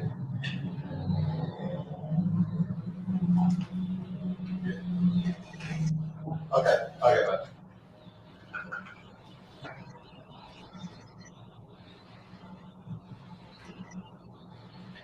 Poor Donna. Look at her sitting there. She knows it's done. It's over. I think she's, yeah.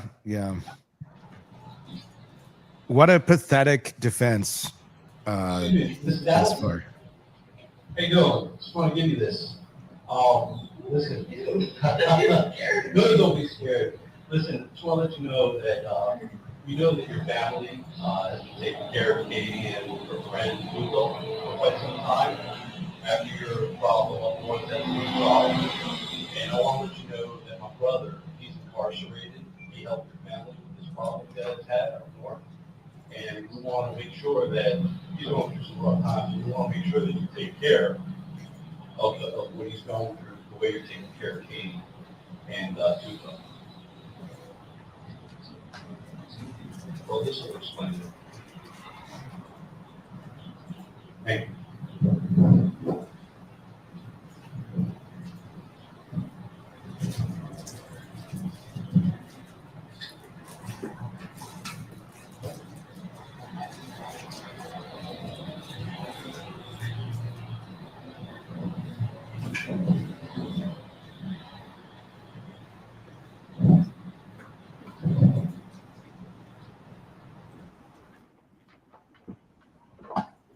What did she say? You scared me. And he goes on his little explanation, and her response is, I don't know what you're talking about. Now, the state says from what happens next, which is a phone call that Mrs. Adelson makes, she has to be involved in this murder because she doesn't call the cops. She calls Charlie. Well, why'd she call Charlie? Because Charlie has confessed to her his role in paying the killers back in September of 2014, that it's his money, claiming he's being extorted, claiming his life is at risk. That's who she's going to call, because guess what? Now this man is talking about the people who are involved in the murder. You're taking care of Katie. So yes, she calls. And the state wants you to believe that there's this huge made up code. They allowed you to look at the transcripts when that was going on. And you looked, I watched, you were all intent looking at the transcripts and listening to the calls. If you go back and want to hear them again, you're welcome to do that. Yeah, she's responding to his questions and his instructions not to talk about this on the phone, but he keeps pushing and pushing and pushing. So she's trying to give him a hint without actually saying on the phone what's going on. These are hints. Is that what that is? Code words like the state wants you to believe.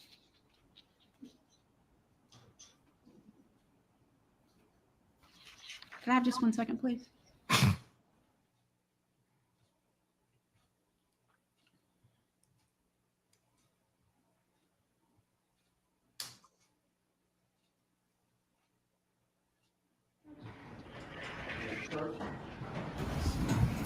So I believe this is where the judge talks to them and then they go on to a break. Oh, so they're having a little moment there? Yep. Okay. They're back in the corner chatting. They're having a sidebar. Are there snacks in the corner?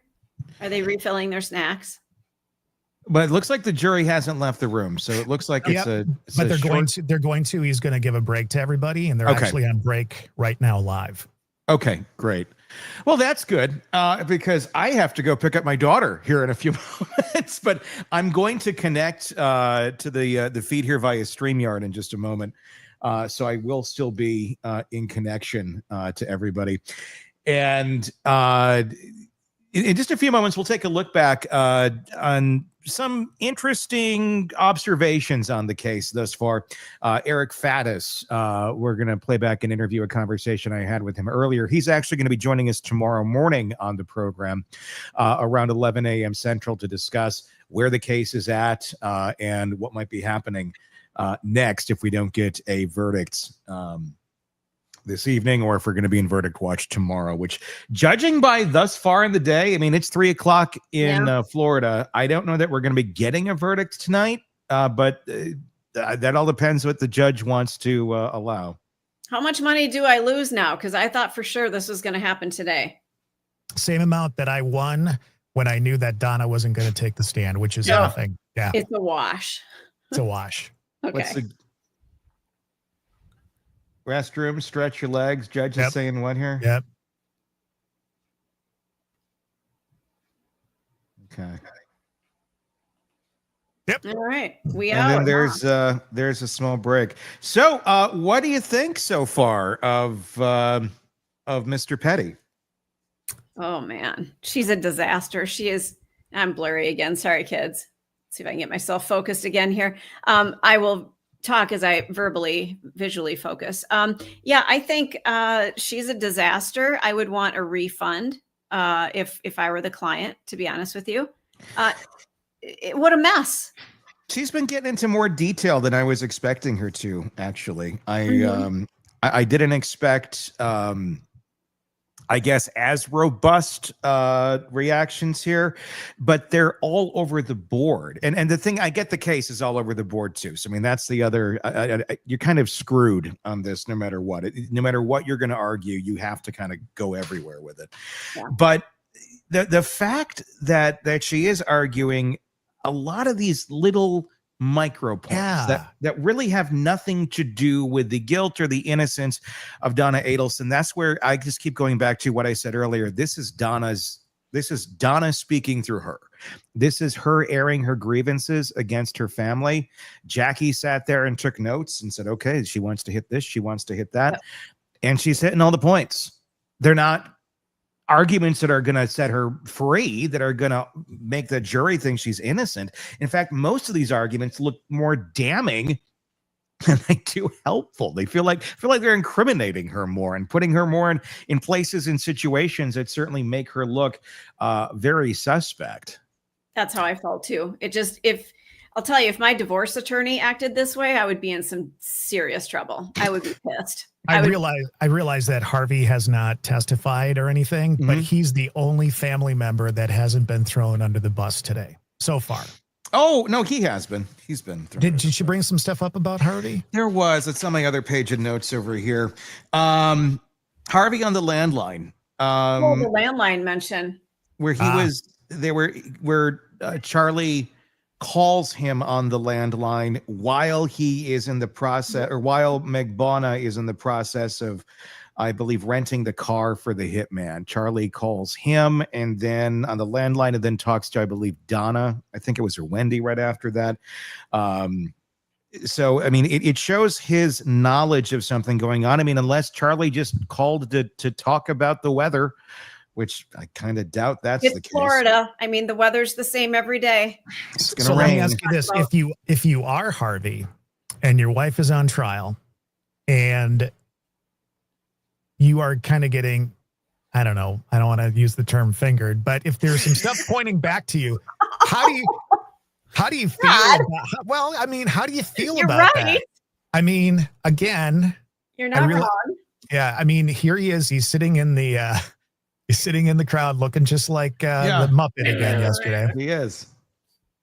I don't know. It just seems like everybody else is getting everything pointed at them. And Donna was just so innocent. She was just a bystander of everything going on around her. Come on. I think he's sitting there going, that wretched bitch is finally getting what she deserves. You think so? I wonder. I do wonder. I mean, there ain't a whole lot of, he looks very frustrated. He looks very angry. He looks just like that character. I think it's a combination of, really? How did I get here? Is this how I was expecting the end of life to look like for me? My retirement years, my golden years. I worked my ass off to support this wretched bitch her whole life, and her narcissism and her controlling. And this is what it got me. It's got me at 70 years old, and I look like one of Jeff Dunham's puppets. And I have the cast of Soap sitting behind me. Jesus. Oh, there's some old references. Holy shit. It is. But it's it looks like 1989 at a cocktail party, and they're still wearing the same dresses that they bought at the Dayton's or something, Wow. It's Midwest just reference. Yeah. It's like, it's sad. I don't know that I feel bad for him, because I think he had knowledge of this. I think he feels, he's a bystander to a certain extent. I think he's a victim of Donna. I think everyone in Donna's wake is a victim of Donna. But there comes agency, and there comes the ability to make your own choices in life. And he has no agency. I'm sure she ruled the roost. It was probably like, well, the little woman, I do what she wants me to do. At some point, you're a grown up too, and you got to say enough is enough. Yesterday, Stacey, you were asking Siobhan, I think, about Everybody Loves Raymond. I think that's when it came up in our conversation. Yeah. Yes. At least the family members knew what Marie was like, and they, even though she was able to manipulate them to a certain extent, all of them stood up to her at least a little bit. Yeah. Yeah. But apparently not in this family. And if you did, like, I have a feeling Wendi may have kind of tried to bow out on some of this kind of stuff. Then she was throwing Wendi under the bus within the family. Well, we've done so much for Wendi and she's doing nothing for us. There was so much of that passive aggressive bullshit in the not the testimony. I felt like testimony, but in the arguments of her attorney, where it was just, oh, well, the kids could have done this. They could have done that. Why are you the attorney speaking and saying things like, why are you shaming the children for having their own lives? And I guess it's wrong if mother does everything for the kids. Yeah, it is kind of wrong at 35 that you're doing this amount of basic shit for your child. I get it if they're 8. By 15, I'd already be training them to do this stuff on their own so they can go be functioning members of society, right, and not reliant on mom and dad. So yeah, there is a lot wrong with it. It's called enmeshment. It's called narcissistic control. So yeah, there is a lot wrong with it. I know you're just repeating what Donna said to you, over coffee the other day, going, oh, there's something wrong with that, I guess, too. And I'm sure that woman is sitting up there, Tom Petty's going, oh, I know. You can just see the two of them just commiserating in their angst and how they feel slighted by their family that they gave so much for. Sacrificed everything for them. But at the end of the day, they didn't. Every choice that was made was about Donna being happy. Yep. It was about that. It wasn't about the kids' happiness. It was about her image, how she looked, what their choices, how they reflected on her. And at the end of the day, she didn't want 2 Jewish grandkids. And she didn't want them being raised by him up there. She wanted them close because that's her right, because they're her kids in her mind. Everything is hers in her mind. Everybody else is a puppet in her little show. And this is when you get called on the carpet like this. This is what it looks like. This is what it looks like. Take murder out of this, and you could still call her out on most of these things of being just a horrible human being. Yep. It is what it is, and these people know no bounds to what they will do to try and control those around them. Agreed. Exactly. Yeah. Well, they are in a break right now, and we're going to bring you back live as soon as they come back to see the conclusion of Tom Petty's closing arguments. And then we're likely going to see a rebuttal. The state, it's their choice. They could say, we're good, we've said our stuff, but I think the amount of graveling and the amount of misinformation that's been thrown into the jury's ears over the last hour is likely going to need probably a little bit of correction from the prosecution.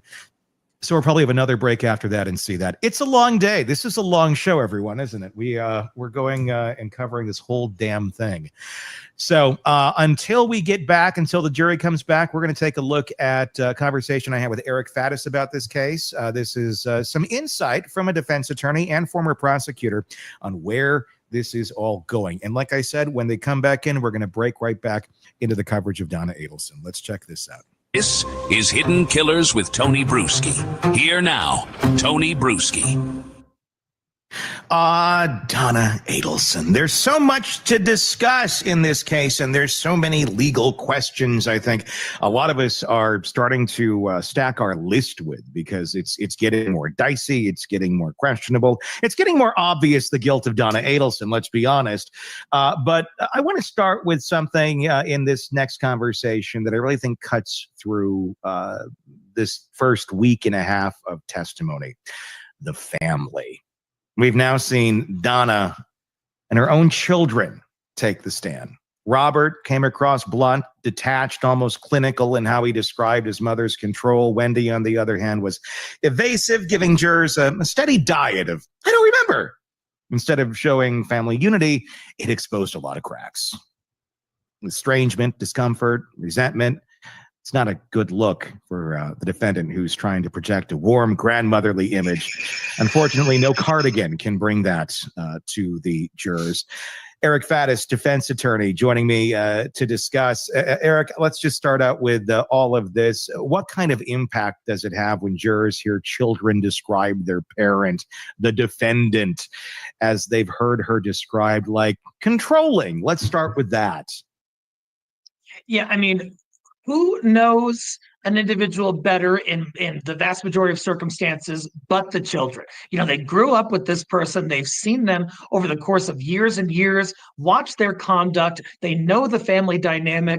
They know what their mom's like. You know, and so in this case, the prosecution's theme is essentially that Donna had her hands in all of this, that she was intimately involved in the child custody issue, and those themes were kind of corroborated by what the children had said.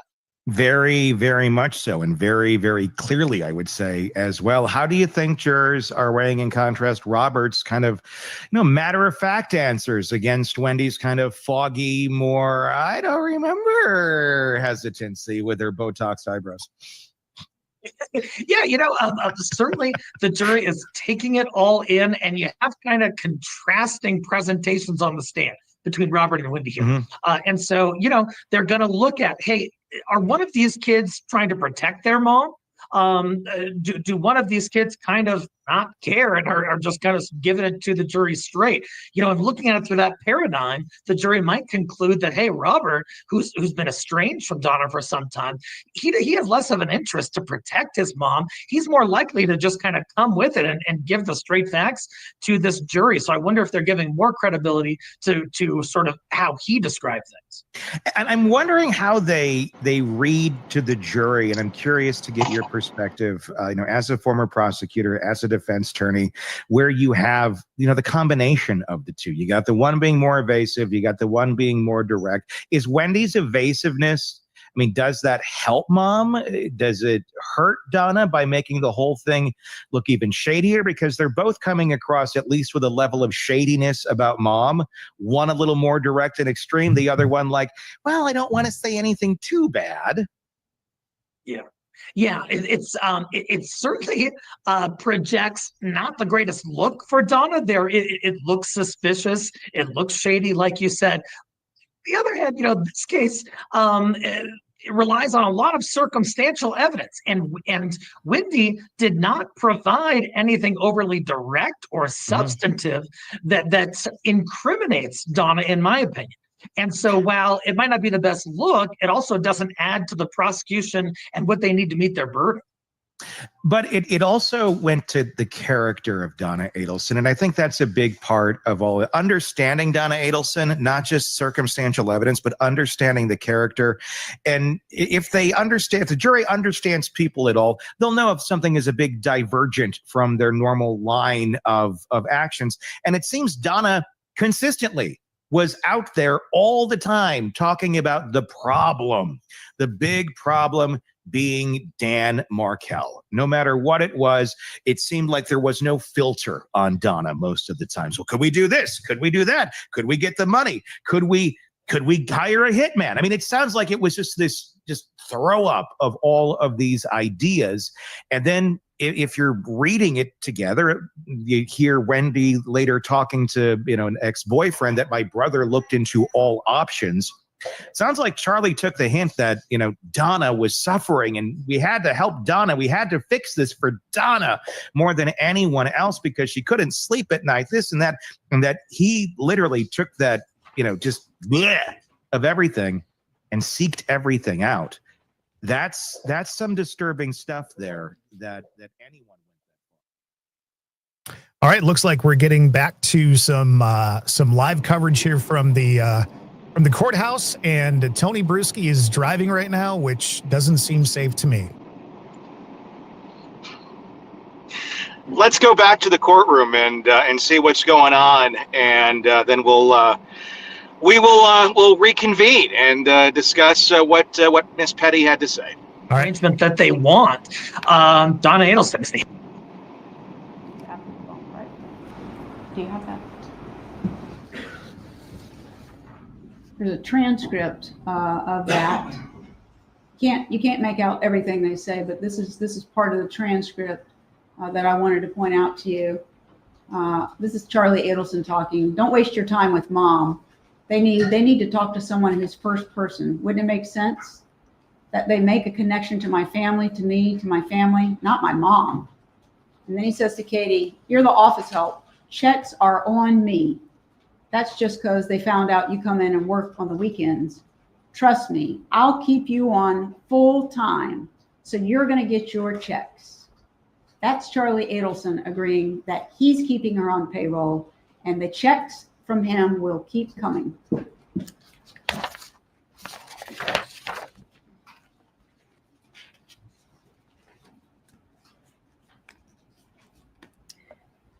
After the bump on the street, Mrs. Adelson receives a letter.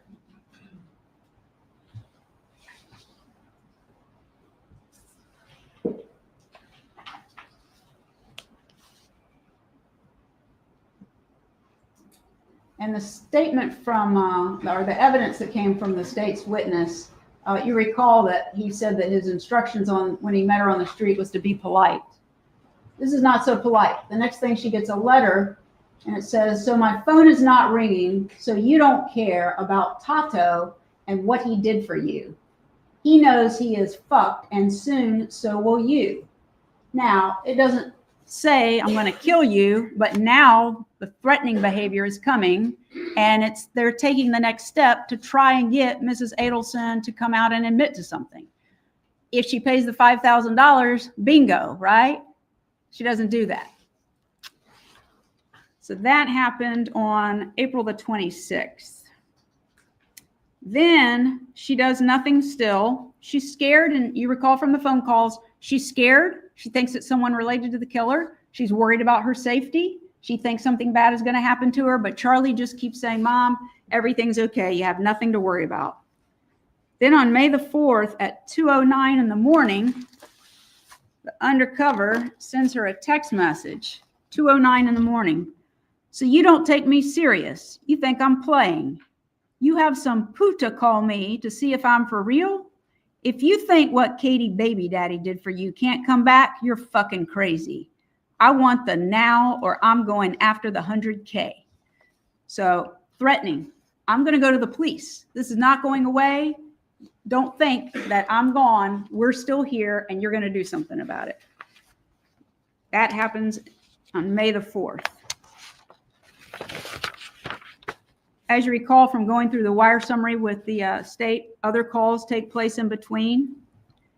And then on May the 6th, finally, Donna calls the undercover at the number that he had provided initially, that shows here on State's Exhibit 83 with the article about Danny Markel being murdered. Call or text, that's the number that was provided, 305-712-6570, and the dollar amount of $5,000. Now, the state has said to you, innocent people don't fold the paper up and put it in their pocket. I'm pretty sure there's not going to be a jury instruction that tells you she must be guilty because she folded it up and put it in her pocket. She took it very seriously. She got her grandchildren, she went home, and she immediately called Charlie to report that. But now she's calling the number that was provided, and you've heard from the testimony, she downloaded an app so it could be recorded, but of course it was being recorded by the undercover as well. Could we play that call? And I think we have provided a transcript to you because it wasn't provided previously, if you'd like to read along.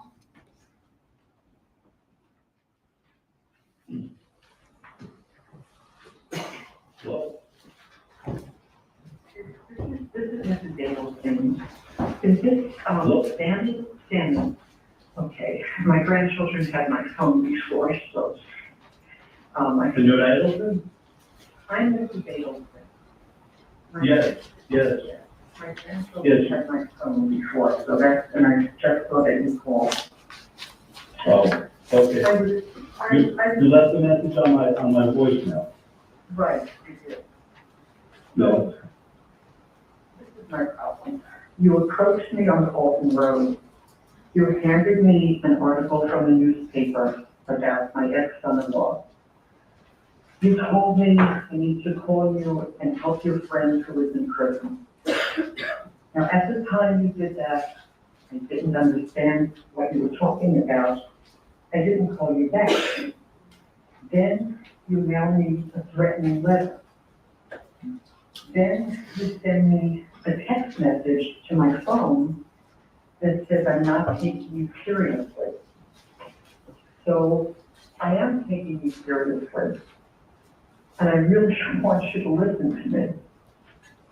I have to tell you, this is important. I have been so stressed out. I have spoken to 10 or 12 people who are close friends of mine, telling them about this and basically picking their brains and asking them what I should do, because I don't know your friend who is in jail. You mentioned a name. I don't even know his name.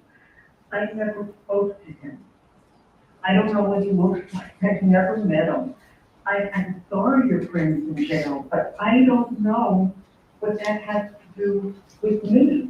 You know exactly what it has to do with. You know exactly what it is. Listen to me carefully. Listen to me. You just got to listen to me. You need to ask who this person looks like, what their name is, something, because I know there's a big reward out there, and if you need money for your friends, that's the way you get it.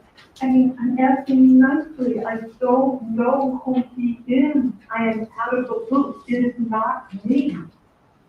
If I can help, I will help. I mean, that's what. Just like I told you, listen to me. Just like I told you that day, we know that your family had a problem up north.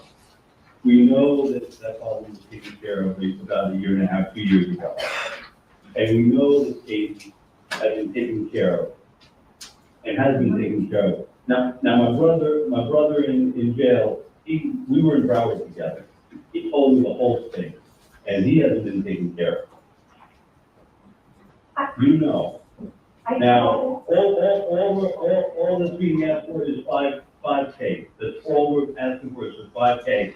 And he told me everything, and I know everything. I know who's involved. I know everything, and I'll get the 100K for myself.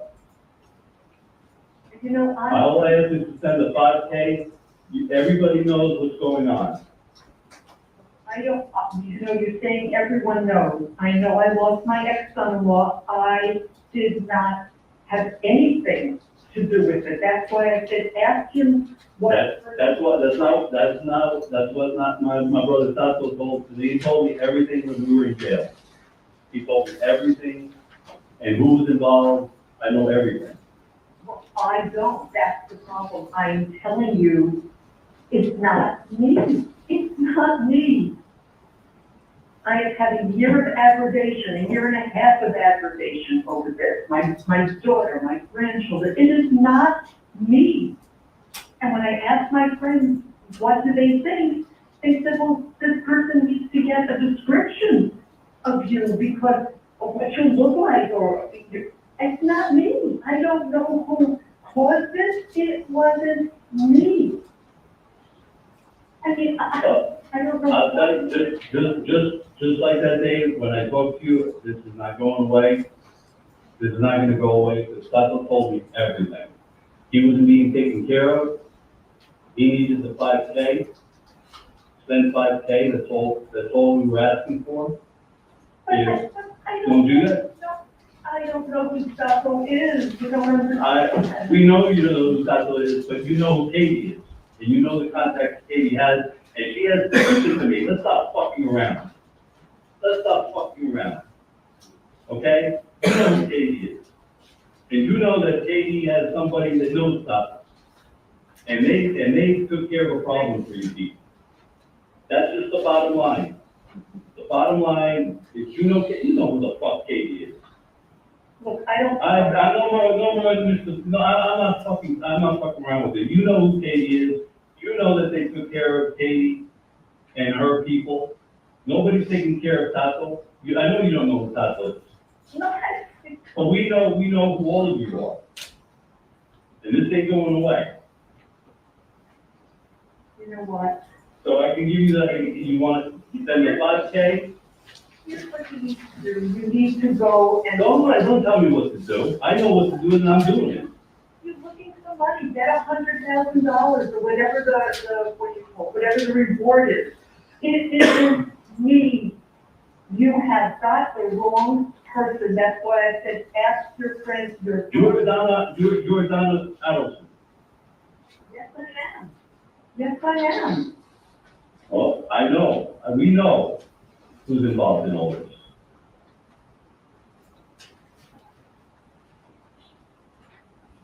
Yes, this is not making. I mean, if you want the money, you should get it from the police. They can give you a whole lot more than you're asking me for money for someone. I can't do this. I have had too much stress and too much aggravation from this, and I don't know what you are talking about. I just don't know.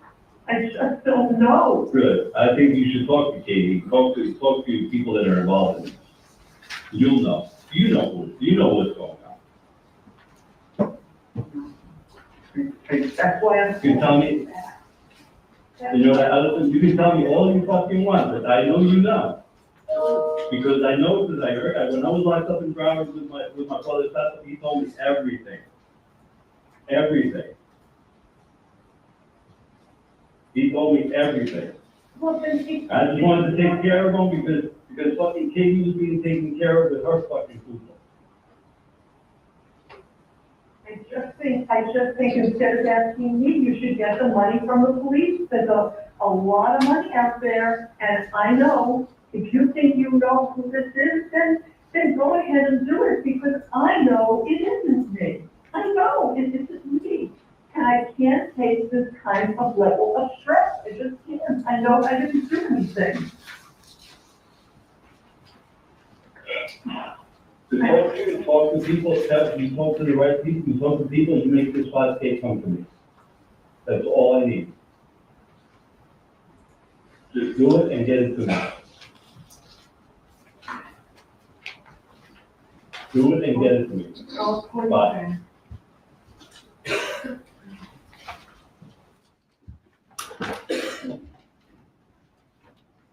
They tried 5 different times. I'm sorry. Did you want a particular position? Okay.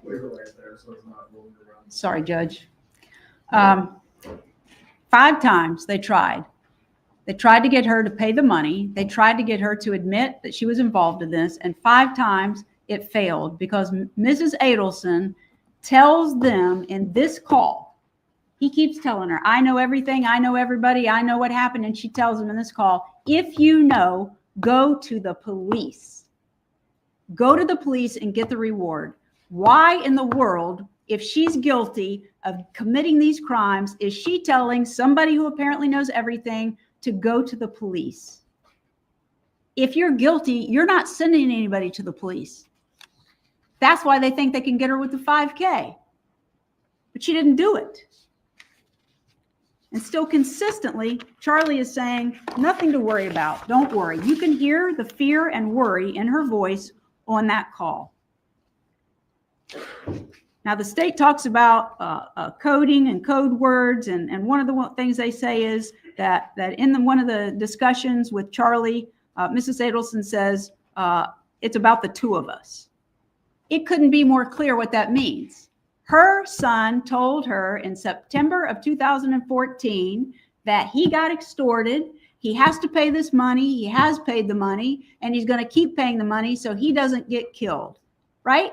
Now somebody has walked up to her on the street about the exact same subject, Mr. Markel being killed, and demanding $5,000 from her. So now he's brought her into this. It is the 2 of them. They're not knocking on his door. They're coming up to her on the street. They're sending her text messages. They're sending letters. They're calling. They won't stop. But she didn't do anything. If her son did, that's on him, not her. There's no evidence that if Charlie Adelson had not told her in September of 2014 what he told her, there's no evidence that she would know anything at all about what happened. That's her single source. and he brought it to her. Bring cash. That's one of the things she says. Bring cash. Without telling him what has happened on the street, she's telling him they want cash. That's not code. That's hint, hint, hint. You don't want to talk on the phone, but you won't stop asking me. So I'm going to hint to you what this is about. There's nothing code about that. The state is interpreting what they think these things mean. It's not their interpretation that matters. It's the evidence that's presented.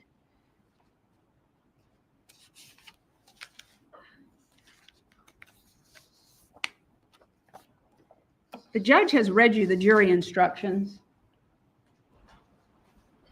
So I'm not going over all of them with you, but I want to say this.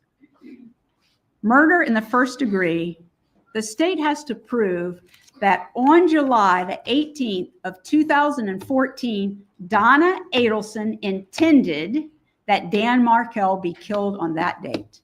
They have to prove that. There's no evidence of it. First degree murder is killing with premeditation. Is killing after consciously deciding to do so. The decision must be present in the mind at the time of the killing. The premeditated intent to kill must be formed before the killing. They've got no evidence of her doing anything until after Mr. Markel is dead, when she writes the checks at the instruction of her son. Conspiracy. The state has to prove beyond a reasonable doubt that the intent of Donna Adelson was that the offense of first-degree murder would be committed on the date that he's killed, not after the date, before and up to the time that he shot and killed. They have to prove beyond a reasonable doubt that she had that intent, and they have nothing. Solicitation to commit first-degree murder. They have to prove the following two elements beyond a reasonable doubt. I'm sorry, back to conspiracy. I forgot to say this. In order to carry out the intent, Donna Adelson had to agree, conspire, combine, or confederate with Charles Adelson or Catherine Magbanawa or other persons to cause the first-degree murder to be committed. Had to be before. No evidence of it. Solicitation. Prove the following two elements beyond a reasonable doubt. Donna Adelson solicited Charles Adelson or Catherine Magbanawa or other persons to commit first-degree murder. During the solicitation, Donna Adelson commanded, encouraged, hired, or requested Charles Adelson or Catherine Magbanawa or other persons to engage in specific conduct which would constitute the commission of first-degree murder. What does solicit mean? Means to ask earnestly or to try to induce another person to engage in specific conduct. We know that the state has not presented evidence of Mrs. Adelson actually shooting and killing Dan Markel. They are asking that you find her to be a principal, that these other people did the killing, but she's a principal. And to prove that she's a principal, you have to show that she helped another person or persons commit the crime. In doing so, the state has to prove beyond a reasonable doubt that the defendant intended the crime to occur and the defendant did some act or said something that was intended to and that did incite, cause, encourage, assist, or advise the other person or persons to actually commit the crime. For first-degree premeditated murder, the state must prove the defendant intended that the killing of Daniel Markel occur. Then you heard the instruction of a principal when active participant is hired by the defendant.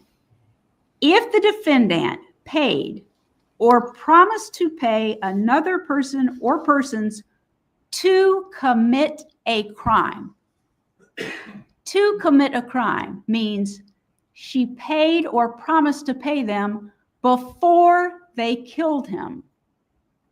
There is no evidence of that at all. She never paid any of her money. All she did was write the checks that her son told her to write from his business account.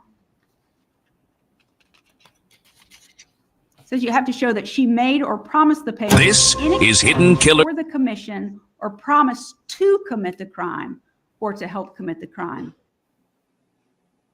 Her to Catherine McBanawa, Sigfredo Garcia, or Luis Rivera. Her link to Charlie Adelson is it's her son. They like to show those little arrows going back and forth like it's a train, I think they said. This isn't a train. This is somebody's life. Dan Markel's life. And now Donna Adelson's life. This isn't cute. This isn't powdered sugar. They have charged my client with first-degree murder, conspiracy to commit first-degree murder, solicitation of the people to kill, and their example is she's got powdered sugar all over her. No, she doesn't. They want you to believe it. That's their theory, but a theory doesn't prove a crime. They have to present evidence, and they haven't done that.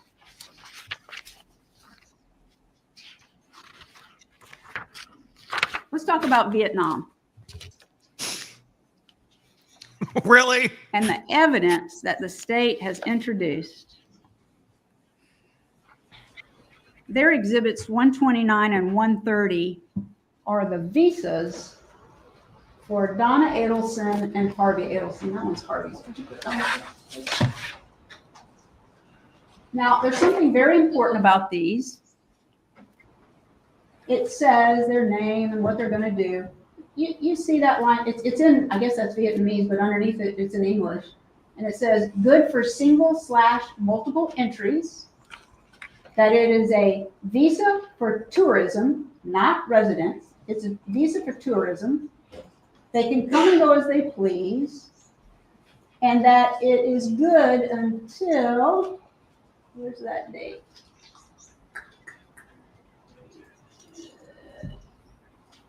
Here it is. It's good until, they put the dates backwards. So this is February the 5th of 1950. And the state says, oh, well, she was going to be gone past the date of the bar mitzvah. This visa allows them to come home. And if they want to go back, go back. Now, here's something really important. The state said that we're trying to tell you she was going on vacation. That's not true. Her prior attorney testified that before there was a conviction, she was very upset and said she wanted to kill herself if her son was convicted. And her husband was concerned about her doing that. So he wanted to get her away, to clear her head so that she wouldn't take such a drastic step. That's not a vacation. She's beyond herself. And then he gets convicted. And it's worse. And here's the thing. The state has been saying, since this woman was arrested, that she was going to flee this country to avoid prosecution. Flee. She's going away. She is not coming back. She's going somewhere where we could never get her and bring her back. They took almost nothing with them. They took a few credit cards, some cash, 2 pieces of luggage, and 1 carry-on.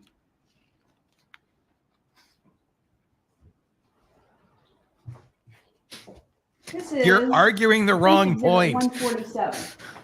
When the search warrant was executed, after Mrs. Adelson was taken into custody, here's the luggage in plain view like, keep going. with the tags on it to go to one stop and then to Vietnam. And that's terrible. I'm sorry, I'm not criticizing. Yeah, don't You criticize. gotta hold it. In any event, there's the luggage.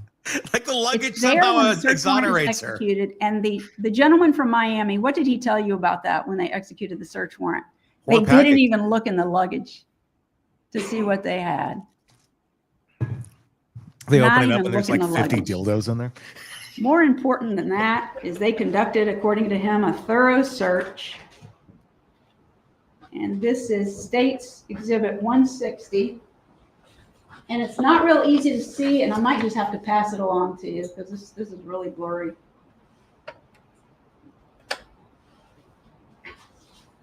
You see that? You see that little light down there underneath the white shirt? See that? That's the size of Mrs. Adelson's safe, sitting there on that little shelf. They never even bothered to open it and look in it to see if there's any stapled cash. that little bitty safe on that shelf, is that where she allegedly got $138,000 in cash and washed it and stapled it after she got this phone call and took it up to Charlie? Never happened. Couldn't happen. Wasn't going to happen. And the investigator was so concerned about it, he never even touched it. But here's what the state presented. And just like so much other evidence that they presented in their case, this is a state witness. And on cross-examination, when asked, Sergeant Chris Corbett testified there was no proof that they were actually going to flee. When confronted with the 90-day visa, his testimony was, well, they were going to be gone a long time. That's not fleeing. That's not avoiding prosecution. She got arrested almost 2 years ago under that claim. And it took them almost 2 years to come in here and have a jury seated on these serious charges. And they finally admit there was no evidence that she was going to flee.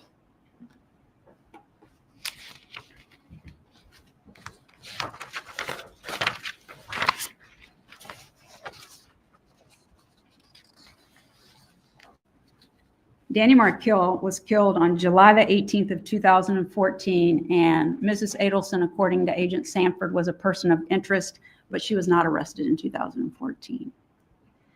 They immediately started, according to him, gathering bank account information, emails, phone records of Donna Adelson. 2015, she was not arrested. In 2016, they conducted the bump operation against Donna Adelson, and we've just gone through that entire bump operation. And still, even though others were arrested, Donna Adelson was not arrested. She was not arrested in 2017. She was not arrested in 2018. She was not arrested in 2019 or 20 or 21 or 22. Not arrested. And what did Agent Sanford tell you?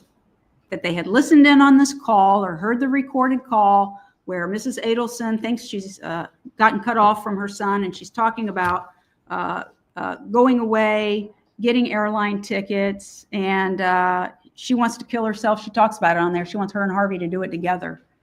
And he wants to get her out of town and away from the media and clear her head. And Agent Sanford said, here's how invested he is. They think they might get a warrant for her on the day that she's arrested. They're not sure if they're going to try or not, but maybe they're going to. So he's up here in Tallahassee, and what does he do? He hops in his car and he starts driving towards Miami, not even knowing whether they're going to try to get a warrant. When Mrs. Adelson got her visa, there was not a warrant. She was doing nothing wrong. When she booked the ticket, or Rick Sugarin helped book the ticket, there was no warrant. She was not doing anything wrong. She got advice of her legal counsel that there was no warrant. There was no promise with Mrs. Cappleman, but her lawyer told her of the possibility if they got a warrant, she could self-surrender and turn herself in. She packed her bags, no warrant. She gets in her car to drive to the airport, no warrant. She gets to the airport, and sometime therein, they actually get a warrant, and she knows nothing about it. They go to where she is seated with her husband, waiting for the flight to board, sitting down amongst the crowd, and they watch her and wait, even though they've got a warrant. They don't arrest her. And he gives some, oh, well, you know, there was a crowd of people. There's no more crowd than when you enter the jetway and everybody's trying to get on the airplane. They waited until she presented her ticket. Yeah, because she had to do that legally to arrest her. So they could say that she was actually fleeing. Yes, they couldn't just get her. Otherwise, they knew exactly what was going on. They set her up so they could claim, oh, we captured the matriarch murderer. She was fleeing the country to flee prosecution. You can't arrest a drunk driver when they're in a bar. Got a lot of headlines. They have to get behind the vehicle. That's what they were doing essentially. But we're in trial almost 2 years later, and they know she wasn't fleeing this country. She was getting on a plane Now, to Vietnam. I'm Of course sum it she up was here. fleeing the country. And this is from the state's evidence. TPD, FDLE, the FBI, and one agency in Miami-Dade are all involved. They have people listening to phone calls around the clock, 24 hours a day during this 2-month bump period.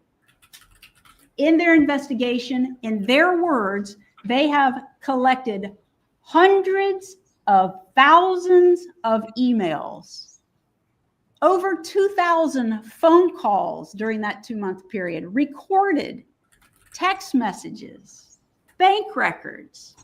They got experts analyzing all of this stuff. They got cell tower records, and I don't even understand all that stuff, but it supposedly can place you in places. They've been working on this case, according to Agent Sanford, right up until the time he was sitting on the stand, still investigating Donna Adelson. If you were going to have proof that Donna Adelson committed a crime, you should have had it beyond a reasonable doubt before you put handcuffs on her in the Miami International Airport. They still didn't even know that day if they were going to arrest her. In all the evidence they have collected, she can't help but run her mouth.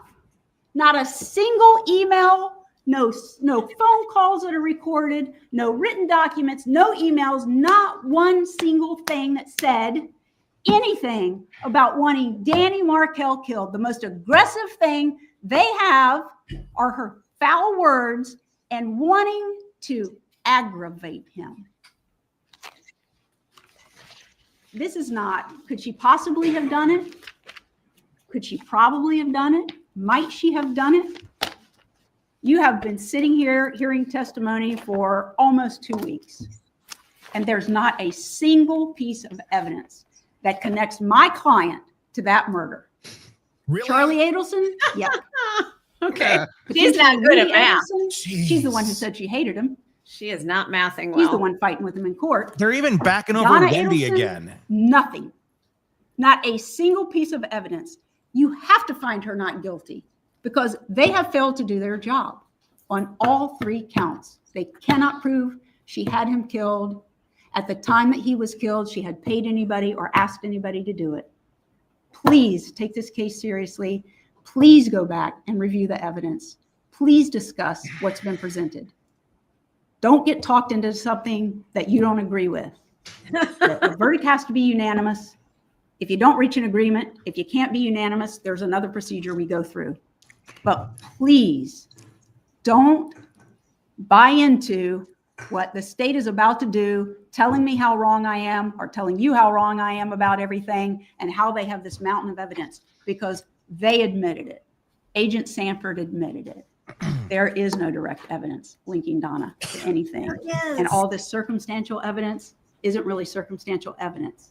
It's argument about what it could mean, what it possibly mean. Could it have been? That's not beyond a reasonable doubt. Woulda, coulda, shoulda, baby. Ms. Fulford, State, you may give your rebuttal.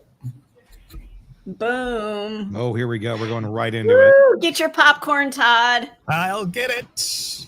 We might need to crack open a couple of beers too. Let's pause this just for a second and just talk about what we just saw there. I don't. And this is Jackie Fulford, the one time I'm going to call her by her name, talking about cell tower data after she just went through and said how inaccurate the information was about where phones are. Thank you for that. I don't understand all that stuff, but apparently it can put you at places. I think that's a pretty close quote to what she said. I tried to write it down. It's very, very close. Yeah. Right after she just tells us how all of the cell tower data doesn't mean anything, she tells us how she doesn't understand you, but apparently it can put you at places. Well, she's cherry picking. She's, this is like a buffet for her. She's just picking out what she needs. Is it cherry picking or delusion? Well, and let's talk about circumstantial evidence just for a quick second before we get to the finisher round of all of this with Jackie or with Georgia. Circumstantial evidence. You get this term thrown around in a lot of trials, especially in closing arguments. It's circumstantial. It's circumstantial. Here's the best explanation you can ever make about circumstantial evidence. It's supposed to snow tonight. It's in the forecast. Okay, great. I'm going to go to bed. I'm going to shut my shades. I'm not going to look out the window. You get up in the morning and there's snow on the ground. Okay. Did you see the snow actually falling? No, you were asleep. You heard it was going to snow. You saw the radar prior. It was coming in, but you didn't see it actually falling from the sky. So yes, is there a possibility that a snow cone truck exploded nearby and then covered your home? Is it possible a rogue ski attendant took one of the snowmakers and decided that they were just going to blanket your house in snow that day? Possible? Probable? No. It's happened to me on occasion. Circumstantial? That's what circumstantial evidence is. It's very strong. It just means you're connecting dots. You're using the ingenuity that you have as a human being to reason and think and put together dots. Now, could there be those odd chances? Yes. Is it a reasonable doubt that a snow cone truck exploded in front of your house? No, that is not reasonable. Could it be a possible doubt? Sure, it's not reasonable. Is it beyond a reasonable doubt? Yeah, it is, because a snow cone truck didn't blow up in front of your house. There's no records of snow cone trucks blowing up. There's nothing to point out unless you can find a snow cone truck that blew up in front of your house. That's pretty damning evidence. So that's what I got to say going into this. Stacey, you got anything else, Todd? I think you summed it up. I'm excited for this part. Me too. Finish her. Lego. Round 3. Fight. Ding. I do like her suit. Georgia. It's powerful. She's just waiting till the dunce gets off the floor.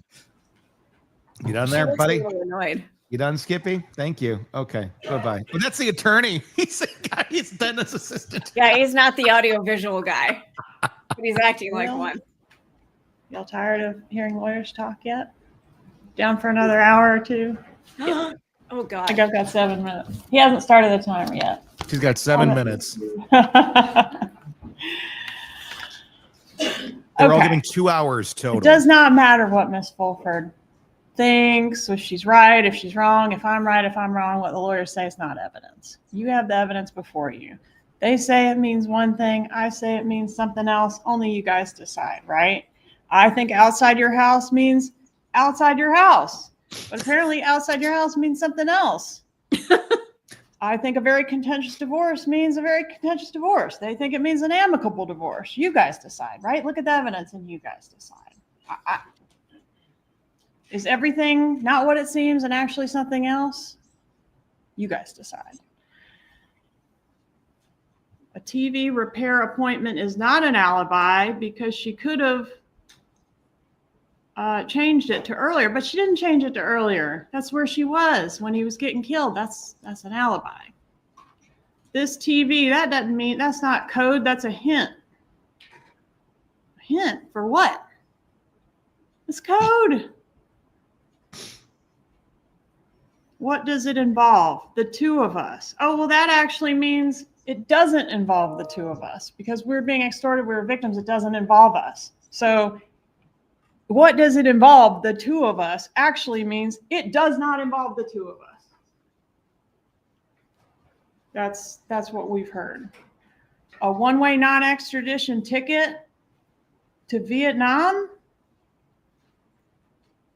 It's not fleeing. It's a setup. How did I set her up? I didn't make her do that. I didn't get her a fast-track visa. I didn't get her a one-way ticket. She did that. She made those choices.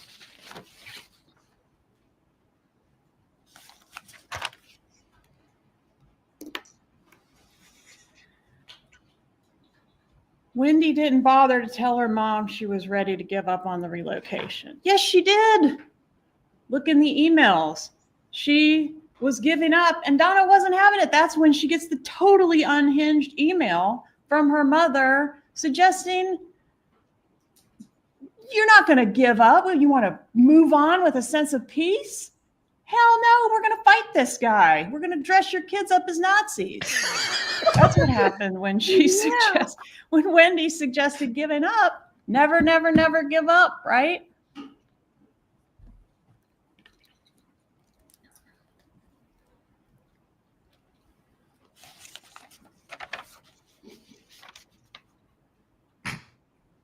This murder charge is not based on the fact that she said some bad words. I mean, I'd be facing murder just in this courtroom. Obviously, people.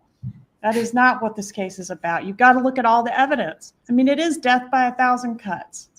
It is powdered sugar. You've got to look at the whole thing and make a decision. And I'm sorry that there's not a smoking gun, but she was too smart for that. She thought about it. She planned it. She made sure we could never get her, right? She took precautions, but she did make mistakes. And that's what all those exhibits are. Mistakes.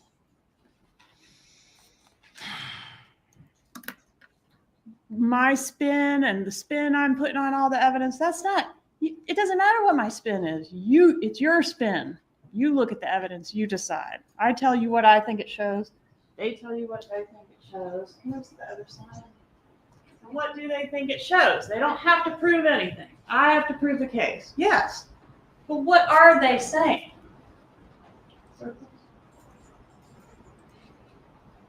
Wendi. Oh no. Charlie, definitely. Wendi, maybe. Not Donna. But also, not Charlie. We were getting extorted. Not Charlie. I mean, you can't have it both ways, right? It's like hard to get your head around it, but we can't be getting extorted by the killers who killed Dan Markel on their own. And also, Charlie's pretty guilty and Wendi looks a little guilty too. It's got it like, there's no lane that's been picked. And they don't have to prove anything, but they're throwing all that out, right? And it's like, you were getting extorted, or Charlie and Wendi did it behind your back and they don't tell mom what they're doing.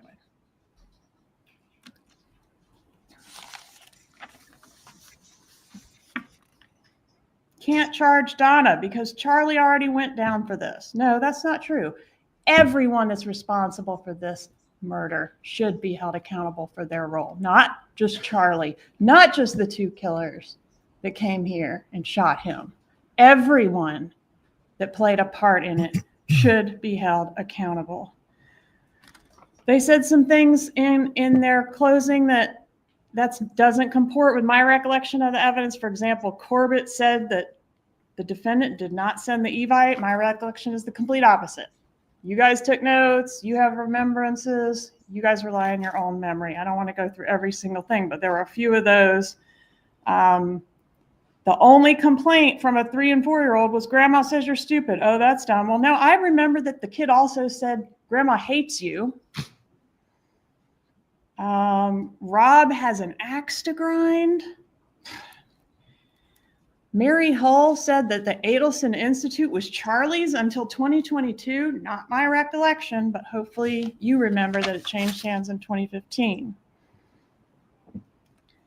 No SunPass records. Do you need SunPass records to know that Donna Adelson was outside Charlie's house on the night of the murder? We didn't know that.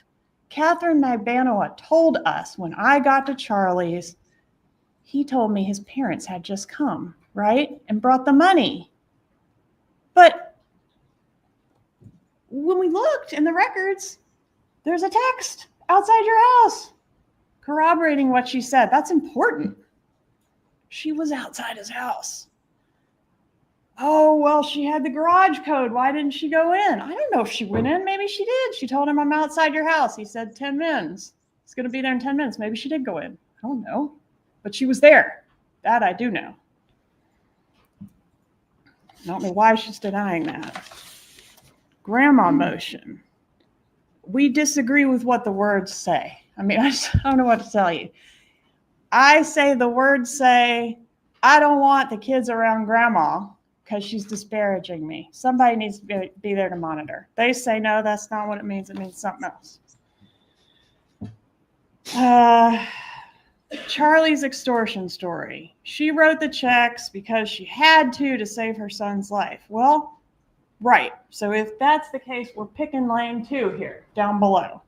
And that's where all that evidence comes up about that pushes back on that. Like, that couldn't happen. They're not going to be spitballing the drug dealer defense years after they've been extorted. Like, that didn't happen. That was a lie, right? That Charlie came up with in his testimony, and that she then kind of got stuck with after saying all the truth is out, truth is out, truth is out. Plus, she's got to come up with something for writing those checks. She paid for the murder.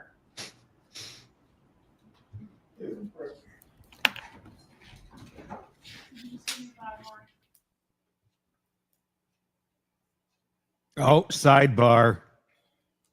Uh-oh. Did she just say, can you give me 5 more? Is that what she said? I couldn't make it I out. couldn't make it out either. But that's there's a sidebar now. I don't know what they're objecting to. She paid for the murder, as you were saying, Stacy, earlier. What about the checks? Because she's going, well, the money's Charlie. Donna wrote 44 checks and signed them. It reminds me of the excuse of, the battered woman with the 2 black eyes saying, oh, I fell down the stairs. Todd, pause it for a second, really quick. Boom. Look at this. Look at this shit show. This, I think one of them. I mean, if you're watching this, like if you're listening to this on the podcast platform, God bless you. But this is such a visual show today. You need to be checking this out on YouTube and just search "Hidden Killers" with Tony Bruschi to do that. But oh my God, what the hell is that woman wearing behind the Jeff Dunham puppet named Harvey Florida, Adelson? no less. I mean, it looks like it's a cape. It's like a shawl. It's almost like it's backwards. She's a little cold in the courtroom. That's what that is. It's like a blanket or something. It's so chilly. She's one of those. She's the angry boomer mom that, I always just, it's so chilly in here. Can you turn the heat up? It's just so chilly. Everybody else is like dying and they're just like, thank God it's air. I'm going to turn the heat up because I'm uncomfortable. Is that okay? I just did it. I just didn't tell anybody I was going to do it, but I did it. I'm speaking from experience. They are back, just so you know. Okay, let's continue. But look at that. I mean, yeah. I'm going to get one for Christmas from you. It looks like she's wearing a Snuggie. It'll have the Hidden Killers logo on it, though, Stacy. Ooh, Stanford merch City idea never for made a Christmas. mistake. Not my recollection. What's the pushback on extortion? Her behavior on the wire. She doesn't say, oh my gosh, it's happening again. She doesn't say anything about the prior extortion. If the prior extortion had occurred, she would immediately tell him it's happening again, or some reference to the fact that this is something that's been ongoing. She doesn't do that. Instead, she talks in code. It's a TV.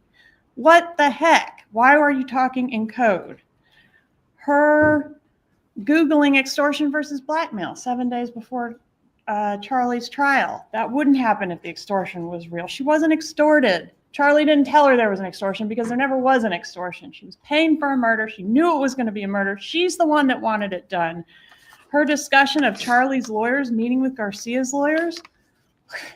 What? If she was being extorted by Garcia and Charlie was being extorted and his life being threatened by Garcia, their lawyers aren't going to be meeting up. Look at those text messages. She said, bring cash. They say, oh, that's not code. She said, bring cash. She literally said, bring cash for dinner on that call. It's not a hint. It's a code word. They say the bump failed. I say the bump succeeded. She said it involved the two of us. That was before we got made, before that Matt Surrey operation where they literally see the camera in the bag and know the camera's in the bag. Yeah, she called and put on a great show when she called the undercover. But what did she say in the first call? the second call and the third call before we got made, before she knew it was law enforcement. She said it involves the two of us, both of us. To these, okay, I want to hit one more thing. Don't call time on me.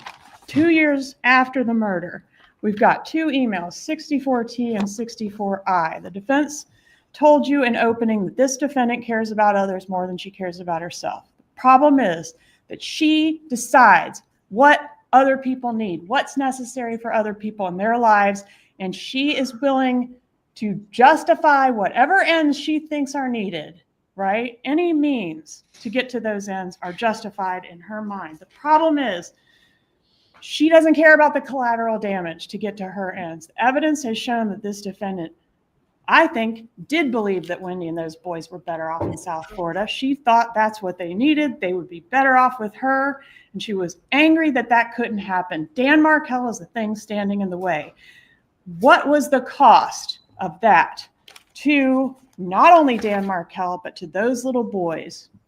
Those little boys lost their father. Look what she says in 64T.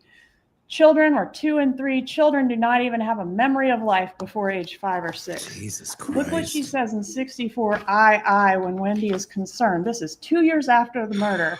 Her child is having trouble at school, crying because he misses his father.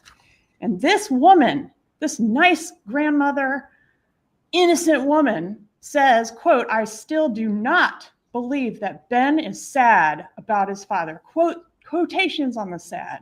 64II. "I still do not believe that Ben is sad about his father. I spend a minimum of 25 hours a week with him, and oftentimes more than that, including weekend times and sleepover days, and have never experienced a time when he was sad. I think it's just another phase of the many, many phases that kids go through. The problem is they have a highly intelligent and sensitive mom. She doesn't believe that this kid is sad because she can't take accountability for her own actions and the catastrophic consequences that this had on everyone's life in her family. Not just her son, not just her daughter, not just Rob, not just Dan Markel, but those boys who lost their father. It wasn't better for them to be in South Florida. It was better for them to have their father. You must not base your verdict on the feelings of sympathy, prejudice, bias. Your verdict must be based on the evidence and the law. Yes, she's a grandmother. Most murderers don't look like that. But the evidence has revealed what she is. Please don't let her appearance influence your verdict in any way. It involves the two of us. What about the script? They didn't even talk about the script. She wrote a script for a witness that was perjured testimony based on a lie, an extortion lie that's been proven in court to you to be false. This defendant tried to erase Dan Markel, thinking there would be no harm to those little boys. They don't have a memory of their father. They feel the absence of their father. This defendant decided they didn't need their dad. She doesn't get to decide that. She wanted it done. She brought the money. She stroked the check. She didn't have to do that. Charlie was a signatory, had signing power on that account. He could have written the checks. She wrote the checks. Why? Because she was neck deep in this thing. She wrote the checks. She said it involved the two of us. She wrote that script. May you have the strength and the common sense to see this evidence for what it is. It's only one thing. There's only one truth. It can't all be right. It's only one truth. Render a verdict that does justice. Find her guilty. Thank you. That got me a little. That got me a little emotional. Did it? Yeah. Need a tissue? Georgia Cappleman wins. Fatality. The foreperson should see to it that your discussions are carried on in an organized way and that everyone has a fair chance to be heard. It is also the foreperson's job to sign and date the verdict form. All right, when all of you have agreed on a let's verdict. dump out of the audio of this now. He's going to go over the jury instructions now, which, if you care to watch, it will exist. We'll have all the unedited testimony up there for you shortly. But my God, she came in with some stuff that we hadn't heard before at the very end. And I thought saving those nuggets. That was genius. I was pissed with that last little bit. Children do not even have memory before 5. So this is the cunt sitting there and did you just say that? I did, because she is.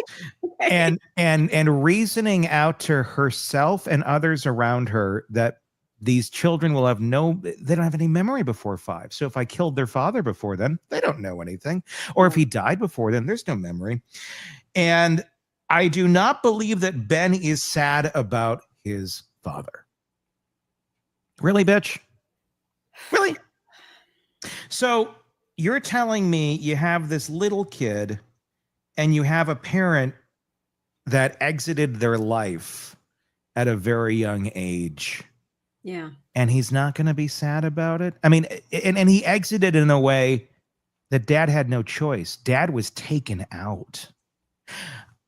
I've seen this on a personal level where the parent chose to exit. Right. And let me fucking tell you, it has an impact. Yep. It has a fucking impact. You ignorant cunt. I don't use that word lightly, and I never really use that word, but I think it's appropriate in this moment because I don't know any other way to describe this monster. I mean, it shows just how much she's trying to justify this stuff to her mind as she sits there. You can just see her seething and the wheels turning in her mind, trying to justify all the shit she's being called out on. And it's just, well, I did it for that. I did it for this. This reason is that. This reason is this. And they don't understand. It's ultimately, they don't get me. They don't understand me. And the fact that she's the age she is now, and this is how, just ingrained this shit is into her, it's never going to change. I mean, she's going to go to her grave thinking she's in the right. You're never going to see her when she's found guilty, you're not going to see a moment in sentencing where she's going to apologize. If anything, you're going to see some sort of grandiose narcissistic statement of how she did this all for her kids. And she'll probably throw them under the bus even more. And Wendi will be watching it from a cell, because by that time I'm guessing she's not going to be free. But just the disturbing nature of her narcissism on display. This is what this is about, kids. I mean, if you don't get it, this is the perfect lesson in unhealthy narcissistic parenting and the damage that it can do. And I know I overuse that word all the frickin' time on this show, but all roads lead back to it. With the folks that we talk about, so many, this is the reason. They do. And a lot of, I was going to say, a lot of our clients, if you will, they are narcissists. That's how they get on this show. Yeah. So it's almost like it's a prerequisite. Yeah, exactly. Yeah. This is what I mean, most people who aren't of that pathway don't end up killing people. Maybe if you have healthy brains don't do this. No, and believe me, I've had reason in the last 2 months that I could have offed somebody and I didn't. Okay. It's good.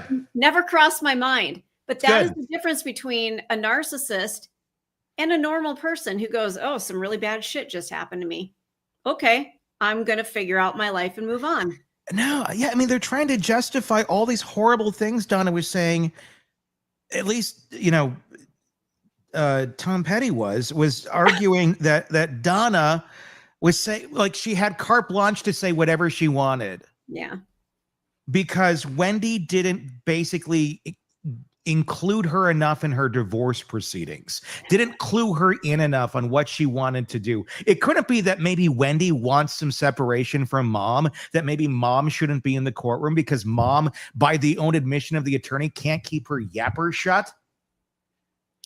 So she said, you're just going to be more of a hindrance to me in my life in this situation. So I got to keep you at arm's length. No, it's hate. It's she doesn't love mom, but that's how mom's going to spin this as this child that's not grateful for all the things that she's done for her, that it's that. And we're going to take it out in our closing arguments with your doppelganger, Tom Petty. I mean, what is going, oh my God, this is just a train wreck. Sad that Wendi couldn't divorce her mom. She could divorce her husband, but not her mom. I think Rob did. Rob absolutely did. And believe me, he's got scars from it. That man is damaged from that family. But he's a better person for it. He's surviving. He's living a life. He's paving his own road. And his kids are probably not going to repeat the path of Donna. Right? It's a beautiful way to break the cycle. And that's what's really important in healing, is break the fucking cycle. And that's exactly what he did. Wendi, not so much. No, Wendi chose the easier road. And this is why so much of this stuff happens, is because the easy road is stick with it. It is what it is. It's how my family is. It's just who they are. Gotta deal with you it. only get one set of parents. You only get one mom. You only get one dad. Still your mom. Mentally abused the shit out of me throughout my whole life. Now they killed this and they did all this other shit, but it's just, but you get, it's the lobster in the pot. You don't realize how bad it is until somebody on the outside says, that's your family? Really? That's your family? And I think Wendi is still, sitting in, somewhat lukewarm water going, I kind of like this hot tub. This feels, I don't know if I want to get out to the cold. I don't know if she is. I at this point, if she doesn't realize what the hell's going on. Well, now she does. We had one of our viewers had a great comment earlier about a lot of them probably overlooked some of the bullshit because maybe somewhere down the road, there was some money involved and an inheritance or something like that. Right. Yeah. I mean, money always does talk. And if you're in a family where you may end up with something at the end, you appease mom and dad a little bit. Yeah, you hold it. You hold the toe the line long enough. If that's worth it to you, Right. Sometimes the money just isn't worth it. Not in this case. No. I mean, you're by the time you get the money, your life is so destroyed and ruined, and you are so damaged yourself. Even if you want to get a grip on life and live a healthy life, you already got the scars that are so damning that they're just not going to go away, no matter how much therapy you get, no matter how much you mask it with this or that. I mean, this is so damaging. It's never going to go away. I feel like the amount of stuff that they threw out there about Wendi today and Harvey, it's coming. They laid them out. They took the truck and they went forward. Yeah. And they reversed. They did. And then they went forward again. And then they moved the bodies a little bit more to make sure that the head was going to get crushed by the 18 wheels. And then the 18 wheels went over that again. Yeah. And then Donna said, hang on a second. Let's get him from this angle too. And she backs the semi up and just, Jackie, hit the gas. And I'd be booking that flight right now, Wendi. You may want to go private because you might get arrested pretty quick at a commercial airport. I don't know. Yeah. Cuba, is that not extradition? Yeah. Where could she get like a domestic flight that's like that can get somewhere? Cuba, maybe, where you don't have a non-extradition treaty. But oh my God, is there? Okay. I mean, we'll wrap this up here. We've been going on for almost 5.5 hours, and thank you guys. I mean, obviously, welcome to the program, everyone, that we do this live, and welcome you guys to when this is life when we have a closing case like this, and it's kind of fun. It's like doing the Christmas program in hell. What program is this? You're really excited. It's a big day. We're going to be spending a lot of time on the air. We gotta, but my God, this is. Yeah, any chance did Jackie make any sort of dent in that jury that you're going to have one juror on that end going, I don't know. I mean, this is a trial. it's taking place in Florida with people who wear those maroon Snuggie outfits that they got at Dayton's in 1987 on the sale, and they got some of those Frangelico chocolates too that they only sold at gosh. Dayton's as You well. and I'll have to talk off air about your second Dayton's reference here. Anybody who's listening and watching from the Midwest is like, wait a minute, Dayton's? Whoa, dude. It's all was original. Yeah, it was, and Target was Dayton's in the basement. But Correct. anyway, So realistically, how soon do you think we'll hear something? I mean, are you thinking maybe tomorrow morning, midday? What do you think? I don't know what they're doing right now. If they're going to give them time today, It's they may. 4:30 in Florida right now. Right. So, I mean, And they may say, because sometimes when it goes to a jury, they're like, they'll go beyond the workday. True. They may give him an hour or two just to see, you got something? And if after like an hour or two, they're like, no, I mean, they may go back to that jury room and kind of get a feel. In theory, it's not a crazy thought. They might go back there for about an hour. And if you got something, they may just come right back.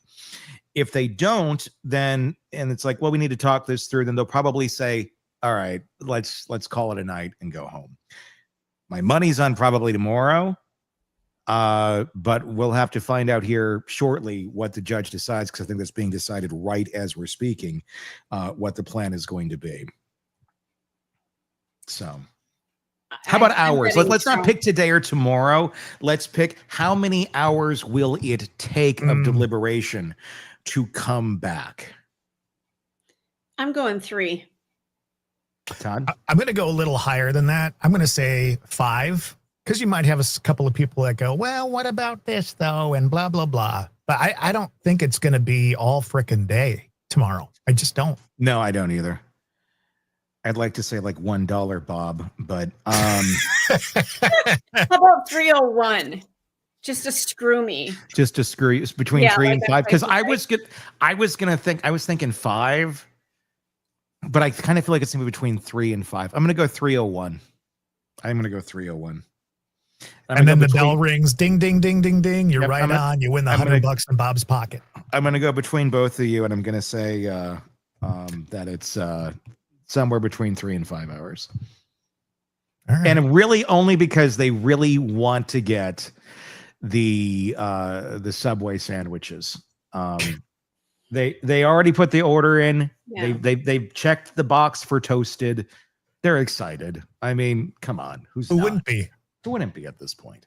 So they're going to go enjoy those subs and damn Donna to death or to prison for the rest of her natural existence. Yeah, that's not very long, I'm guessing. I can't imagine it will. God, I hope it is, though. I do hope too. It is. You know, that's the interesting thing about narcissists and thing. There is a thing called narcissistic collapse. Mm-hmm. And that it's rare, but I would say Donna's probably in a position where that may hit.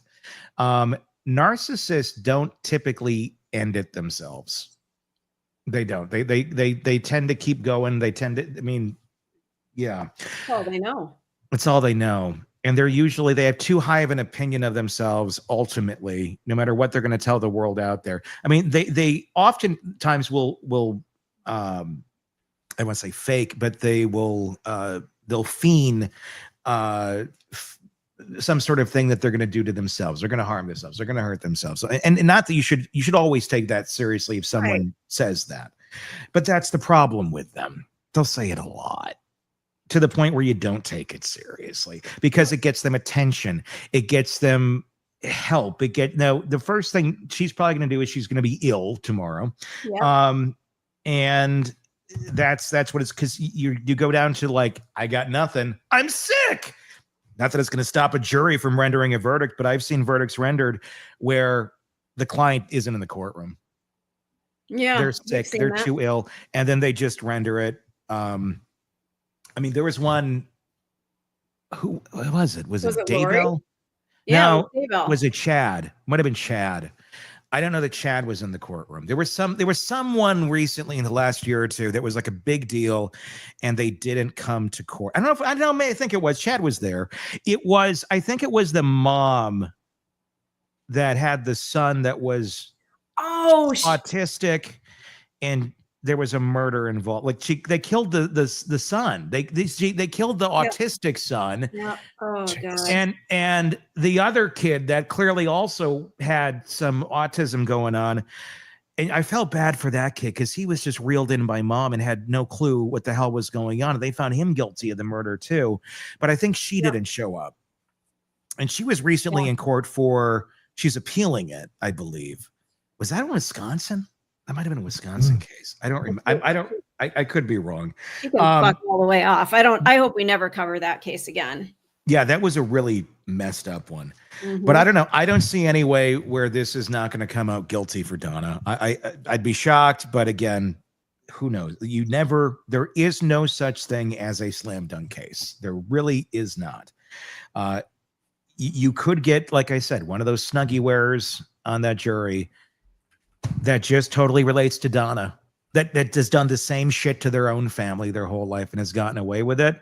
Not necessarily to murder, but they're sitting there going, yeah, well, that's just like me. She's disrespected. Her kids are disrespecting her. Right. They're adults. They're trying to, but it's not disrespect. They're just living a life. They're being their own human beings. But to that person, that's outrageous. That's disrespect. To a narcissist, that's like the ultimate disrespect thing.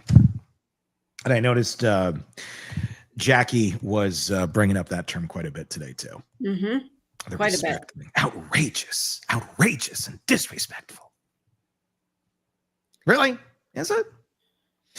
So there you go. We'll keep watching this. As soon as we are aware that there is a verdict coming in, we will jump back on the air and we will bring that to you live as it happens, providing we can get to the studio in time. But we will certainly, let you know as soon as it happens and get your reactions as well. Like I said, I'm guessing it's not going to happen tonight, tomorrow morning. You can join us at 10 a.m. Central. They may have a verdict by then. I don't know. And we'll be discussing the case. Eric Faddis also going to be joining us, attorney, defense attorney and former prosecutor, to kind of give us both sides of the aisle on his assessment of how everything went down. So we got a lot coming to you in the next 24 hours of breaking down this case. All right. Anybody else got anything? No, I need to go pop some more popcorn though. It's going to be necessary. Yeah, it's going to be time. I need a beverage. Yeah, I do. All right, everybody. Thank you guys for watching. Let us know your thoughts in the comment section.